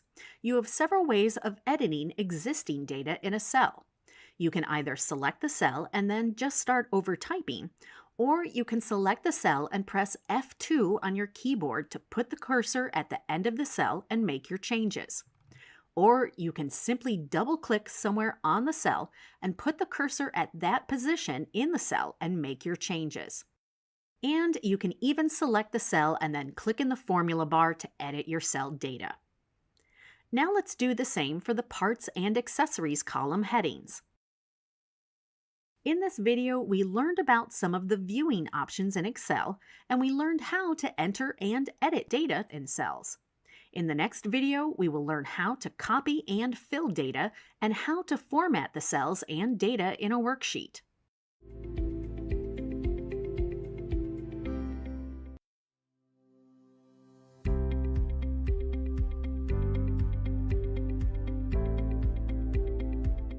Now that we have learned about some of the handy viewing features provided in Excel and entered and edited some data, let's discuss how to move, copy, and fill data and how to format cells and data to suit our needs.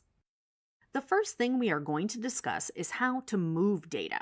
So if you select a range of cells, in this case the headings in A1 to E1, and then hover over the top or bottom edge of a selected cell, you will see the Move pointer. Then you can drag the selection to another place on the worksheet.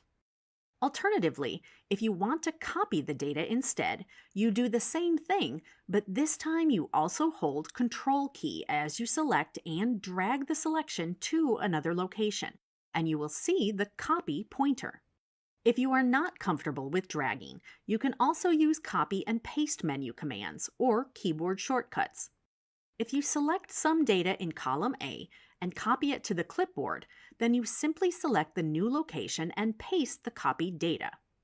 You can also move or copy between worksheets. So let's create a new worksheet. Then select some data from sheet 1, and this time let's use the Ctrl+C keyboard shortcut to copy it to the clipboard. Then choose the other worksheet and use the Ctrl+V shortcut to paste the data. However, notice that the column widths are not the same as the original source data, so let's undo that and try another paste option. By default, when you paste the copied data, it uses the column width settings of the destination cells. So, to paste it and retain the column widths of the source data, you choose the special option under the Paste command, called Keep Source Column Widths. As an alternative to having to enter data manually in a worksheet, you can use an Excel feature that automatically fills cells with data when it follows a sequential series or pattern. The feature is called autofill, and it can be especially useful when you need to enter lots of repetitive data into Excel, such as date information. For example, if you enter a month in a cell, even using a shortened version of the name, you can use what's called the fill handle to select down to the end of the series, and autofill will work out what the series is based on the selected data. Let's try the same thing with days of the week. If you enter Mon for Monday in a cell, then drag the fill handle to use autofill, it will determine that you want to enter the days of the week sequentially. However, if you also enter Wend for Wednesday in the next cell down and select both cells in the series, that is A16 and A17, and then drag the fill handle down, autofill determines that the sequence has changed to every other day and fills in the data series for you. It's important to select all the cells that determine the pattern when using autofill so that it can best determine what the pattern is, in this case, cells A16 and A17. A similar thing applies to numerical patterns. If you enter 5 in a cell and then use the fill handle to fill the data down the column, because the data is not the name of a day or month, for example, autofill can't determine what the pattern is yet. So in this case, it just copies the value 5 into every selected cell. However, if you enter the value 10 in B3 and then use the fill handle to fill data down the column, autofill determines that the pattern is incrementing by 5 each time, and it fills in the remainder of the data pattern for you. Now we're going to look at formatting our data, and there are essentially 2 distinct parts to this. First, there's formatting of the cells themselves, with a fill color and a bold border, for example, and bold text within it. And then there's formatting the data in the cells, for example, making it text format, number format, or a specific currency or accounting format. Let's open the car sales worksheet we used previously.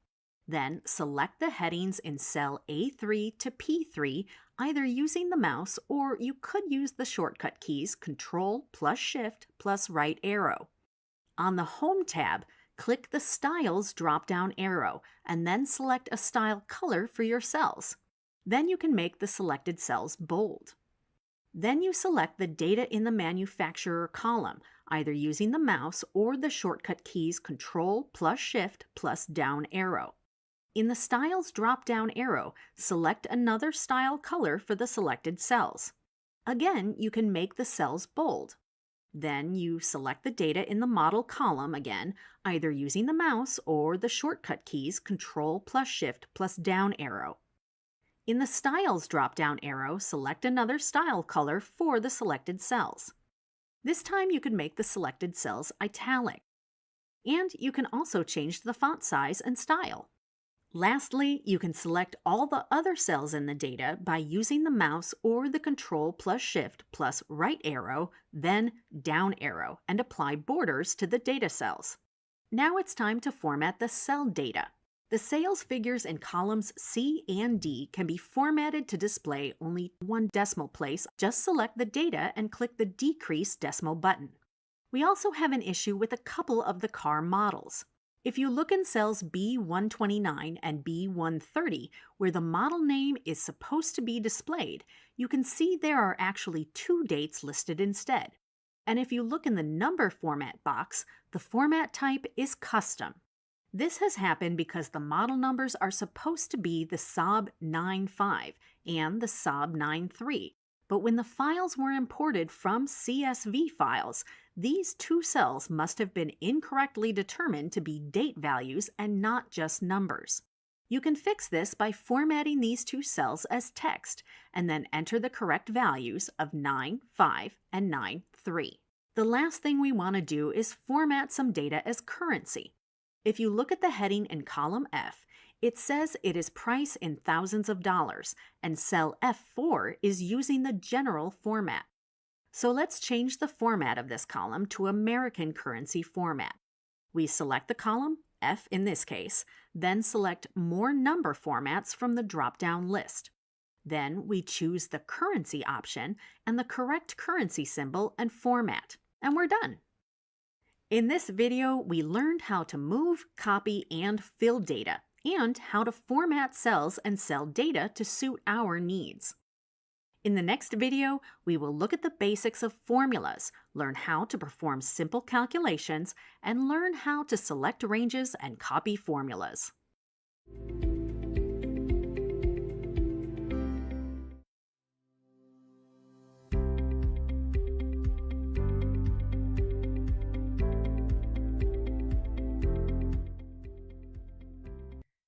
Now that we have learned how to move, copy, and fill data, and how to format cells and data, next we will take a look at the basics of formulas, including some basic calculations, selecting ranges in formulas, and how to copy formulas. A typical formula is made of several key components.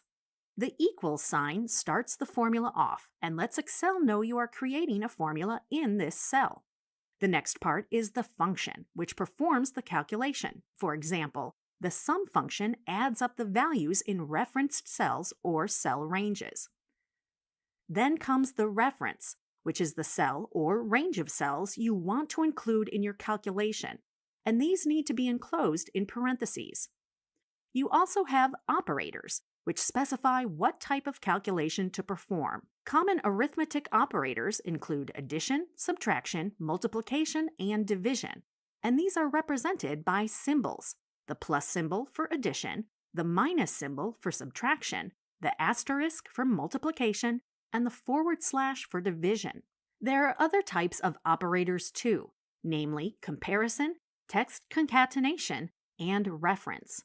You may also use constants in your formulas, which, as the name suggests, are numbers or values which you can enter directly into a formula, and which don't change.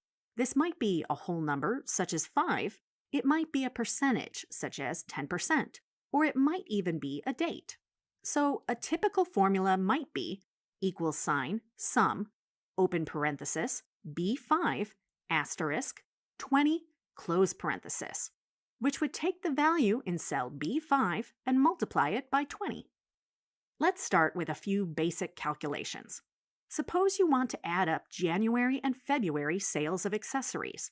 You would start by typing an equal sign, which lets Excel know you are entering a formula. Then you type in the function you wish to use, in this case, the sum function. Note the description. Next, you type an open parenthesis. Then you select your cell range, which in this case would be E2 to E3. So you could enter that as E2, E3, then a close parenthesis, and press Enter. And if you wanted to add March sales as well, then you would have to extend the cell range to include E4. So you could type E2, E3, E4 as your range, and it will work. Remember, to edit a cell, you select the cell and either edit it directly in the formula bar or press F2 or double-click the cell. However, it's very cumbersome and not very flexible to do it this way, because if you wanted to add up the entire column, then you'd have to type every cell reference, one after the other. So thankfully, there's a better way. Instead of typing each cell to include in the reference, you just put a colon between the first and last values in our range, so E2, E4 in this case. And if you wanted the whole column, then you would enter E2, E13 in your formula. But there's another way of doing it, and that's by using your mouse to select the range, so you still type $sum, then open parenthesis, but select the range with your mouse or Shift plus arrow keys, and just press Enter. Excel will add the close parenthesis for you. To total these columns up and add some tax, you'll add some headings first for subtotals and tax at 20%. Then your formula will need to multiply the value in subtotals by 20%. If you wanted to add up all the column subtotals and calculate the taxes, then you would repeat the previous process for each column. But that's very time-consuming and you don't need to, because Excel has some neat tricks to do this for you. Just select the fill handle in the bottom right corner of the cell and drag across to the other cells to copy the formula. This is called autofill. Notice how the formula is copied, but the row references change in relation to the cell's position on the worksheet. So what was E2, E13 has become B2, B13. These are known as relative references, but more on that later in the course. And you can do the same thing for the tax values in row 16. Now, you need a row for showing the totals. The calculation here is simple. The subtotal value in cell B15 added to the tax in B16. And again, you can use the fill handle to copy the formula across. If you wanted to total the sales of all products by month, you'd add a column heading. Notice how the cell style is copied to the new heading automatically. Remember, to widen a column, either drag the divider manually or double-click the divider. Then, enter the formula in cell F2 as you've done before. However, Excel has another trick up its sleeve. It's called AutoSum and is found on the Home tab in the Editing group. This is a great little shortcut for some simple common functions like sum, average, count, max, and min, but you can choose other functions too. You want sum for this particular calculation. Notice that it also has a keyboard shortcut of Alt plus equals, and then press Enter and it's done. Now you can use the fill handle to copy down the remaining values. But hold on, there is one more Excel trick to show, and it's a good one. Suppose your column of data was very long. You might have to drag the fill handle down over several pages, which isn't easy to do and can easily lead to errors when selecting large lists of data values. Rather than needing to drag down to the rest of the column, you can just double-click the fill handle and it will automatically copy the formula to all the remaining cells in that column. This one is a real time saver. Finally, let's format all these values to use the US dollar currency format. In this video, we learned about the basics of formulas, how to perform simple calculations, how to select ranges in formulas, and how to copy formulas. In the next video, we will look at how to use some of the common functions used by data analysts and discover some more advanced functions.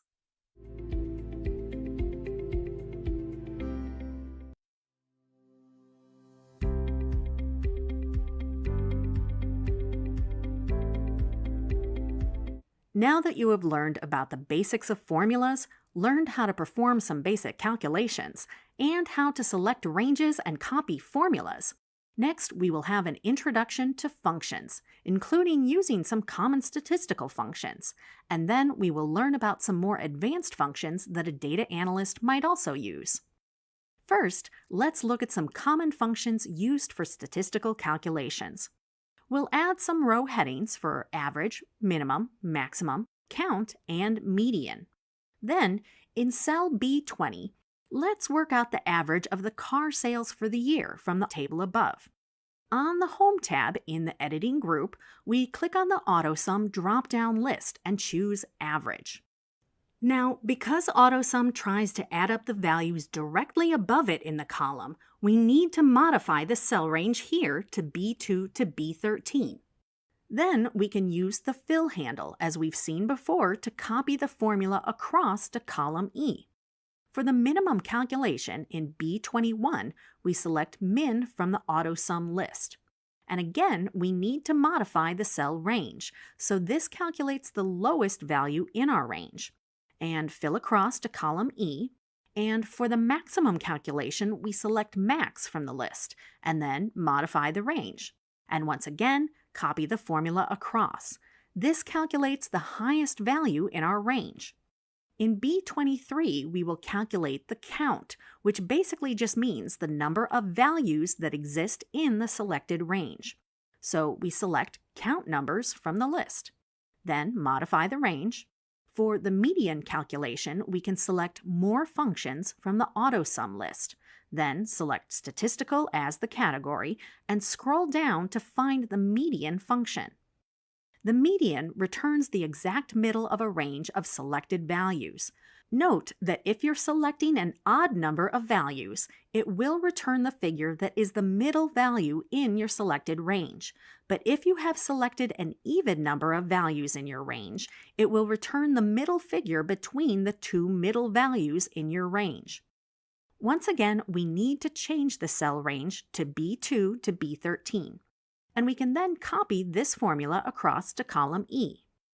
You've seen AutoSum and some of the common statistical functions in Excel, but there are another 400 plus other functions available. So let's explore just a few of those now. On the Formulas tab in the Function Library group, there are drop-down lists for several function categories. The first is a list of recently used functions, which updates automatically as you use them. Then you have functions related to financial calculations.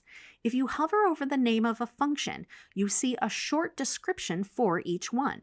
So here we have the accrued interest function, and here is the interest rate function. The logical list has Boolean operator functions such as and, if, and or. There are several functions related to text, such as concat, which is an updated version of a previous function called concatenate, which is still supported, by the way, for backwards compatibility, find, and search. There are also several functions related to dates and times, such as net workdays, weekday, and weeknum. In the lookup and reference list, there are functions such as areas, HLOOKUP, sort by, and VLOOKUP. In the math and trig list, you'll find lots of useful mathematical functions, such as power, SUMIF, and SUMPRODUCT, alongside many functions for trigonometric purposes, such as cosine, sine, and tangent. There is also a more functions list, which provides several more function categories, such as statistical, engineering, and information. In the statistical list, you'll find functions such as average, count, max, median, and min. We saw some of these used earlier in this video. If you're struggling to find the function you want in these lists, you can also search for a function. Just click the Insert Function button on the Formulas tab, and then either browse the category lists available or choose All and look down the alphabetical list for the function you want. Alternatively, type the name of a function you want and click Go to search for it. Then select the one you want from the returned search. In this video, we learned about the basics of functions, how to use some of the more common functions that a data analyst might employ, and looked at some of the more advanced functions available in Excel. In the next video, we will look at referencing data in formulas, specifically differentiating between relative and absolute references, and error handling in formulas.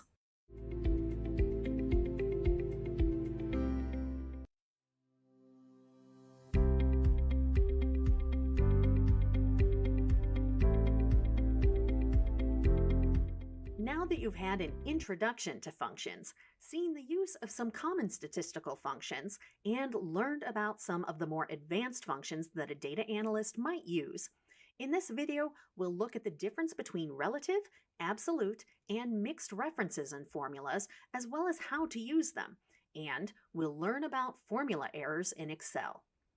It's important to understand the difference between relative and absolute references when creating your formulas.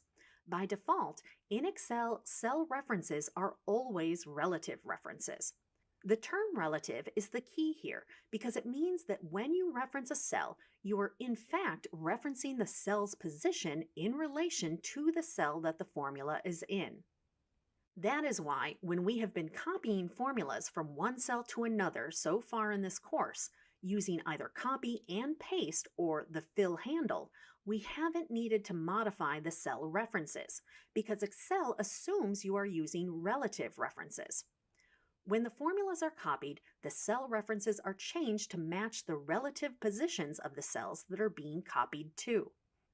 So now we know that relative references are the default in Excel, but how do we make it so that the cell references don't change when we copy them? For that, you need to use absolute references.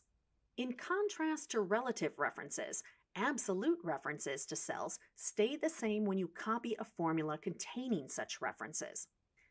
Lastly, there may also be some instances where you only want one of the cell reference identifiers to be absolute and the other one to be relative. For example, you might want the row identifier to be absolute, but the column identifier to be relative, or vice versa. These are called mixed references, and an example of this would be $A $1 plus $A3, where $A$1 has a relative column and an absolute row, or $A3 has an absolute column and a relative row. In contrast to relative and absolute references, when you copy a formula containing mixed cell references, any relative cell references will change, whereas any absolute cell references will stay the same in the copied formula. First, let's look at an example of using relative references in a formula. For example, if we enter the formula equals A1 plus A3 in cell 4, note the blue and red highlighted cells in A1 and A3. These denote the cells being relatively referenced in the formula. If we copy the formula to the cell directly below using the fill handle, we can see that the result changes. And if we look at the copied formula, you can see that the blue and red cell references have changed relative to their position on the worksheet. The formula has been changed to equals A2 plus A4 in the copied formula. That is, each cell reference has moved one cell down. And if we copy and paste the formula to C7, you can see that the result also changes. And again, we can see that the blue and red cell references in the copied formula have changed. Now, let's look at an example of how to use absolute references in a formula.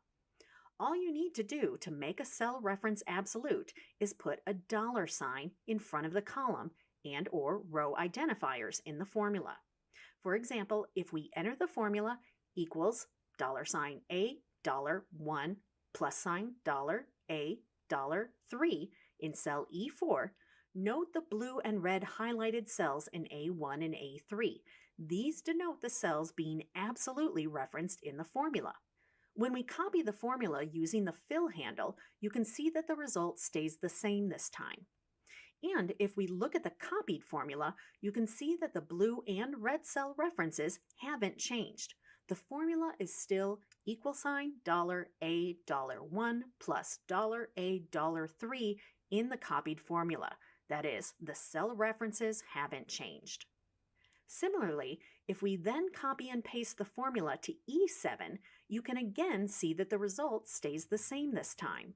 And we can see that the blue and red cell references haven't changed. The formula is still $A$1 plus $A$3 in the copied formula. That is, the cell references haven't changed. Lastly, we'll look at an example of how to use mixed references in a formula. So if we enter the formula equals $1 plus $A3 in cell G4, note the blue and red highlighted cells in A1 and A3. These denote the cells being referenced in the formula. If we copy the formula to the cell below using the fill handle, you can see that the result changes, but it's a different result from the previous examples. And if we look at the copied formula, you can see that the first blue cell reference has stayed the same, but the second red cell reference has changed. If we copy and paste the formula to G7, you can see that the same thing happens. The result changes. And again, we can see that the first blue cell reference has stayed the same in the copied formula, while only the red cell reference has changed. Now we'll have a quick introduction to dealing with formula errors in Excel. Because of the complexity of writing formulas, especially the more complicated ones, there are bound to be occasions when you make a mistake in the syntax or in the data selection, which will lead to a formula error. Errors are typically denoted by displaying, in the cell that is supposed to be displaying the result, one of the error codes in this list. When you see multiple hash symbols in a cell, it's not really an error. It just means the column either isn't wide enough to display the whole word or value, or it contains a negative date or time value. So if we type Control plus semicolon, then space, then Control plus Shift plus semicolon, it enters today's date and the current time.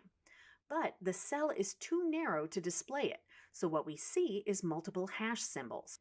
If we adjust the column width, we can now see the cell contents. So as I said, this really shouldn't be considered as an error.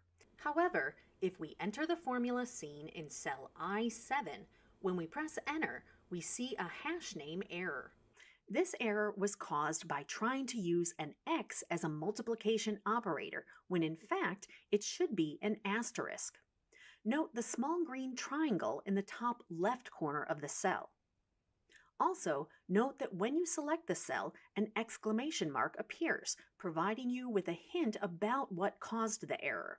In this case, it says the formula contains unrecognized text. When you click the drop-down arrow next to the exclamation mark for an error, you see several options. The first line also gives you a clue on the nature of the error. This one says invalid name error. So it was probably a mistyped cell reference, value, or function name. If you click Help on this error, a help pane opens with specific information related to this error. If you click Show Calculation Steps, a dialog box opens displaying the current syntax with the error underlined, and you can try to evaluate the error. If you are certain the error is incorrect, you can choose Ignore Error. And if you want to edit the formula, click Edit in Formula Bar, and the cursor will be focused in the formula bar so that you can try and correct the formula error.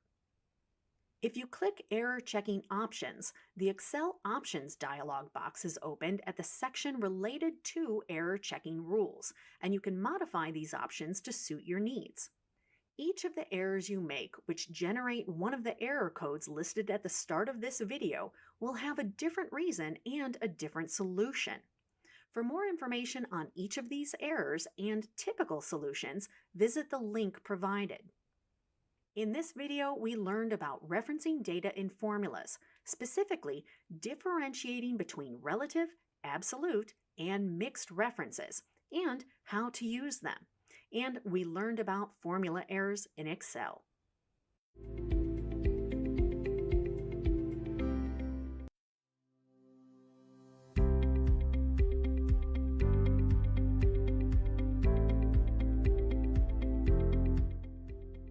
Data analysis can play a pivotal role in business decisions and processes.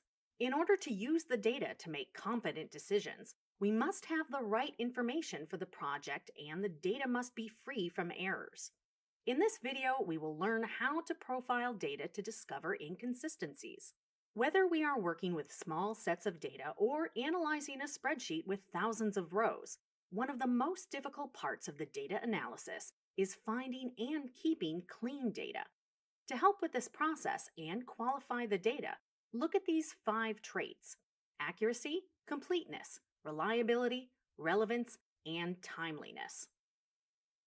Accuracy is the first and most significant aspect to data quality. A data analyst must clean the dataset by removing duplicates, correcting formatting errors, and removing blank rows. Another important aspect of data quality is determining if the information required to complete the dataset is readily available. Why does this matter as a trait for quality data? Let's say we are given the task to calculate the revenues of all sales per region. After collecting the data, we discovered that no regions were specified. This data would then be considered incomplete, and other sources would have to be considered to obtain the data required. Reliability is another vital factor in determining the quality of data. For instance, let's say we are given the task to determine the agent revenue by customer. When gathering the data, we find that agents keep their own records and do not always update the information in the shared company database. With those factors in mind, we would then determine that the data in the shared company database was unreliable, and new processes would need to be established to ensure reliable data. Relevance is another trait of quality data. When collecting information, a data analyst must consider if the data being assembled is really necessary for the project. For example, when reviewing the data related to the sales revenue per customer, information such as customer birthdays and other personal information is also included. By making the determination early to exclude the personal information from the dataset, the analyst would save themselves from having to review unnecessary information. The last factor in determining the quality of the data is timeliness. This trait refers to the availability and accessibility of the selected data. Let's say our sales report is going to be used for weekly employee reviews, but our report is only refreshed once a month. This error in refreshing the data would cause our report to become outdated and would have serious consequences for employee reviews. In this video, we learn the important role of a data analyst in qualifying data. By considering the 5 traits of good quality data, an analyst can save time, avoid serious issues, and have data that is free from errors. In the next video, we will take the collected data and learn how to import it to our spreadsheet.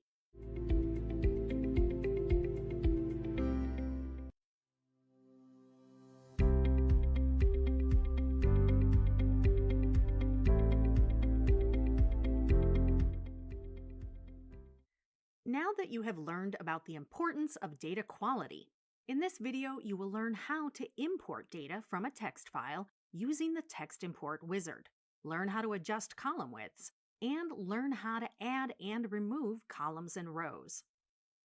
As you know, by default, Excel works with .xlsx or .xls files and opens them as workbooks. But Excel can also use data that is in other formats, such as plain text or data that has been comma separated and tab separated. Sometimes these source files will be saved with a .txt extension and referred to as text files, but others might be saved with a .csv file extension and are typically referred to as CSV files. Here in Notepad, I have opened a text file that contains data about car sales, and it uses comma-separated values, or CSVs, to separate each bit of data in a record. Notice that the top line holds headings, such as manufacturer, model, engine size, and so on, and each one is separated by a comma. We want these to become our headers when we import the file into Excel. The line below these headings is the first line of real data, and again, you can see that each piece of data is also separated by a comma. There are 16 headings, and there are also 16 pieces of data on each of the lines below the headings. If we scroll to the bottom, we can see that last data record is for the Volvo S80. Now, to open the file in Excel, we choose File, Open, and then either select the file from the recently used list or click Browse to find the file we want to import. When we open the file, the text import wizard launches automatically, and it will start to try and determine what your file is. Note that it has been detected as being a delimited file, that is, one that has its data fields separated by a character such as a comma or a tab. As we want the headings to become headers in Excel, we need to ensure that we select the option My Data Has Headers. We can see a mini preview of the data in the preview box below. Then we click Next to proceed in the wizard. In step 2 of the wizard, we need to select our delimiter, that is, which character is separating our pieces of data, so we select comma and deselect any others. Note the data preview now starts to show us what the imported data will look like. You can scroll down and across this preview window to ensure that the data is going to look as you want and expect. It all looks okay, so we'll continue with the wizard. In step 3 of the wizard, we can set the data format for each column. For example, you might want to change a column to text or date format.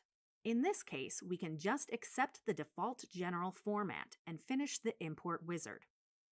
In Excel, we can see that the headings in the text file have been imported as a header row. But also notice that some of the columns are not showing all the data. Some of the headings are not showing in full, and some of the data is not shown either. All you can see are a number of hashes in the cells. This is because the column widths are too narrow in some cases. If you remember, you can manually adjust a column's width by dragging the divider across. But to change them all in one go, we select all the columns first, then double-click one of the selected column dividers. We can also do a similar thing with rows by dragging them to make them bigger or smaller, or double-clicking a row divider to auto-size it. There are some columns that we have decided we don't really need, namely vehicle type and latest launch. So let's remove those. This can either be done using the Delete drop-down menu in the Cells group on the Home tab and select Delete Sheet Columns, or by selecting and right-clicking a column and deleting it that way. To add another column, you simply select the column to the right of where you want your new column to be. Then right-click the column and choose Insert.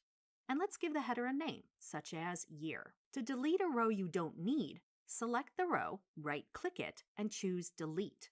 And to add a row, select the row below the place you want to add your new row, right-click the row, and choose Insert. If you want to save the file as an Excel file, you can either choose File, Save As, or you can click Save As in the yellow tooltip that appeared at the top of the worksheet when we imported the file. Then you would choose Excel Workbook or .xlsx in the Save As type box. In this video, we learned how to import data using the Text Import Wizard. We learned how to adjust column widths, and we learned how to add and remove columns and rows. In the next video, we will discuss the importance of data privacy, including sensitive information and personally